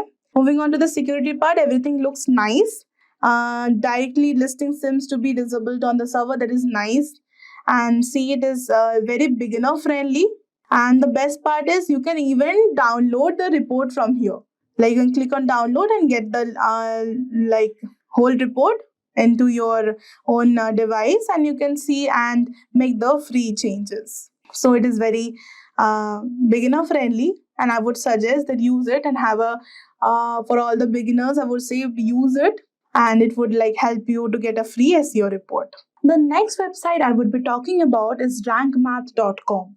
It is also an SEO analyzer, and this is nothing different. You will just need to paste your website URL over here and then click on analyze. And after that, you will get the free report. Your free SEO audit report is ready. So it is giving you the overall website score. It is 82. It is nice. We have seen it. And there are 0 warnings and 3 failed tests. So let's see, move on. Common keywords, SEO description. So it has given a right symbol that the meta description was found, and it is 145 characters long. So it has no problem. You don't have to fix anything. And yeah, coming to the image alt attributes, as we have seen in the previous website, SEO audit, that some images on your homepage have no alt attributes. So yeah, you will need to say this. And the best part over here is, you will be getting some recommendations on how to fix it. So if you click on it, basically it will give you some suggestions that check your images for missing alt tags and add useful descriptions to each image. Add your keywords or synonyms, but do it in a natural way. So you basically need to check your images, that you are giving it the all tags and using the description for each image, that what that image is about, and you have to give the keywords or synonyms of that to make it a better one. So this all looks good. Links, ratio, SEO title. Coming to the next, advanced SEO. Search preview is good. Nothing. No problem is there. And scrolling down, you will see that it all works good. Performance is also good, but yeah, we can see one cross symbol. Your homepage makes 42 requests. More than 20 requests can result in a slow page loading. We have found this in the previous audit also, so like it will give you how to fix. Try to replace embedded objects with HTML5 alternatives. This HTML new version has some alternatives, and you need to replace the embedded objects of that. Page size, the size of the HTML document is 71 KB over the average of 33 KB, and our recommendation is of 50 KB. You need to their recommendation is they're recommending you need to do it on 50 KB, and you are having 71 KB. Then let's see how to fix it. First, remove any unnecessary tags from your markup. Okay, from that HTML you need to remove the unnecessary tags. This includes developer comments which are invisible to your users, search engines, and ignore the text in comments too. Sometimes inline CSS is a culprit. Okay, a little inline CSS can help your page render faster. Too much will bloat the HTML. Obviously, they prefer outline CSS, and inline CSS is not preferred. You can reduce the CSS repetition with HTML class and ID attributes. That is fine. Everything you need to change on the HTML CSS, that is coding part, and everything else looks fine. You can even share an email and print this SEO audit. And I will say this is 3 million plus happy users. So it is basically a very good website for a free SEO audit, and is very beginner friendly. And I will recommend to use this. So both the free AI tool will help you get a free SEO audit and make sure you fix your website issues and make your website rank higher. Did you know that 93% of online experiences begin with a search engine? That's a massive audience you are missing out on if your website isn't ranking high on search result pages, that is SERPs. But SEO can feel challenging, filled with complex algorithms and ever-changing practices. Enter ChatGPT, the AI assistant that's like having a secret SEO weapon in your arsenal. By using its language processing power, you can put it into work and watch your SEO results explode. With the help of it, you can generate keyword ideas that drive targeted traffic. You can craft compelling content that keep visitors attracted. And you can also optimize your meta descriptions and titles for maximum clicks. So in this video, we will understand how using ChatGPT, you can boost your SEO strategy backed by actionable insights and metrics that matter. So in this tutorial, we will cover finding a title, generating the content, how to modify the content according to you. Then we will understand SEO prompts for statistics and FAQs. After that, we will understand plagiarism check, meta title and descriptions, and in the end, ChatGPT for summary. Alright, so now before using the ChatGPT's abilities to enhance SEO in your system, we need to install an extension. That extension is known as AIPRM. So the AIPRM extension is a powerful tool designed to enhance ChatGPT capabilities, especially for SEO and digital marketing. This extension integrates with ChatGPT, enables it to perform advanced tasks that improve your online presence. With AIPRM, you can optimize your content for search engines, ensuring higher rankings and better visibility. So let's first understand how to add this extension to your Chrome browser. So this is our Chrome browser. Here we'll go and we'll type AIPRM extension. Click on enter. So this is the first link basically. We'll click on it.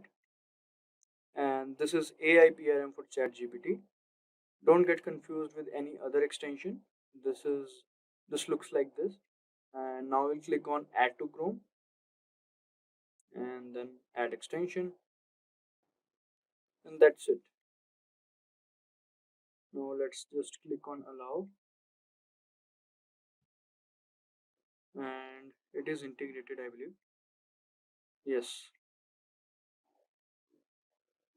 So as you can see, it is also showing a quick start tutorial.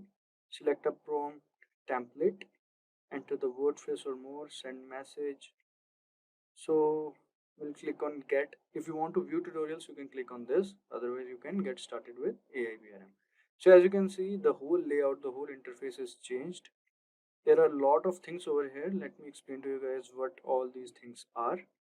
Alright, so there are various options under public and on, from which you can filter prompts by topic, as you can see, or activity. And then prompts can be sorted by top videos trending, as you can see. And there are actually 4892 prompts available, and you can see the first 12 on this page, as you can see. And some examples of prompts here is like, you can say Yoast SEO optimized content writer, human written 100% unique SEO optimized article. So these are the examples of prompt. Now, first of all, we'll ask ChatGPT to write a blog post for us on, let's say, fitness. All right. So we'll ask ChatGPT,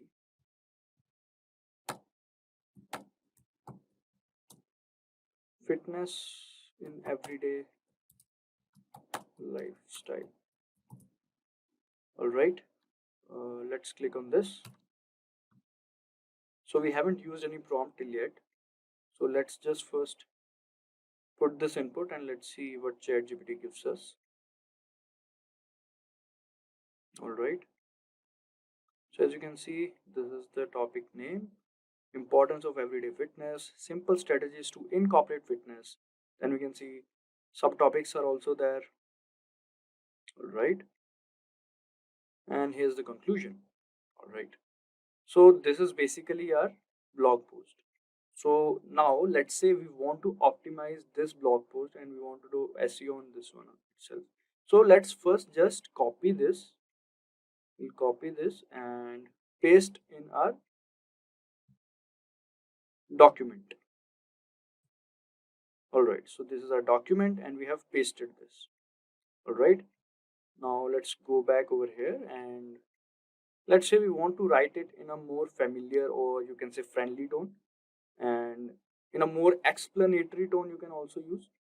So let's just write this.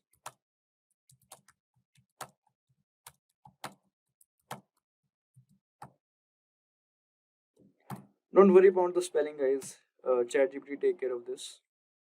All right, so let's see what are the changes in both of these blog posts. Let's just wait to finish it. And here's the conclusion. So this is the second blog post. So let's understand the difference in between these two first. We'll first check out for this one. Start small, begin with manageable changes. All right. As you can see, here it is, begin with manageable changes, take the stairs instead of elevator, walk or bike to nearby destinations, or stand and stretch during work breaks. These small efforts can add up over time. All right, let's just see what is written over here in the second blog post.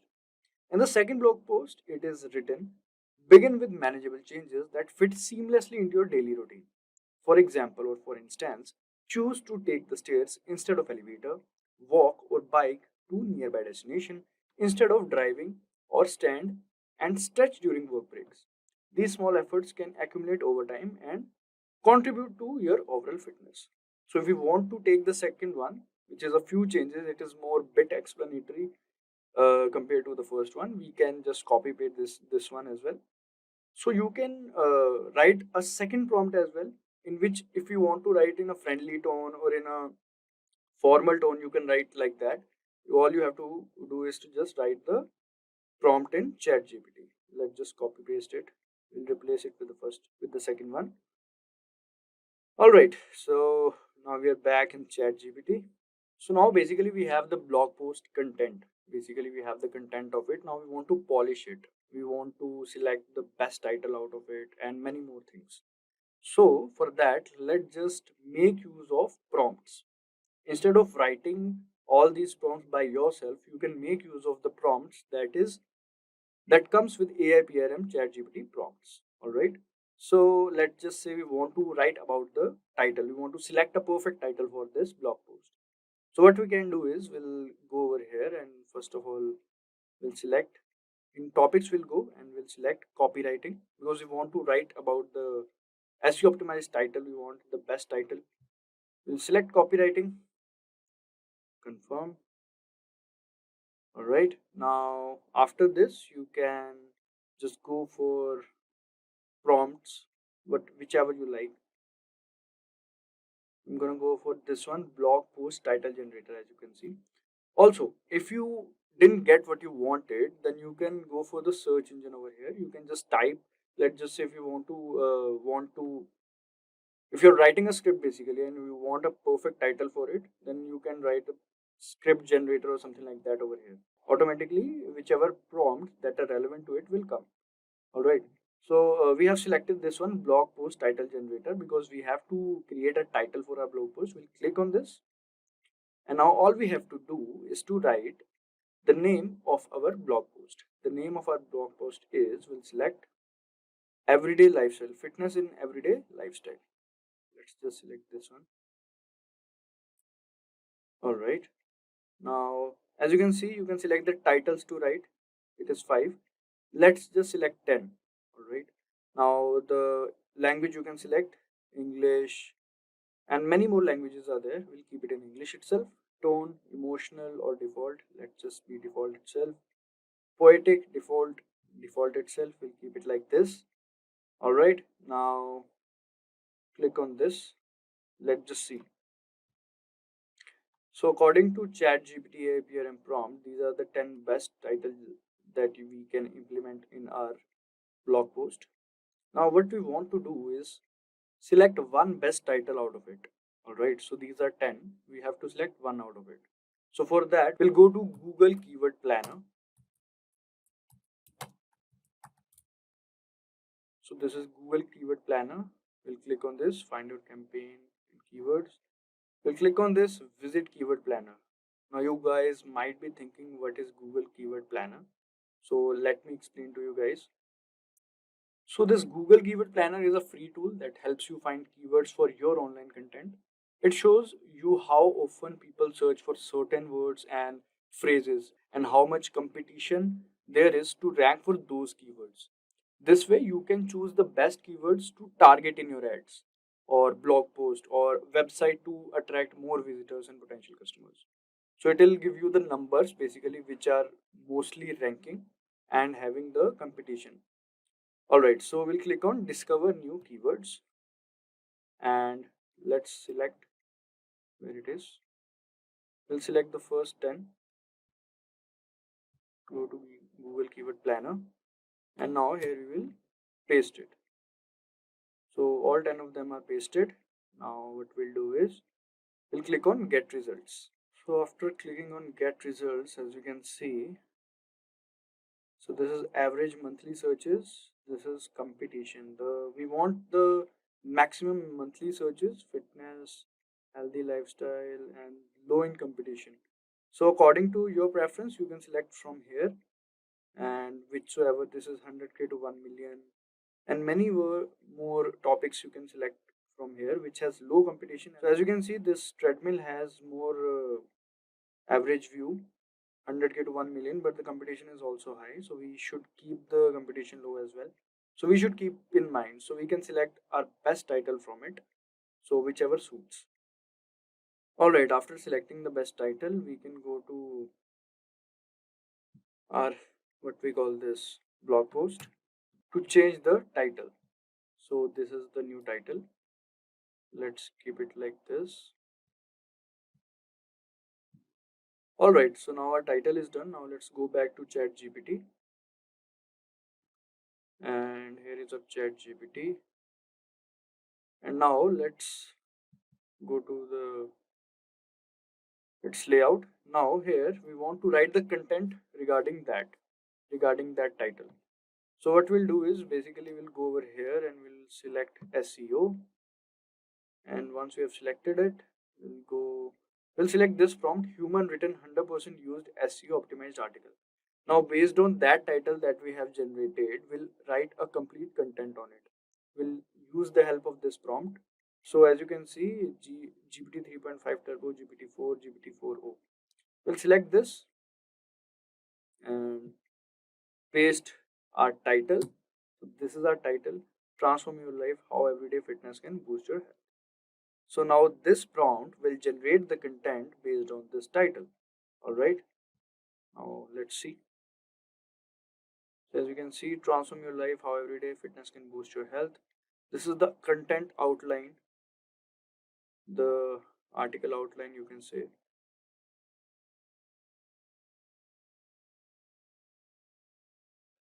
So this is the introduction. What is everyday fitness? Then physical fitness benefits, and it keeps on writing. I believe it'll be a long article or blog.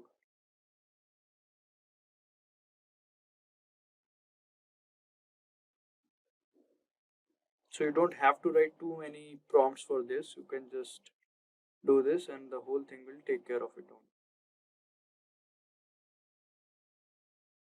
As you can see, FAQs are also being generated by this prompt.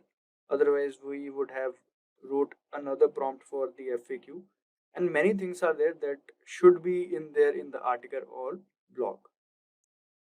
So yeah, now we can select our article or blog, we can say. So we have the title. We don't want the outline, let's say.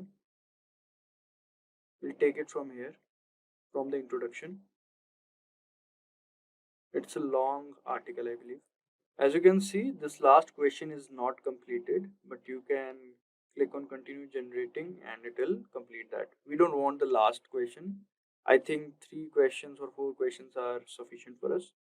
So now as we have copied it, first of all, we need to make sure that our content is unique. It is not plagiarized, because we can't publish or use the plagiarized content. So we have to be sure that we are using the unique content. For that, we'll have to go to this site known as Dupli Checker.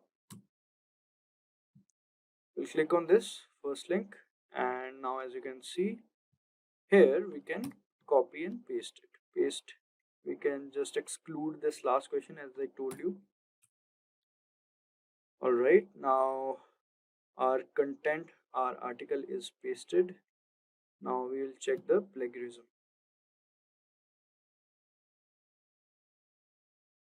All right, first of all, we'll have to tell them that we are not a robot, and then we have to click on check plagiarism.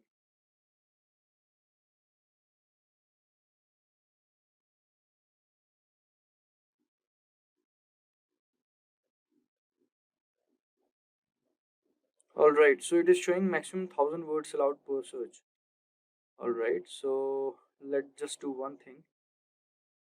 We'll do it, because if you want to do 1000 words, you'll have to go for their pro version or the premium version. So we now have to use some part of it, not the complete part.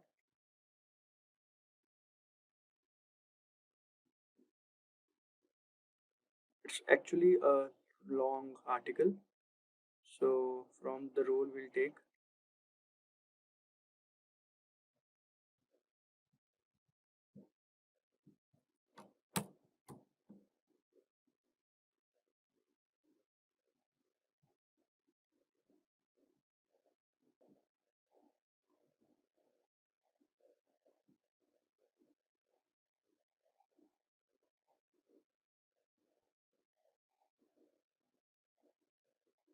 As you can see, number of words is 505, and result found 0, 0% plagiarism, 12% unique. All right, so plagiarism is 3%. I think that can be, we can neglect it. And now let's check for the rest of this one. All right.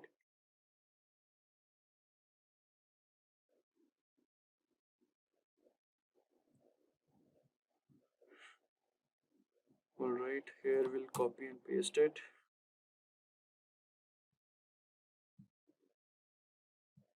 check plagiarism.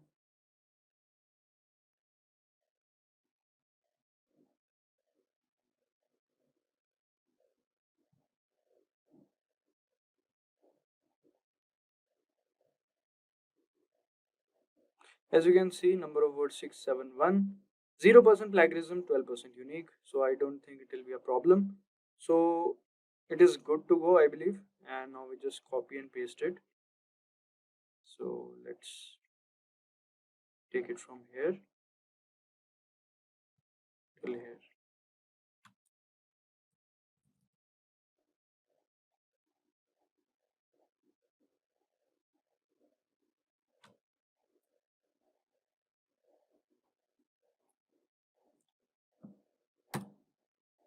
Alright, so this is our content now.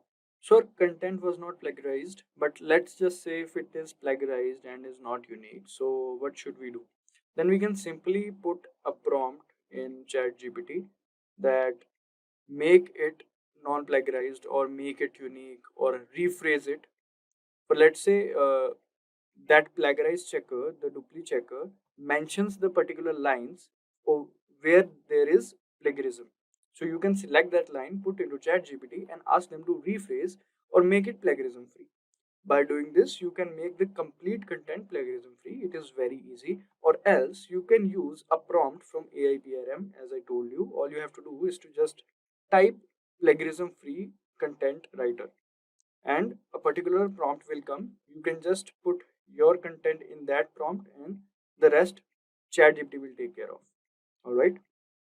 Now to boost your SEO strategy, you must focus on EEAT, that is expertise, authoritativeness, and trustworthiness, and keep that human element strong.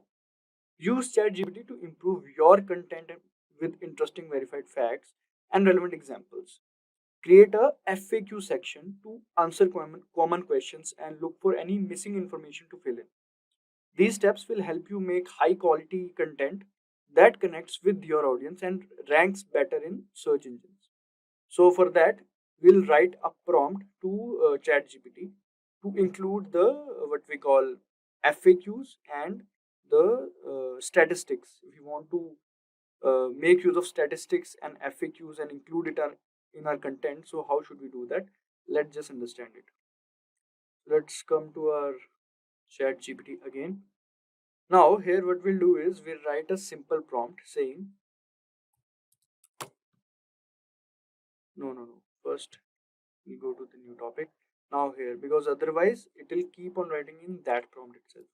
Alright, we'll write please add to what we call stats, or you can write statistics, and one analogy and a FAQ section with answers to this content draft to increase engagement. Alright, now you want to if you want to paste a particular section of your content, you can also do that, or else you can paste the entire content. It's as per your choice. So let me just paste a particular section. Let's just paste this one, and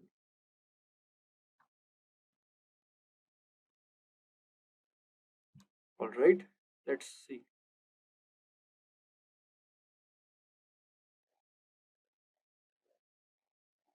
All right, so as you can see, statistics. Studies show that engaging in just 30 minutes of moderate physical activity each day can reduce the risk of chronic disease like heart disease. So these are the statistics and these are the analogies, and this is the FAQ section that you can include in your content or a particular section of the content. Usually these statistics are included in the introduction part to make it more interesting, so you can make use of it and do that. Alright, moving forward, let's understand the ChatGPT prompts for meta titles and descriptions. So crafting meta titles and descriptions is essential for drawing readers' attention. So it is necessary that we should use that. Alright, so now we'll be writing a particular prompt for it. For that, for the content part, I'll be leaving the space content here and create a meta description and title for this content. Here this means this one, alright, including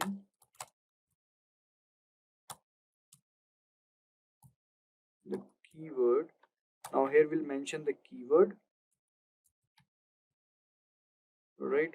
So whatever is the focus keyword or the primary keyword you want to include it in, alright, and make it easy to read and add a CTA. So let's just paste our content over here. So where is our content? This is our content, and let's just use this one again. You have to use the entire content, but I'm just showing you, so you can use this one itself. It will be more than enough. You don't have to worry about it.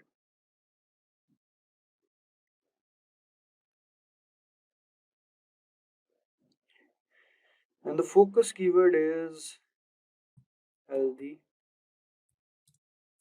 lifestyle. Alright, so this is it. Now all we have to do is to wait, we've done something wrong. Here we'll paste the healthy lifestyle.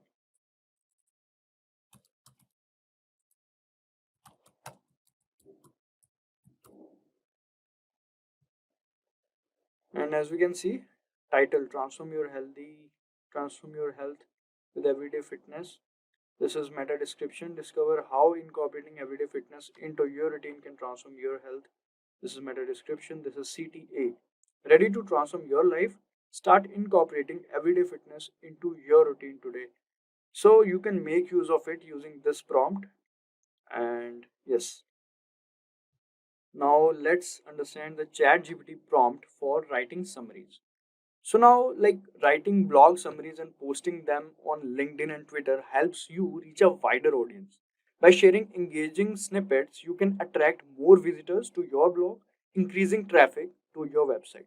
This practice also establishes you as an expert in your field, building your brand and reputation. So social media platforms facilitate interaction through likes, shares, and comments, boosting engagement with your content. So posting a blog summary in your social media like Twitter, LinkedIn, etc., will be helpful for you. So now let's just write a particular prompt in ChatGPT for creating that blog summary for us. All right. So let's make use of it. We'll write, please create 100-word summary of this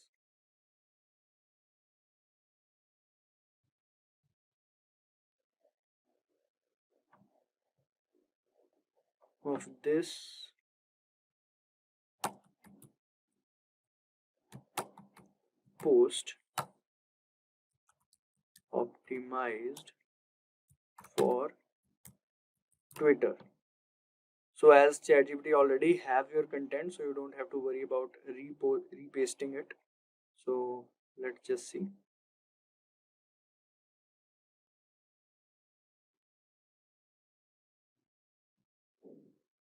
Alright, as we can see, looking to improve your health without spending hours at gym, everyday fitness is the key. Incorporate physical activity into your daily routine for profound effects on your physical and mental well-being. Just 30 minutes of daily activity can reduce chronic disease risk by 30% and boost mental health. So yeah, it has included all the things that we wanted from our content or blog to this. And it also has mentioned the hashtags, hashtag lifestyle, hashtag everyday fitness, hashtag wellness.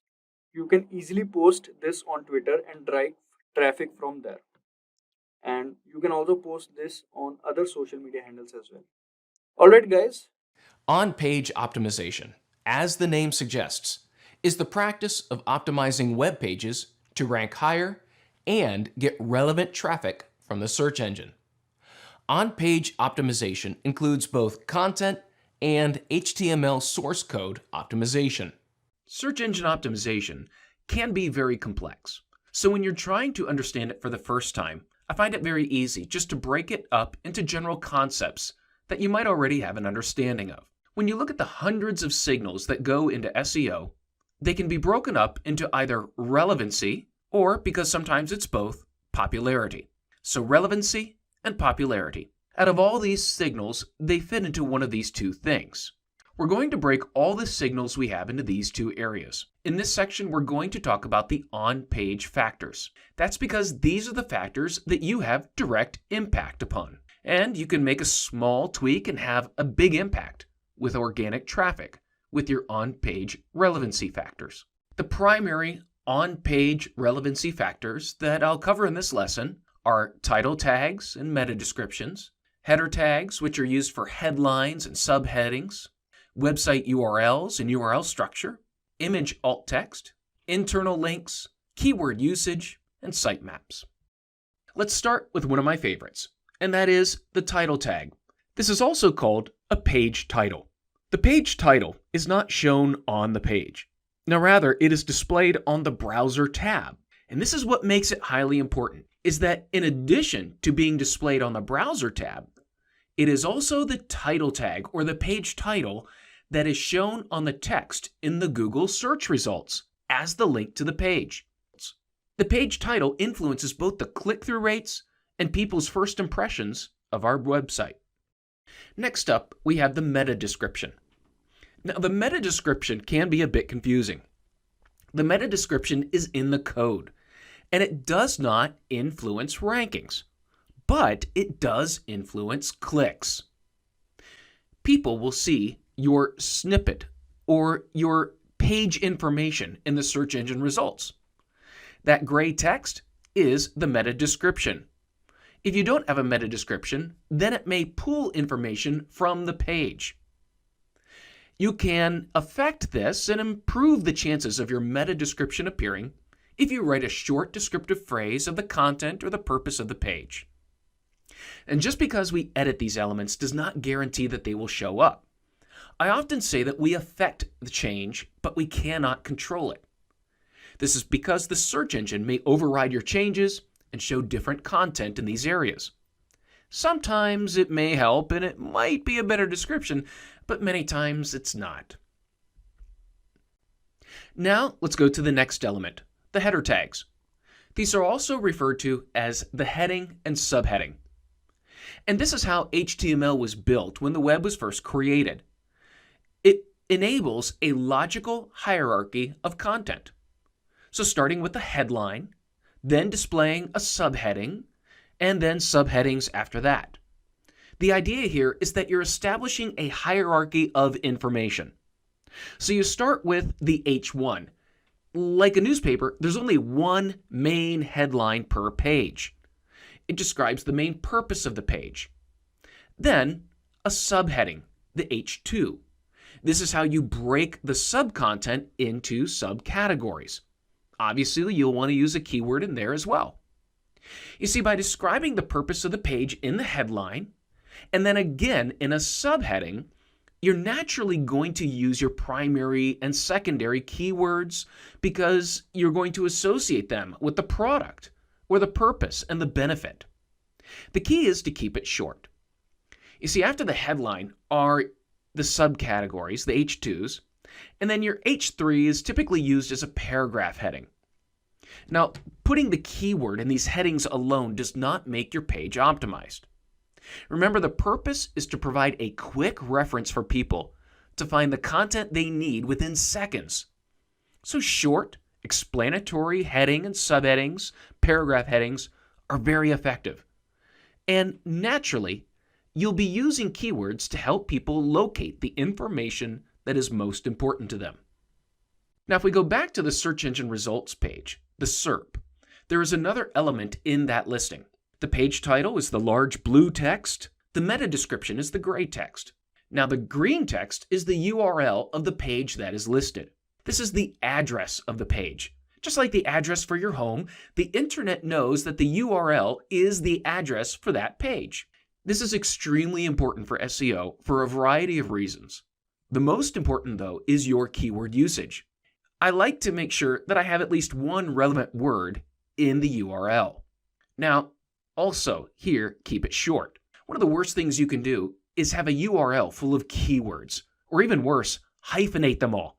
And remember, people use these URLs. They provide context for the page. People also copy and paste URLs into mobile messages, emails, and social links. So it is extremely important to keep these short, succinct, and I like to say readable. Now, I've just briefly touched about the importance of the URL, and now let's look at the URL structure. First, let's start with the primary core of the URL, the domain name. In the example with the URL I have here, example.com, that's the domain name. So this is the first thing that people see with your online business. Now, beyond the internet, this is going to be what's in all of your ads, emails, brochures, business cards, and online, your social profiles.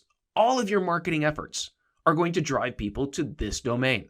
There's a lot of advice about buying or using domains that have your keywords in them. And unfortunately, domains have been being sold for decades, so there's less chance of finding a domain with the keywords you want. Now, the search engines don't make the keyword used in the domain a primary ranking signal, so that's good. However, the domain is your business. It needs to be memorable. If you have a very, I call it a spammy looking domain name with multiple words and hyphens, or one that's hard to spell or confusing, people are going to make an initial impression off of that. So make sure you have something that's going to make a great first impression. Here's the rule for a domain name. Something that's easy to spell and easy to pronounce. Ideally, sure, it's something you can type and share. Something you're going to be able to put on a business card and be proud of. Not something that you bought primarily because you want it for SEO reasons, and you think with that you're going to succeed. As an example, just think about Amazon. Their domain name says nothing about books, and yet it grew to be one of the largest e-commerce companies in the world. The same with Alibaba or Google. Their domain names were not the keyword, but their marketing and branding built their company. Now, everything after the domain is a subdirectory. This is based on your website organization. As an example, if you have a website selling shoes, then the subdirectory can be called shoes. It's easy, right? The subdirectory is the folder that contains the relevant files or pages for that group. Think of a file folder with documents inside. The file folder is usually based on a major category of content or products. Now, inside the folder are individual documents or pages. These files or pages usually come after the subdirectory. In this example, you see the file.html. The next step in optimizing the URL is to name the page in a way that explains the content of the page. To use our e-commerce shoe website, a page name would usually be a specific product name. This way you would end up with domain name /shoes as the category / brand name running shoe. Insert that here. If you've ever looked at the HTML that make up the instructions of the page, you'll understand a bit more of how search engines get the information from the page. The text on the page and the markup, such as the headings, provide instructions as to where the text is located, the importance and prominence of the text, in addition to the arrangement of the overall page. HTML is a set of instructions for a browser to assemble the page, and the search engines use that as well. Now, the search engines spiders cannot see images. As the internet developed, many attributes were added to provide for accessibility and additional features. Users that are sight impaired cannot see images. And the alternative text tag describes the image. Further, there are many times when our bandwidth isn't strong and not all of the images will load. In that case, we need the alt text description to provide the context of the image and its purpose. Search engines use this alt text description to gain additional context about the page, the content of the image, and its purpose. Now, we have an entire section on links, but at this point, I just want to cover internal links. An internal link is a link from one page on your website to another page of your own website. Now, this is important from a relevancy perspective. You'll see internal links in your main navigation.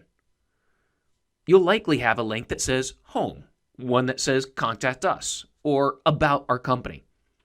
What you're showing to search engines and to humans is that this section, if you click on this link, is about our company. Or this is where you find our contact information. You see, these links are not votes like external links. However, they provide relevance and context to the information on your own website. Let's dive in a little more on keywords. When a search engine crawls and processes your website, it doesn't simply look for the instances of specific keywords. It's a lot more complex than that. It's using a technology called natural language processing. Natural language processing uses algorithms to try to understand the meaning of text. You see, search engine processing is attempting to be human. This is the same way that people see and hear the words, and we're using the words to find the meaning expressed in the words. Similarly, when a search engine goes to your website, it may seek keywords, but it's looking for the context of those words. You may say football, but just having the word football repeated throughout your website isn't going to help you rank specifically for football. What you need to do, and what is more common in actual human conversation, happens very naturally. When we talk about football, we use naturally additional words such as goal and referee and World Cup. You see, Google and the other search engines are going to take these into account. By usage of other synonyms and other common words, you present the context of a bigger, broader idea for your website. The next site signal that we have is sitemaps. Now, there are two kinds of sitemaps. There's the sitemap that is for humans, and there is the sitemap that are for search engine robots, crawlers, or spiders. The one that is for human is called an HTML sitemap. You've probably seen these before. The link is generally in the footer of a website. If you click on it, it shows you the major sections of the website, provides some search functionality, but looking at it as a human, it shows you the hierarchy of the website and where to find important information. It shows how everything fits together. Now, there's something else that exists called an XML sitemap. It's not linked from any page of your website, but exists as an independent file on your server. Now, this is something you can see, but it is formatted for search engine spiders. Using a programming language called XML, it shows the hierarchy and the priority of each of the URLs of the website, every page, every document, every image. And it also shows the date that each page was last updated or changed. So at this point, we've covered a lot of things that are important and things that you should be doing when optimizing your on-page content. Now let's go a different direction and cover things that you should not be doing: keyword stuffing, hidden text, repetitive anchor text, and cloaking. The first one is keyword stuffing. Now, back in the early days of search engine optimization, people used to increase the instances of words on the page. Now, this is well before natural language processing. At that time, search engines were looking for occurrences of specific words. Well, search engines, they're very smart about this. What may have worked 20 years ago or 10 years ago, keyword stuffing does not work. You're not going to rank better for any given phrase by including it a dozen or more times on the page. In fact, you might get an over-optimization penalty by constantly repeating the same word over and over. Focus on writing content that engages with your visitors and uses language naturally. Now, the next one is hidden text. Unfortunately, I still see this. This is when you write content that is solely for search engines and not for people. Now, typically it is attempted by writing a lot of repetitive keywords as text, coloring it white, and placing it against a white background. You see, this was developed as another way to add more keyword-stuffed text without the user seeing the overuse of keywords. Now, it didn't work too well in the past, and it definitely does not work today. This tactic backfires in two ways. First, search engines can tell when it's white text on a white background. It's easy to tell from a computer science point of view. Search engines read the HTML, and in the HTML are the instructions for colors. When you hide text, modern search engines are smart enough to figure it out, probably better than a human. Now, secondly, it's done to hide repetitive keyword stuffed text, which is the second thing against you. These outdated, unprofessional tactics will most likely get a website penalized by the search engines. The next one is repetitive anchor text. You may have followed a link to a page when looking for a business or information, and instead of the information you want, you get a page that doesn't feel like it was written for people. Every sentence is redundant, repetitive, and almost every keyword is linked even when there doesn't need to be a link. It confuses the flow of the information on the page. Now, again, this used to be a tactic that sometimes would work, but it's no longer helpful. Search engines and their natural language processing algorithms have advanced significantly. They can tell when something's not readable. When something is probably intended for machines and rankings but not for people, search engines will figure it out. Please don't waste time on redundant links trying to inflate the relevance of your links and pages. The last thing to cover here is cloaking. Cloaking is the idea of showing one thing to the search engines and something entirely different to humans. Now, this is related to the rest of the tactics I just covered. It's something that used to work, but it was expressly against the search engine guidelines. While it may have worked if the search engines discovered it on your website, you could have been penalized or dropped from the search engine results entirely. Now we've covered all of the most important on-page optimization factors. Let's take a look at what the theoretically perfectly optimized page would look like. In this example, we can see many of these elements being used together. You can also see that the base key phrase, digital camera, is being repeated, but always included with a specific context. First, at the top of the page is the URL, which has digital cameras in the address. The page title follows using the context of the information and adding the word reviews. You can also see at the top of the page that the main navigation and secondary navigation, also called the breadcrumb navigation, provides context of the page's location within the entire website and natural keyword usage. The H1 headline is the key phrase, but also happens to simply be the best title for the content of the page. The subsequent subheadings provide additional information, such as ratings, recommendations, and features. The links provide relevant ways to access additional content. The image utilizes alt text. There are also clear calls to action, which provide relevant offers to visitors. As you can see, the context of all of the content is very strong and sends a clear relevancy signal to both search engines and readers. To conclude this section, I'd like to cover the top influencing factors. Now, sometimes you may find these as lists, but I found it a bit more practical to separate them into categories. Typically, every year, you'll find these collections of lists from surveys, experts, or speculation. Some are from testing, but honestly, you can't ever truly test a search engine, as they change a little bit with every algorithm. So the best thing is to take from these lists these factors that are the tried and true factors over the years that have worked consistently. Also, those tactics that not only make your website more effective with users, they tend to do well with search engines. So if a tactic serves that dual purpose, it's a good tactic.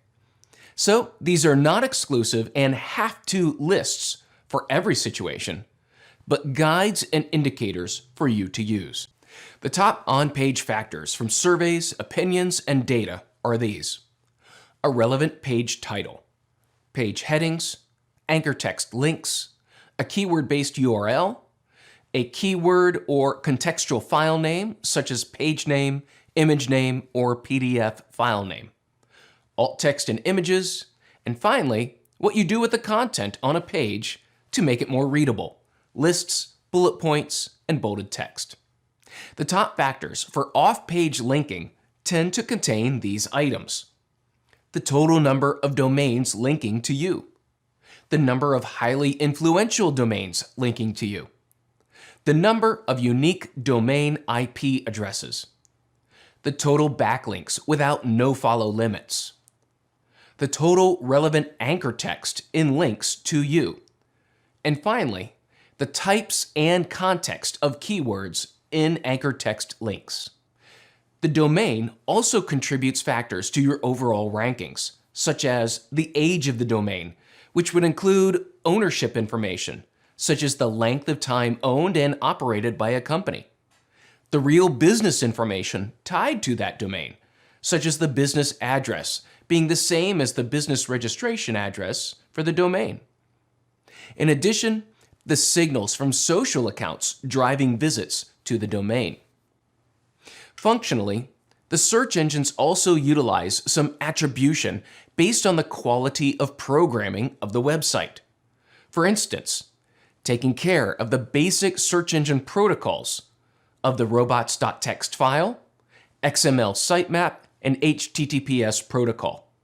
Websites that implement these features have shown that they are familiar with search engine guidelines and protocol. Now, one of the changes over the past few years has been the implementation of page speed as an increasing ranking factor. Slow loading pages with a lot of extraneous code that slow the delivery of the page will be penalized as they take away from the user experience. Optimizing the page code, speeding up the load time of the page can directly impact your rankings, and this is closely related to the mobile friendliness of your website. If your website is not mobile friendly, it will be limited in visibility, as Google's primary index is focused on mobile devices and mobile delivery. Behavioral factors are the newest factors, and with the advent of artificial intelligence, it is making determining the intent and is making determining easier for a search engine to derive a judgment of relevancy based on interaction. While the extent of these signals is not fully known, it is suspected that they are minor but growing in importance. These include the amount of users that search for a brand name, business name, and go to that result, showing brand awareness. Also, the amount of direct visits, bypassing search. Time on page, pages per session, which is also called the depth of visit. And lastly, the behavior of a searcher from the results page. How many results are clicked? How many times do they return to the results? This evaluation is looking to judge if the results presented were satisfactory or deficient for that query. The two broad categories of ranking signals are popularity and relevance. Of the on-page factors, the page title is the most important individual field. The URL is important and should be memorable. Alt text is important for search engines as well as for sight-impaired humans. Avoid keyword stuffing, hidden text, repetitive anchor text, and cloaking. Natural language processing is a technology that aims to understand the intent that humans have when searching for information. And so off-page SEO is simply the process of linking or promoting your website using link building. And so if you remember, I talked about this earlier on. There's two types of links, internal and external linking. And so for on-page SEO, we used internal linking. For off-page SEO, we're going to talk about external linking. And external linking allows us to improve our website's recognition or relevancy or credibility. And why do we want to improve our relevancy and credibility and trustworthiness and authority? Because we want Google to know that our web page is trustworthy. It is recognized by other websites, and it is relevant for a particular keyword. And so if we can do that using off-page SEO methods, then Google's going to rank our web page for the keyword we want to be found for. So it's really off-page SEO is synonymous with link building, and there's plenty of opportunities to do link building.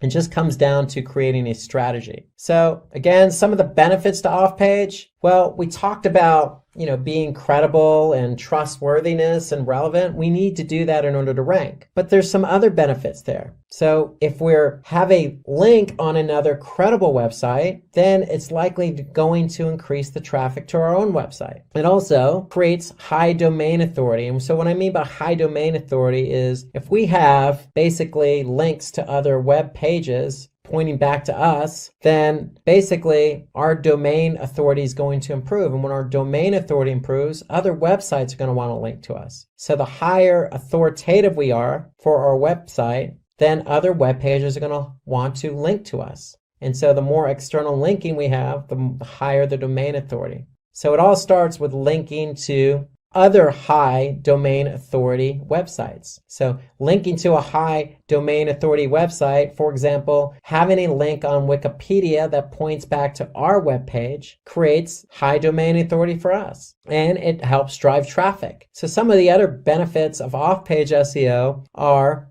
credibility. So if we're linking from Wikipedia to our webpage, it does create credibility for us. It also helps us increase our page rank. So remember that external linking helps build domain authority, helps build credibility, trustworthiness, and it's going to in turn help us rank for that particular page. And then certainly not last, having a good off-page SEO link building strategy increases our brand awareness, because if we're on other high authority websites, Wikipedia, or say a social platform, it's going to increase our brand awareness. And increasing our brand awareness increases our trustworthiness. And so if somebody is looking to, say, become a digital marketing specialist, then likely instead of typing in digital marketing specialist on Google, they may type in our brand name, in this case, Simplilearn. And so these are all the benefits to off-page SEO. So it's nothing more than having links on other websites that are pointing back to ours. And again, there's lots of benefits. It helps drive traffic and increases our authority. So those are things that we want to take advantage of when we want to rank. And the key behind off-page SEO or link building is always going to be content. So from an on-page SEO perspective, having quality content allows that content to be optimized for a relevant keyword and ranked. But also from an off-page SEO strategy, having high quality content allows us to have other sites, and it doesn't necessarily have to be a website. It could be a social platform, or it can be another blogging platform or blogging website, link back to ours. Why? Because the content is original, it's natural, it's well structured, it reads well. And so that's the whole idea behind off-page. You can't have links on other websites if you don't have quality content. So one of the ideas behind off-page SEO is not only do you want to create good content, but you probably want to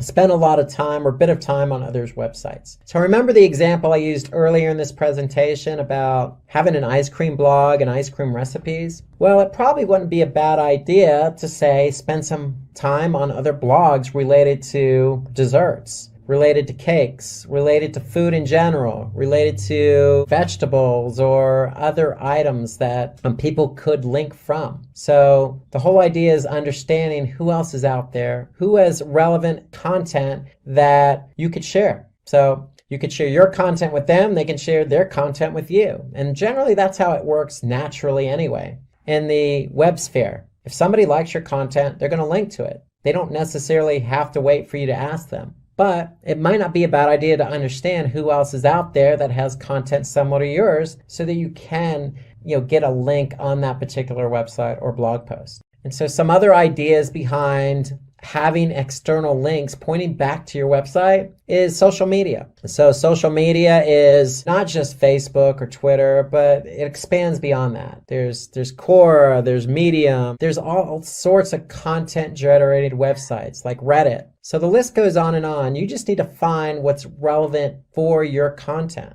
If it's relevant for your content, then it's worth putting or trying to get the external link on that social media platform. And then again, going back to my ice cream blog recipes blog post, if you find a particular blog that you want to have an external link on, there's nothing wrong with reaching out to that particular blogger. In some cases, very flattering, but in other cases, if the content is relevant, then why not? It's only going to help your end user experience. If you add somebody who has, say, a blog about cakes, having their link on your blog post. So there's nothing wrong with it because it also adds to the user experience. And if you're going to ask somebody to put an external link on theirs, you might want to be open-minded and make sure that you are able and willing to put an external link on your blog post or website pointing to their content. That's how the web works, especially if the content's of quality, relevant, and of good nature. Did you know that 75% of product launches fail due to poor market planning?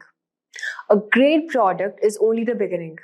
Without a solid go-to-market strategy, even the most innovative ideas can get lost in the crowd.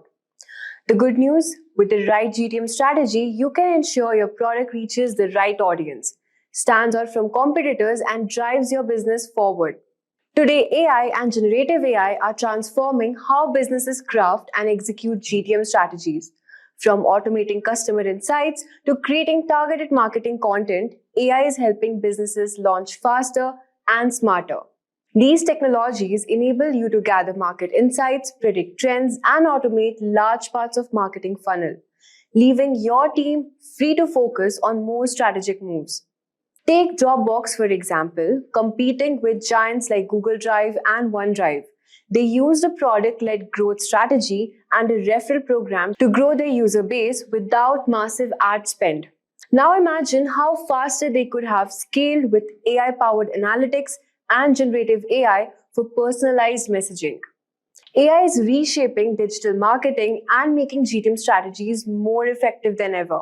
By the end of this video, you will understand key GTM strategies, how to define your market, and execute your plan like a pro. So let us first start by understanding what is a go-to-market strategy framework. In simple terms, it's a step-by-step process for bringing a product or service to market. It answers key questions like who we are selling to, how do we reach them, and how do we stand out from competitors. For example, let's say you're launching a new project management tool. Your GTM framework would help you identify your target market, maybe small business or startups. Figure out how to communicate the benefits of your tool and decide whether you'll focus on inbound marketing or outbound sales to get the word out. We will understand inbound marketing and outbound sales in the upcoming topic. The GTM framework aligns everyone on your team and gives you a clear plan to follow from start to finish. Now, first, we have to understand how to define your market. This is all about figuring out who you are selling to. A common mistake businesses make is trying to sell to everyone. But in reality, you need to narrow down your target market. Let's say you have developed a new fitness app. Instead of targeting all fitness enthusiasts, you could define your market as busy professionals who want quick, effective workouts. This helps you focus your marketing efforts and craft more tailored message. The more specific you get, the better you can target your audience and connect with their needs. So now, the next step is to define your why. Your value proposition is essentially why people should choose you. It's the unique benefit your product offers that your competitors can't match.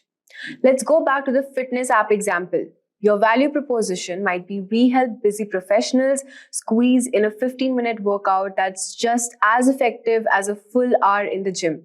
You're not just offering fitness, but also offering convenience and time saving, which speaks directly to your audience. A well-defined value proposition makes it clear why your product matters and why your audience should care. Let's go back to the fitness app example. Your value proposition might be we help busy professionals squeeze in a 15-minute workout that's just as effective as a full hour in the gym. You're not just offering fitness, but also convenience and time saving, which speaks directly to your audience. A well-defined value proposition makes it clear why your product matters and why your audience should care. The next step is positioning. Positioning is all about figuring out where your product fits in the market and how you will differentiate from the competition. Let's say you're launching a premium skincare line. Your positioning might focus on the high-end natural ingredients you use, which differentiate you from the mass market products. Your positioning helps set the stage for your pricing, branding, and overall market strategy. So what are the 5 go-to-market strategies? When it comes to launching a product or entering a new market, there are 5 primary go-to-market strategies, which businesses typically use. The strategy allows you to choose which depends on your product, target market, and overall business goals. Let's break down each strategy with examples so that you can see how they play out in real life. The first is inbound marketing. So this marketing attracts customers by creating valuable content that addresses their needs and pain points. Over time, potential customers find your content organically through search engines or social media. For example, HubSpot mastered inbound marketing by providing free resources like blogs and webinars. Their content is optimized for search engines, leading small businesses to their site, where they eventually convert to customers. This marketing is best for companies which is investing in long-term content creation and SEO to attract organic leads. The second is outbound sales. Outbound sales involve directly reaching out to prospects through cold calls, emails, and demos.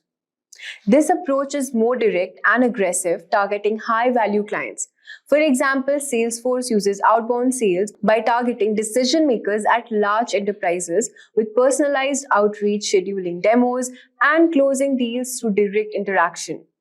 This type of marketing is best for B2B companies which target enterprise clients that require personalized engagement. The third is product-led growth.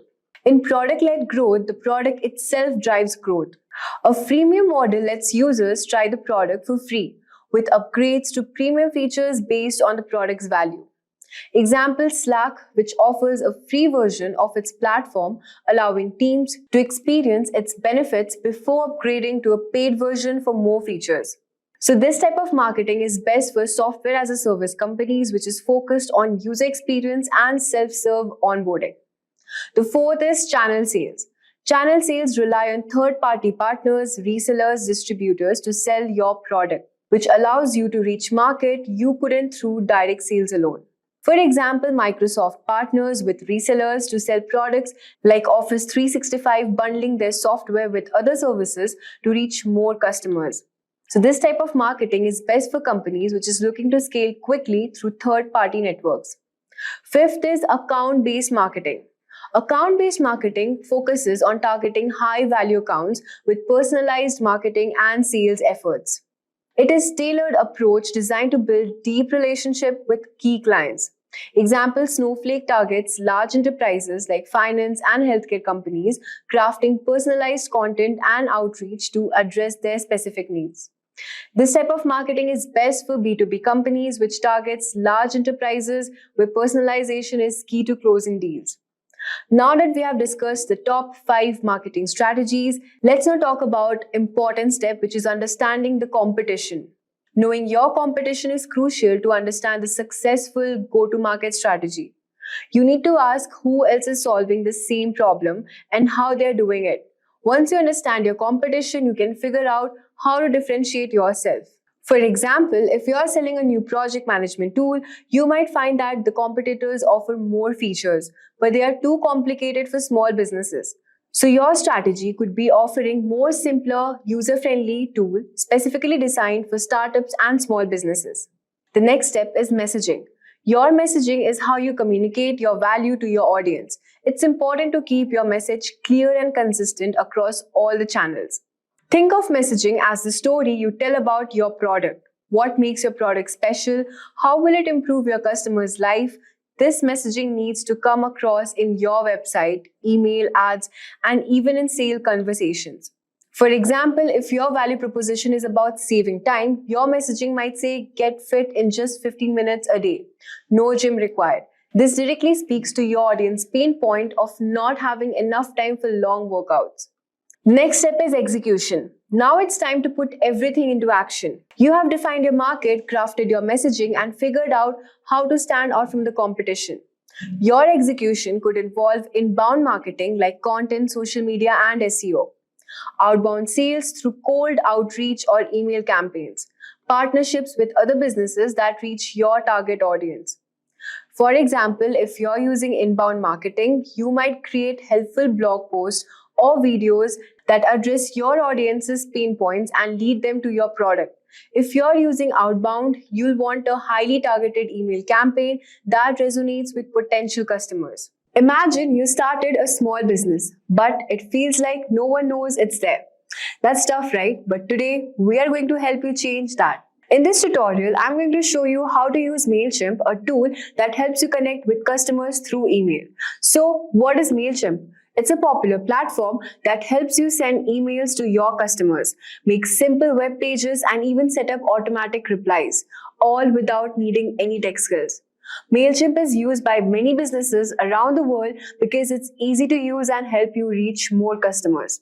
Today, I'll take you step by step through how to use MailChimp, how to get customer contacts, create an email campaign, and set up automatic emails to keep your customers interested. And by the end of this video, you'll know how to use MailChimp to grow your business and make sure your customers always remember you. So let's dive in. You'll find the link to get started with MailChimp in the description below. So let's get started with our MailChimp tutorial. First, just go to the Google and type MailChimp.com login and just simply click on login from here. If you have an account, it's good. If you don't, then you have to sign up. Since I already have an account, I just need to log in here. Enter your username and password as well. And just click on login from here.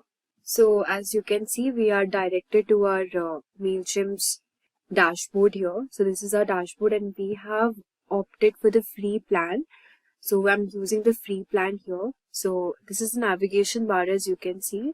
So after we have logged into this website, we'll go to the audience section here and just select sign up forms from here. And we'll start this tutorial first by creating a sign up form. So you can also change the audience settings from here. So this is our audience dashboard here. So you can import the contacts. So we'll start this first by looking at the audience section here, where you can manage all your contacts. You can import them, manually add them, or integrate them from another service as well. So if someone emails you to update their profile, like suppose changing a birthday or promotions, you can also do that here. So if you want to add your contact here, you can just simply click on add your contacts and you can set up your audience just by adding your contacts here. So this is how you can add your contact. You can do it from your SMS also, or you can import contacts using a CSV, this TXT file. So just skip this option for now. You can do it if you want to. So the next step is creating a sign up form. So we'll just simply click on sign up forms here and then we will select this option, create new form. So we want a landing page here to be created. So we'll just simply, you have all these options here. You can use form builder, embedded forms on your website and share them on social media. So I'll walk you through setting up a simple sign up form, collecting essential information like email, name, birthday, business, etc. So we'll just simply go to this create sign up landing page name, and here you can just, page name is like Tasty Bakes is my landing page name. Okay, and I'll just select begin here. From here you can select a template also. So I'll just simply click on the lead generation template. So this is my template here, and from here you can alter the style and the blocks also. So as you can see, if you want buttons, product, promo code, you can also add them. So if you want to add logo, just simply click on edit block. You can replace it with some file if you have. Just select upload here. And since I want a bakery store, I'll just insert this logo. So this is my logo here. And if you want an image to be added at the back of your form, just select image from here. And then you can just simply go on to this upload option. So as you can see, I have uploaded this image here at the back of my page. And I just want to make it small, so I'll just select again image display size, just make it a bit small. Yeah, I want to just keep it like this. Alright, and now if you want to just edit this content here, stay connected with our customers, you can just add whatever you want to be displayed here. Subscribe button is also there, and this is the about us option. So here you can just simply click on this thing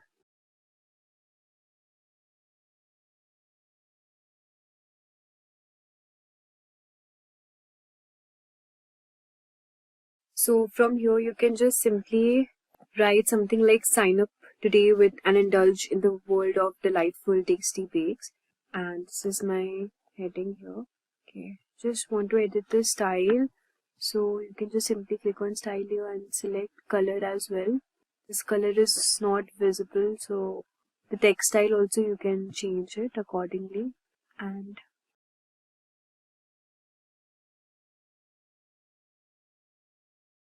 so I've just edited the text here. As you can see, sign up today for tasty delightful cakes, and this is my content here, and this is the form page. So if you click this here, you have the sign up form, and from here whatever fields you want the audience to enter, like suppose I want the email address, the first name and the last name as well, you can just simply select from here. If you want birthday, company, phone number, address, you can select that also, but I just want to keep it minimal, so I'll just select all these options, and then I'll add the button text is here, subscribe. You can also write something like sign up now, hurry up or something. Send it to confirmation message, and this is the font size, and this will be displayed here. Success, you have been added to the audience. If you want to modify it, you can modify also, but I want to keep it like this, and just select save and close here. So as you can see, the page is being created. Now I'll just select save and close. So as you can see that our landing page is now ready. So if you want to publish it, you can also publish, and this is the page title and the site icon. And if you want to edit the social share preview, you can edit here also. And this is the URL for our page, and the audience and the tag also. If you want to edit the audience, you can keep it the audience bakery store, or if you want whatever audience. These are the tags. Contacts who sign up will be tagged automatically, and this is the content of our website and the settings and tracking. So I think it's good to go, so I'll just click on publish here. So as you can see that our landing page is now ready. So we'll just simply, we can share a page also. We can just simply click here to our page, and we will be redirected to our page. So as you can see, this is the page we have created. You have to enter your email address, first name and the last name, and just click on subscribe. So this is the page we have created here. Like let's suppose you are entering your email address name, and just you click on subscribe. So this thing will be shown here, success, you have been added to the audience. And now we'll just go back to our page again here. So as you can see, this is the recent form which we created, the bakery store. So now that we have a landing page ready to capture customer details, let's send them some deals. Go back to the main MailChimp page and then click create. So we'll just go back to the main MailChimp page, which is this, and we'll just select on create. And now we will create a regular email here, and we'll just select on this email, create regular email. You can enter your internal email name. Suppose I want it to be Tasty Bakes, and we'll just select on begin here. So now you can edit the name also. This is the internal mail we have. So as you can see, to whom are you sending this mail? You can add recipient. So this is, as you can see, to whom are you sending this mail? You can add recipients here also. From, suppose I subscribed to my form using this email ID which is shown here, and subject is also there. Since now we do not have much audience here, so it's like this. You can also send the time and the subject and write the content as well. So you can add recipients, whomever you want to, or suppose a group of people or contacts, you can just import it from here. And you can add subject also, the subject name if you want to be good. Suppose the subject name I want it to be good cake deals for today, and the preview text should be something like hungry exclamation grab a donut, and just select save here. So this is how our subject would look like. You can also send time. You can edit the time here. You can schedule it actually whenever you want your email to be with your audience. So you can select the time here. So actually to schedule it, you need to upgrade your plan. But for now, I'm just showing you, if you already have an upgraded plan, you can do it. You can just select on upgrade now, and the plans are not that expensive. For standard, it's just around 500 contacts for 575 rupees annually. I mean, you just have to pay 1150 per month. So if you want it, you can just upgrade the plans, and premium you need to pay 11,500, which is for 12 months, and standard plan is 575, and these are the benefits offered here. So let's close this, and yeah, if you want to send them now, I'll just select on send now and click save here. Next you have this content option. You can design your email. So we'll just select on design email here, and then you can select a template, your email purpose, style, and the industry. The industry type is food and travel, and style, whatever style you want, basic, minimalistic, designed, colorful. I want it colorful, so I'll just select this. Email purpose, newsletter, whatever you sell, products, thank you, welcome, you can do it accordingly. Suppose you want a welcome template, you can click on this welcome also. So we'll just go with the newsletter one, and here you can see that this is a free template here, and we'll just select apply, wait for a few seconds, and this is our newsletter template. You can actually customize this, set a logo. We'll just set the same logo here.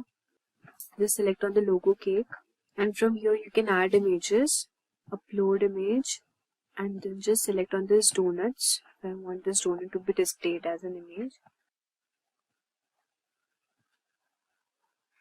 So this is the donuts which I have displayed here, and you can type the content design if you want to. Tasty donuts,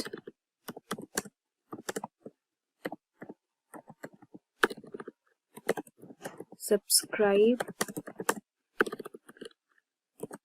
and check out the check out for more discounts.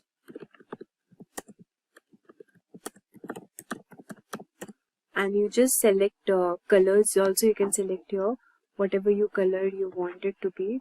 Suppose I want to keep it minimalistic, so I'll just go with this. And then I think our newsletter email is ready now. So from here you can just click on save and exit. So this is how we have designed our first email here. And if you want to send this mail, a regular mail, newsletter, you can do it. This is our email link here. You can also click and edit your custom URL. And if you want to add a social post, you can also add connect to Facebook or your Twitter and Instagram as well. And you can just send this email to the audiences you want to. And this is our newsletter email here. And we'll just click on send. So this is how we do it. So as you can see, we have learned about how do we set up our audience, and then creating a land page, and also setting up a regular mail, how to create mail. So let's now see what other options are there.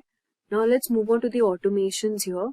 So you can also choose automations, just simply you can email tagged customer. These are the pre-built journeys, as you can see. If you want to build from scratch, you can also do that. So we'll just click on build from scratch, and you can just provide a name, the internal name.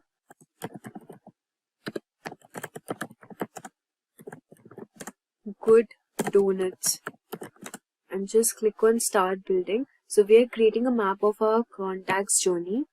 So this is how we will automate it. We can just choose a starting point here. So as you can see, these are the starting points which are popular with other MailChimp customers. The tag added, sent a mail, sign up for emails, birthday.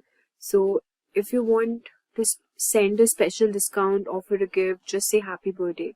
We can do that also. We'll just select on this. And as you can see, number of days before the date is reached. Suppose I want it to be 30 days and the field is birthday. You can save the starting point from how you want to automate your page. And you can add a journey point here. You can send a mail, and you can also send an SMS here. And survey also, these are the options. Unsubscribe, update contact. So we'll just select on send mail here. So this is our journey, and yeah, if we want, we can just do for send test emails for now. Now if you want to upgrade your plan, you can do it, and then you can send this mails. So this is how we use tags to segment our audience. And let's go back to our homepage. We have learned on how to start a campaign, automate a page, learn how to create a mail and send it to your audience. Also, we have learned how to create a landing page. Now, this is the audience dashboard. You can see we have also created a sign up form as well. And this is the analytics. Let's move on to the analytics option and check what is there. So this is the analytics option here, and this is the date range. This is the marketing dashboard basically. So you can see the performance, and you can also compare the message performance here. This is the performance all over the time, how your web page is performing, and the conversions as well, the delivery, total number of deliveries. So it's pretty good, but if you want to access this dashboard, you need to upgrade to standard plans. Let's move on and see how we can create reports also. So just select on report here. So see, this is a report here, and the bakery store, 1 total contact, 1 email subscriber. Since we do not have much number of subscribers and contacts here, it's just showing this much. And view by status, ongoing, completed, types. These are the types: ads, postcards, surveys. You can check it by emails. You haven't sent an email. We haven't sent an email yet, so this is how it's showing.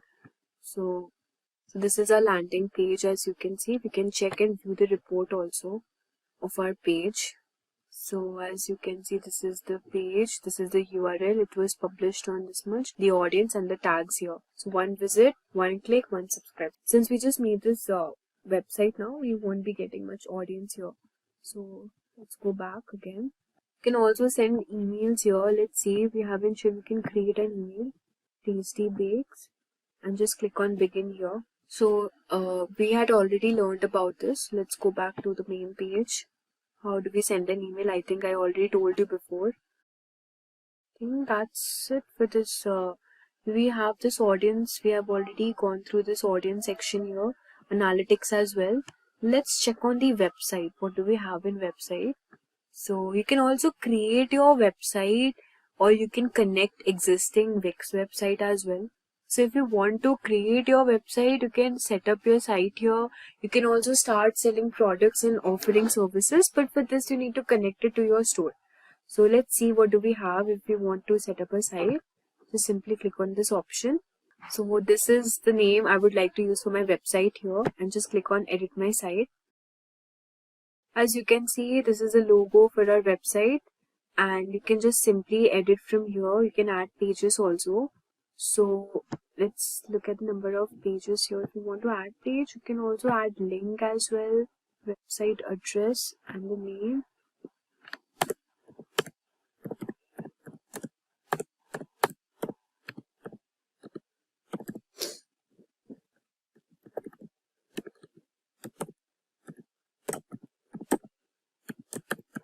So as you can see, we have added a link over here.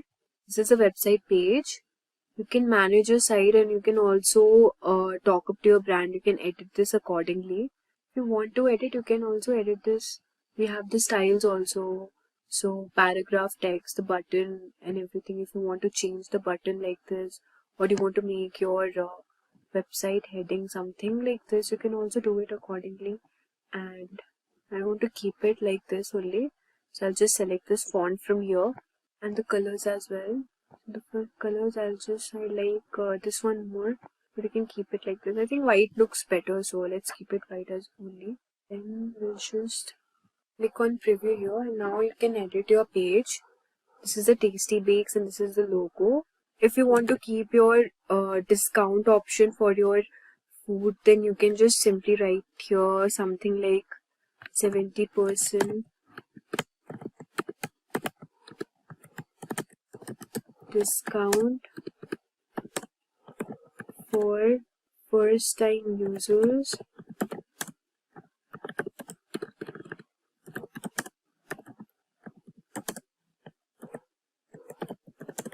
Grab a donut. delicious cakes. So whatever you wanted your content to be displayed, you can just write here. I think the spelling is wrong. And you can just edit this also if you want it to be like this color. You can, if you want to apply a link, you can also apply a link here. If you want to add a link, you can also do that.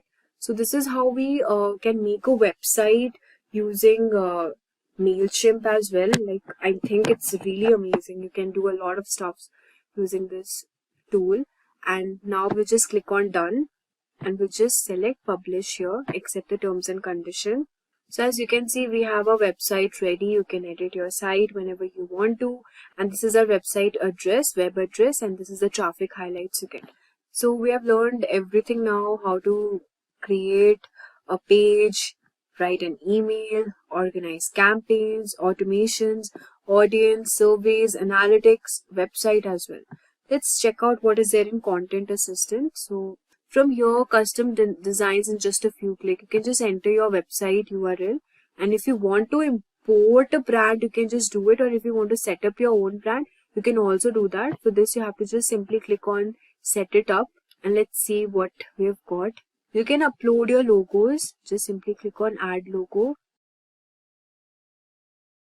and now you can just select on continue. You can add your colors. Just click on next. You can choose your fonts also. Just click next here. Your brand kit is complete. So this is how we can also create a brand kit. These are the email templates here. And then we also have the integrations at last. So you can connect your apps and integrate it. So you can create, we have already learned how to create a website here. Also you can do a lot of stuff using this, and you can also import your site by using the Shopify store if you want to sync Shopify customers' products to MailChimp and create highly targeted campaigns. You can also do this. You can connect your store with MailChimp as well. Just simply you have to click on get started, and if you want to do it, you can just do it accordingly. So yeah, so we have covered a lot today, from setting up email campaigns, creating automation, building a website, and also scheduling appointments. But for that, you need to have an upgraded plan. Imagine being able to market your business faster, smarter, and without burning a hole in your wallet. Well, that dream is about to become a reality. I get it. Marketing can be overwhelming. The pressure to create compelling campaigns, figure out what your audience wants, and get the right results can leave you stressed. But what if there was a tool that could make this process a lot easier? What if you have an assistant who can generate fresh ideas, write content for your ads, social media, and emails, all in a matter of minutes? Well, ChatGPT can help you do all of this. This AI tool can simplify your marketing efforts. So whether you're trying to write Facebook or Instagram ads, or create social media posts, or craft email campaigns, ChatGPT can help you do it faster, smarter, and more effectively. And trust me, you don't need to be a marketing pro or tech expert to use it. In this video, I'm going to show you how to use ChatGPT for digital marketing, from Facebook and Instagram ads to content creation and email marketing. And by the end, you will be able to create engaging Facebook and Instagram ads, generate high-quality social media posts in no time, write compelling email campaigns, and boost your content marketing efforts with fresh ideas and engaging copy. You'll also learn prompt engineering to unlock the full potential of ChatGPT. It all comes down to one thing: knowing how to use ChatGPT the right way. By asking the right questions and using the perfect prompts, you will unlock a treasure trove of marketing ideas and content. This skill is called prompt engineering, and it's the secret to getting the most out of ChatGPT. Businesses that don't get it right will end up with poor quality marketing that leads nowhere. But the smart entrepreneurs who master prompt engineering, they'll dominate their industries. So let's get started. So let's kick off things with Facebook and Instagram ads. As we know that running ads can actually get attention and drive conversions in a challenge. You need the right words, the right message, and the right tone. And that's where ChatGPT comes in.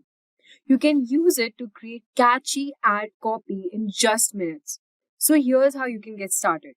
First, you need the right words that will grab your audience attention. So for this, you can type a prompt, something like, what are some powerful or evocative words associated with, you can enter your product or service name. Suppose my service name is pizza delivery. So I have mentioned it here and just simply click enter. So here, as you can see, ChatGPT has given us some powerful and evocative words which are associated with my. So these are some words like hot, crust, melted, sizzling, cheesy, toppings, delivery, and so many words are there. So let's say you're promoting quick pizza delivery. So words like delicious, steamy, toppings, sizzling, all these are words that trigger strong emotions and get people excited about your offer. And words like steamy, fresh, delivery are also good because they appeal to the desire for something familiar and comforting. So, why have we started with words? It is because the words are the foundation of any ad. Some words resonate emotionally with your audience and inspire action. Using the right words can significantly increase your chances of getting more clicks and conversions. So once you have your list of impactful words, you need to decide what angle your ad will take. So whether you're solving a problem or are you satisfying a particular desire. For example, a quick pizza delivery solves the problem of hunger and the desire for convenience. So in order to decide what angle your ad will take, you can give prompt something like, what problems which might quick pizza delivery solve for its customers who are busy professionals. So let's see what pain points it is giving for us. So as you can see here, ChatGPT has given us all the several problems for busy professionals: time constraints, convenience, stress relief, cost effectiveness, energy boost, reliability, family friendly, all of these things. So why are we mentioning this and looking for these keywords and problems? Because this is how we will curate our content in that way so that it will attract and target directly to our audience.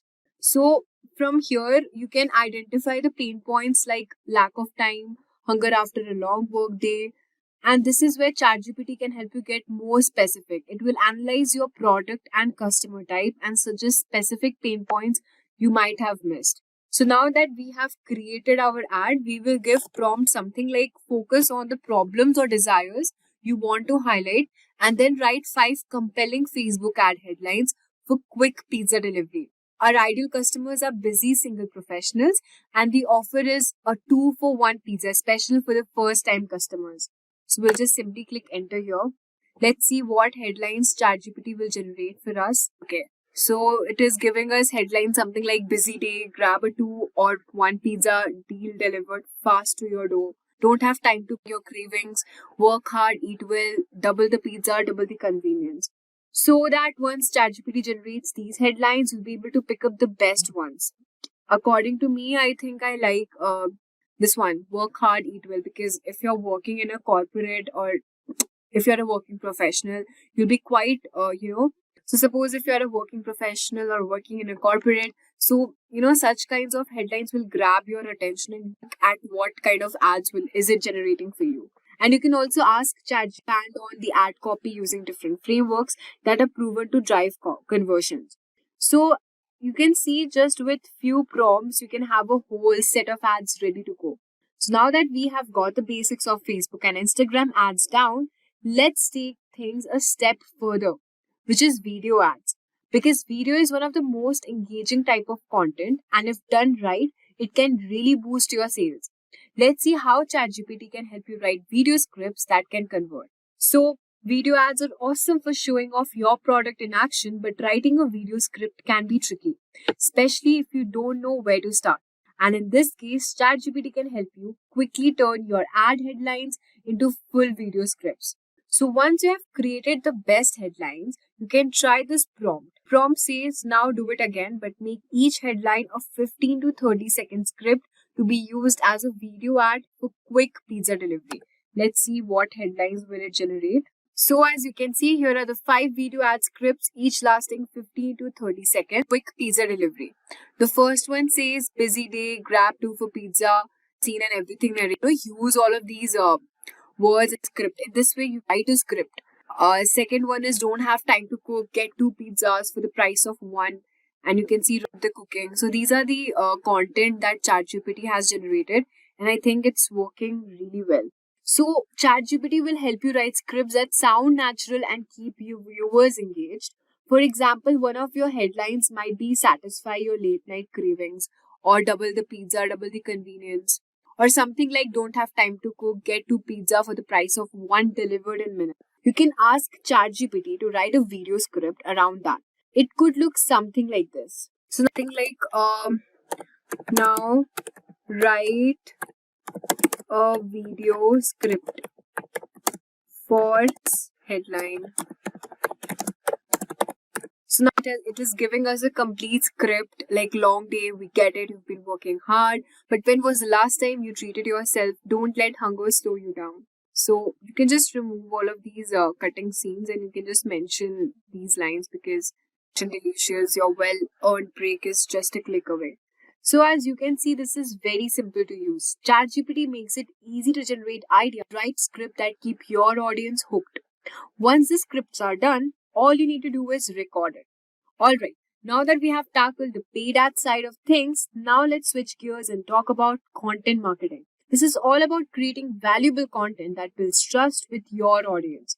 ChatGPT can help you come up with ideas, outlines, and even entire articles. Content marketing is the long game. It's all about providing value and engaging your audience over time. But brainstorming topics for blogs, videos, or social media posts can be tough. That's where ChatGPT comes in. So you can start by brainstorming topic ideas if you run a small business accounting service. And here's an example. Suppose you can give a prompt, something like give me a 20 unique blog ideas related to small businesses accounting in a clickbait style. Let's see what answer is it generating for us. So as you can see, it has given us the 20 clickbait style blog titled Small Business Accounting. Something like the 5 accounting mistakes, the shortcuts, why businesses fail, 10 accounting tips. So why are we using this clickbait? Well, clickbait doesn't mean misleading. It just means that you're creating curiosity that gets people interested. ChatGPT knows what kind of titles are trending and how to make them irresistible. So once you have your titles ready, it's time to outline your article. You can use prompt like create an outline for an article titled How to Grow Your Small Business Online. So I will be using this heading and just simply type create an outline for an art titled, and you can just give your title name. So as you can see, ChatGPT will give you the breakdown structure of the particular article, including introduction, why growing your small business is crucial, the main strategies, and section-wise all the planning. It will give you an SEO generated article, basically social media marketing, email campaigns. Also, you can see it has divided my article into different sections, and it has also given me conclusion part and call to action as well. So this will help you to stay on track and you won't miss any key points. So now that we know about the blog post, let's move on to social media marketing. We know that social media marketing is all about engagement. So whether you're posting Instagram captions, tweets, or running reels, ChatGPT can help you write content that connects with your audience. Let's say you're running a wedding photography business, and here's a prompt that you can use. The prompt is something like, help me brainstorm 100 topics for Instagram Reels for my wedding photography business. They need to speak to the brides in the process of planning their weddings. And let's see what answer it generates. Now I have a list of all the awesome ideas. The top 5 things brides forget to ask their photographer, how to get the brides at your wedding, ceremony you have. So why are we using for Reels or caption? It is because Reels and captions are highly engaging and shareable. By using ChatGPT helps you create posts that not only provide value but also encourage your followers to share with your friends. Once you have these ideas ready, you can dive deeper and write the content itself. For example, you can give prompt something like write a 15 to 30 second script for 3 unique ways to include a photo booth at your wedding with no intro and outro. Just get right into it and prioritize unique actionable tips. Write it in a fun and casual tone. So one thing, just remember, when you're just giving prompts to ChatGPT, you have to write in such a way as if you're talking to a real person. In that manner only, the ChatGPT will understand, and then it will generate the blog, script, anything you want. As you can see, it will give us a script that you can post directly to Instagram or any other website which you're using. Now, to what is email marketing? Well, email marketing is all about providing value and building relationship with your audience. A value email is simply an email where you can share something helpful like blog post, video, or podcast episode. So here's a prompt which you can use. Why would a new homeowner want to watch a video about 5 ways to set your home office efficiently? So by giving this prompt, you will understand that what wants and how to position your content as valuable to them. So once you have that, move on to writing the email. And for writing email, you can give prompt like take that and write an email to families moving into a new house, letting them know I made this video and why they should watch it. Make it short, to the point, and personable in tone. Don't give everything away. Build intrigue so people want to watch it and see what is it all about. So as you can see, the tone should be really in this manner as if you're just speaking to somebody. So now you can see that it will help you create an email that will and prompts people take action. Finally, we move on to the sales email. Sales email are designed to convert readers into paying customers, and the key to a successful sales email is using the PAS formula, which is pain, agitate, and solution. Here's how you can use ChatGPT to craft powerful sales email. You can just give prompt something like pretend you're an expert marketing copywriter specializing in writing persuasive email. Using the PAS framework, write a sales email to families who are about to move and are considering which company to choose. They might be feeling the pain of deciding between companies. The solution is your business, which offers competitive pricing. And just simply click enter.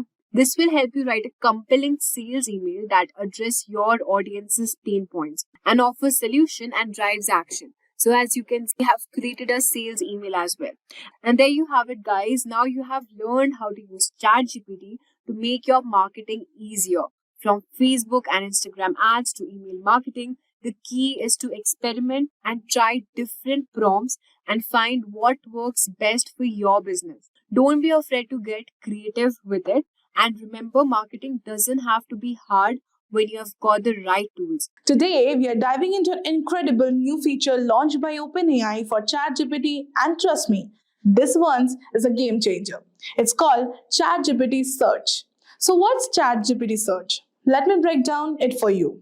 Until now, ChatGPT was limited to knowledge it was trained on, and anything after its knowledge, cut-off date. Well, it couldn't help you there. But not anymore. With ChatGPT Search, the model can now browse the web in real time. This means it can find the latest news, up-to-date search, and even the most detailed or uncommon information directly from the internet. This upgrade is not just about keeping up with the times. It's about supercharging ChatGPT to make it more relevant and practical for all kinds of users. Whether you are a student needing the latest research for your assignments, a professional looking for industry insights, or just someone curious about trending topics, this feature is designed for you. But here's the most important part. This feature is currently only available to the pro users, those with a ChatGPT Plus subscription. If you are someone who uses ChatGPT regularly or relies on it for its real-time insights, upgrading to Plus might be just worth it. So stick around. Today we will be exploring how to actually use it and what all the results we can look up to. Now, as I'm a ChatGPT Plus subscriber, as you can see, I'm using ChatGPT 4.0, and when I zoom it over here, you can see a small globe-like feature, and when you hover on it, you see Search the Web. And to enable ChatGPT search, you must click on this globe. So as you can see now, if you click on this globe, you will see a list of the trending topics. It's showing Who Wants Dancing with the Stars 2024, Taylor Swift, The Greatest of the Singers, Earl Holliman, Hulu Black Friday 2024. Another best part is my search trends may look not like yours, and it will definitely vary. So, this globe icon actually means now when you chat with ChatGPT, it will pull data from the web in real time. So now, let's ask about the latest launch in the Gen AI field. To enable this, you need to click on this, and Then ask the latest launch in Gen AI field and see it has started making it. OpenAI's Sora video generation tool leaked. OpenAI's video generation AI tool Sora was leaked by artists protesting its rollout and minimal compensation. Apple's challenges in AI rollout in China. So these are great news, advancements in AI and CRISPR integration.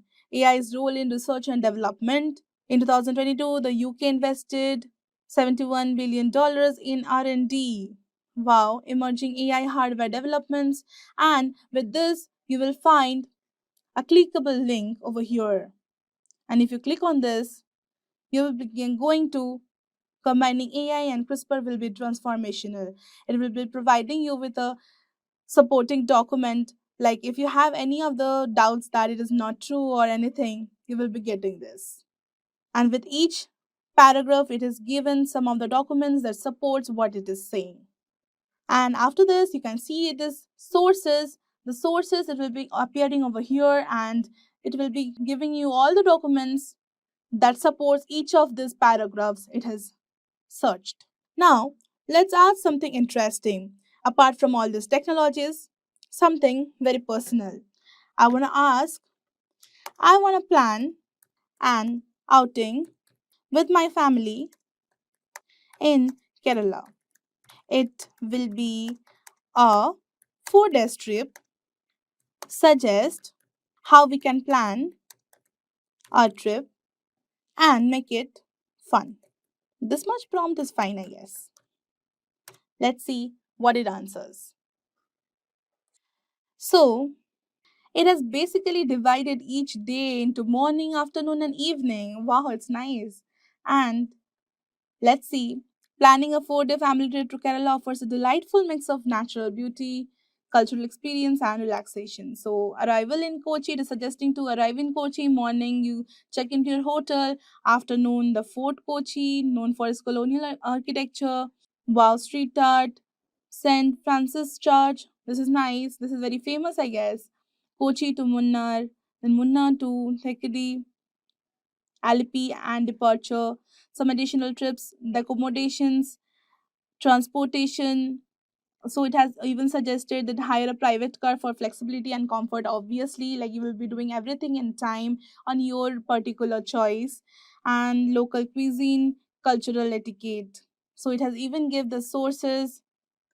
So these are basically travel planners. If you click on it, you will be getting the best place. So this is task travel. This is a basically a planner where you can plan your trip. You have to give your date of arrival, number of days, hotel category. Okay, these are also having options. Basically, it's nice. It's even you don't even have to do the hard work of finding all these things. You will be getting directly from ChatGPT. Let's go back. Now let's ask something very important. Is there any deal on flights from Bangalore to Delhi? As the flight tickets prices are going so high, so let's see if they have any of the things over here. As of now, several airlines and travel platforms are offering deals on flights. So they are giving Make My Trip, Go Ibibo, Air India, Skyscanner, and some additional tips. So let's see. Okay, it has giving direct access to the particular website, and it's nice. And even it is giving uh, to write this code and you will getting flat 10% discount. So basically it's nice. You can even go and have a research on this and then book your flights and get a discount in your next flight ticket maybe. Now let's ask locate some good coffee shops near me in maps. I want the exact location.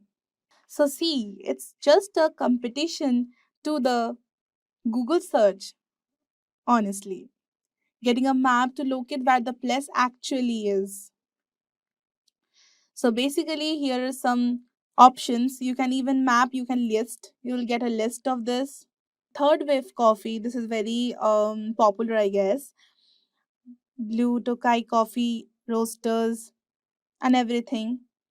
And even it has directions, website, and even the call number over here, just like you get in this Google search. It's basically a competition, a tough competition, honestly. Now, making it a bit interesting, I want to ask, what is NVIDIA price? Now let's see. Hey, wow. It has even given a chart that we can even point out ups and the downs, the highs and the lows. I can even view it on various days, 1 day, 5th day, 1 month, 6 months, yesterday, 1 year, or 5 years, anything.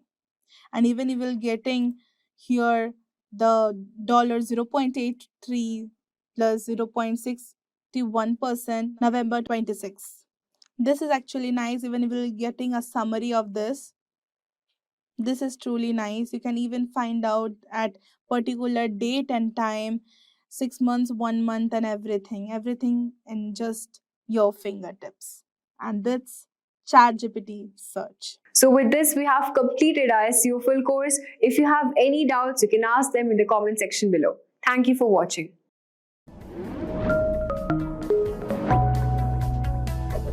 Hi there, if you like this video, subscribe to the Simplilearn YouTube channel and click here to watch similar videos. To nerd up and get certified, click here.